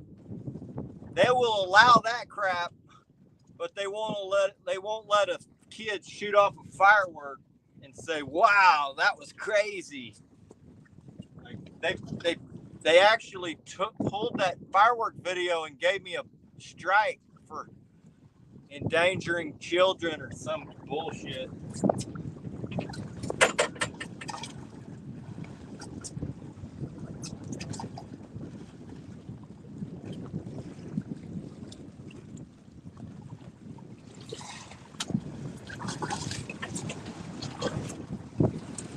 Curse words and on kids' videos, that's okay.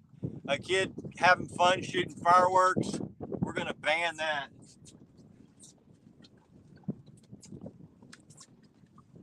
I knew that curse word one was going to get a lot of,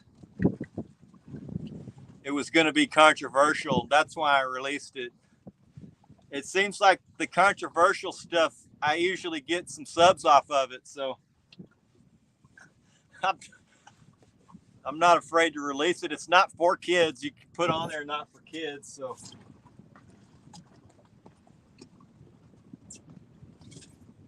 I don't listen to that kind of music anymore. When we had my son, I quit. So I listen to country music now.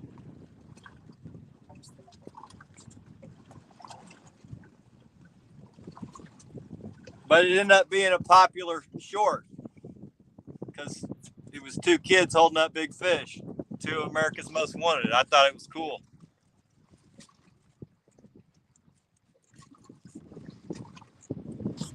Daniel, I'm not in competition either, man. I'm more of a helpful type of person. When we have people on the boat, guys want to try to say, "Oh, let's have a competition." I'm like, well, you're on my boat. So all the fish that you catch, I helped you catch. What's the competition? I mean, you wouldn't have caught them if you weren't out here with me. So if you want to have a competition, go get in your boat and go find your fish and do all that, and then me and you can have a little competition. But to me, competing fishing for me is not a real competition. That's why I haven't done a whole lot of this YouTube tournament stuff, because to me fishing is fun and tournament fishing is not. I used to tournament fish. It takes a lot of the fun out of it. It's very stressful.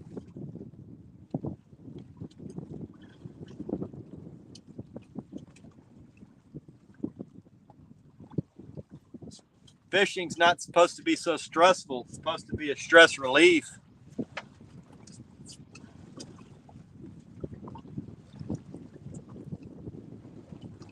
Yeah, Chad. Well, I got an analytics program that, you know, spits that stuff out to me. Usually when I drop something, I look at that analytics to see if it's going to take off or not. Mostly the short stuff. The videos, I just release them. I don't care. They don't seem to pick up steam. But those shorts, I've been doing those more recently because they've gotten me a ton of subs. And I wasn't doing them, but Jeremy's tournament cast like, Chris, you need to go. I'm like, man, I can't fish. I got boat issues. I'm getting everything rewired. I can't, not putting out any content. He's like, just go back through your phone and you know, go through all your old stuff and start pulling out little clips and dropping them as shorts. So I started doing that, and hell, I pulled about 150 subs off of them.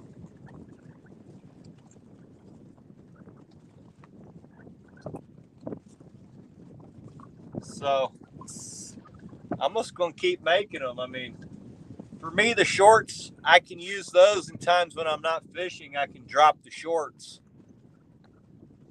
I'm not really focusing on making them, but when I'm not making videos, then that's when I usually release a few.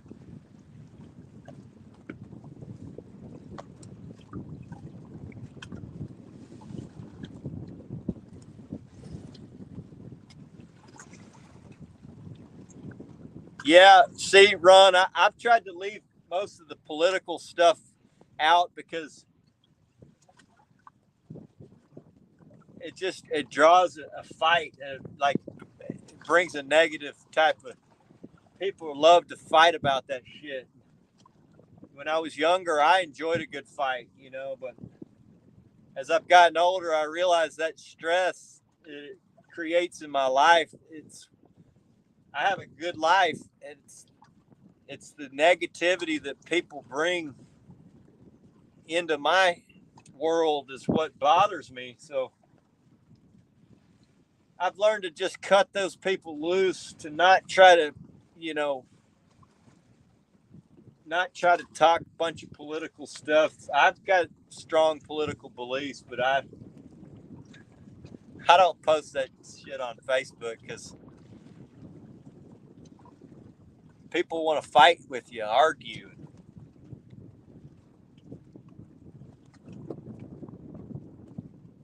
I don't like doing that anymore. I enjoy having positive vibe friends and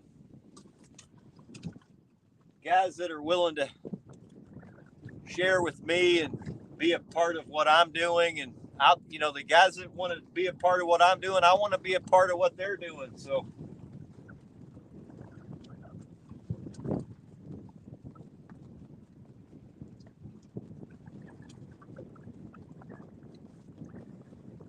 these guys that are talking shit, I don't really want to have anything to do with them.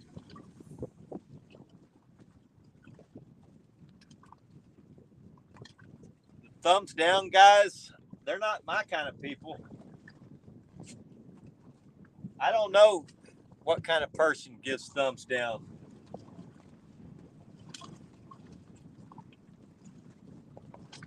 People I associate with are pretty happy and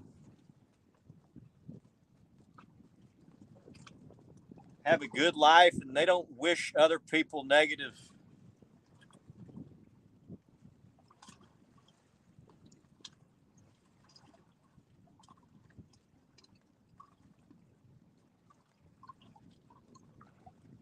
really, I got into the social media thing purely for fishing. If it's gotten to be where people are mad at me for fishing, it's like, what the hell is going on? You're mad about fishing.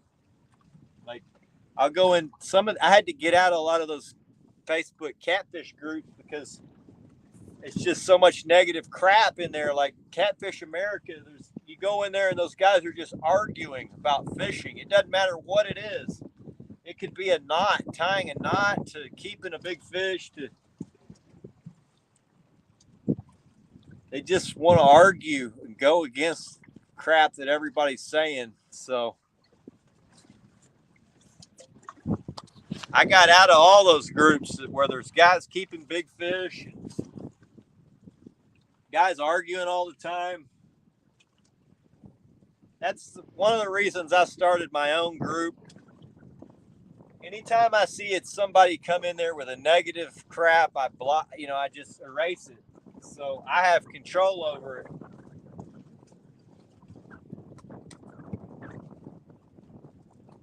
It's more of a positive vibes, no negativity. You go into some other group and you have to you got to get along with these types of people. Why? I just cut them loose. I don't have to get along.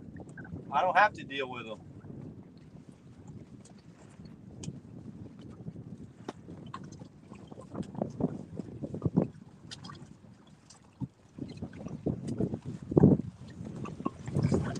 At the end of the day, it's just fishing. So we're talking about fishing. You guys are mad about fishing. Like, fishing makes me happy.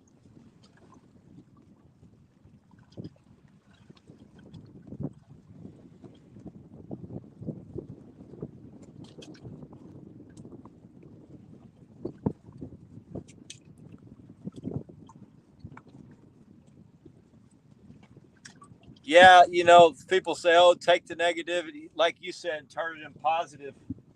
I just try not to be around somebody who's negative. I don't really have those types of people in my life. I just go the other direction.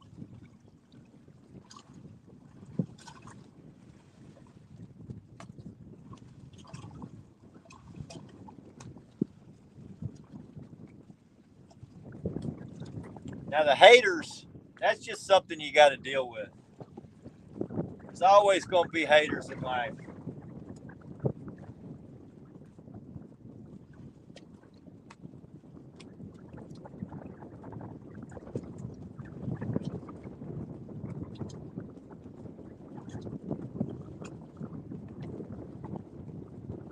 Well, I think my bite is about over, guys. Yeah, I've noticed that some people that are that type of person, they do it a lot. It's not just you.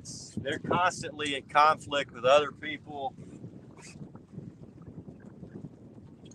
They just have a negative cloud of crap following them around in life. They're mad because they're not successful at something, or they're mad because somebody did them wrong or said something they don't like.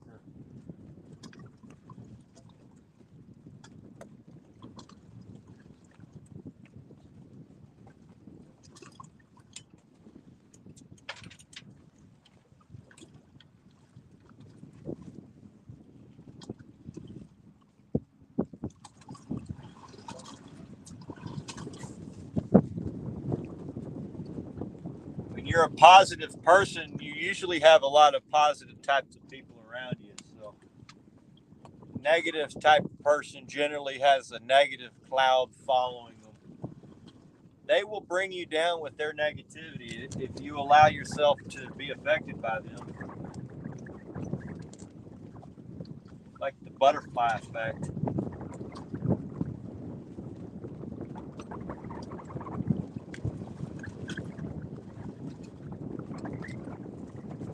Well, guys, I think I'm about to call it a night. It's been fun. I appreciate everybody stopping in. And yeah, that's true, Chad. I mean, want to try to treat other people how you want to be treated. But you also, some people, no matter how you treat them, they're just a negative type of person.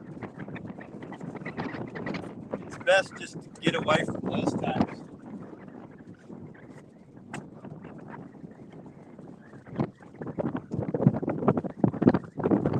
I think I'm about to reel up, guys. I'm about to call it a night.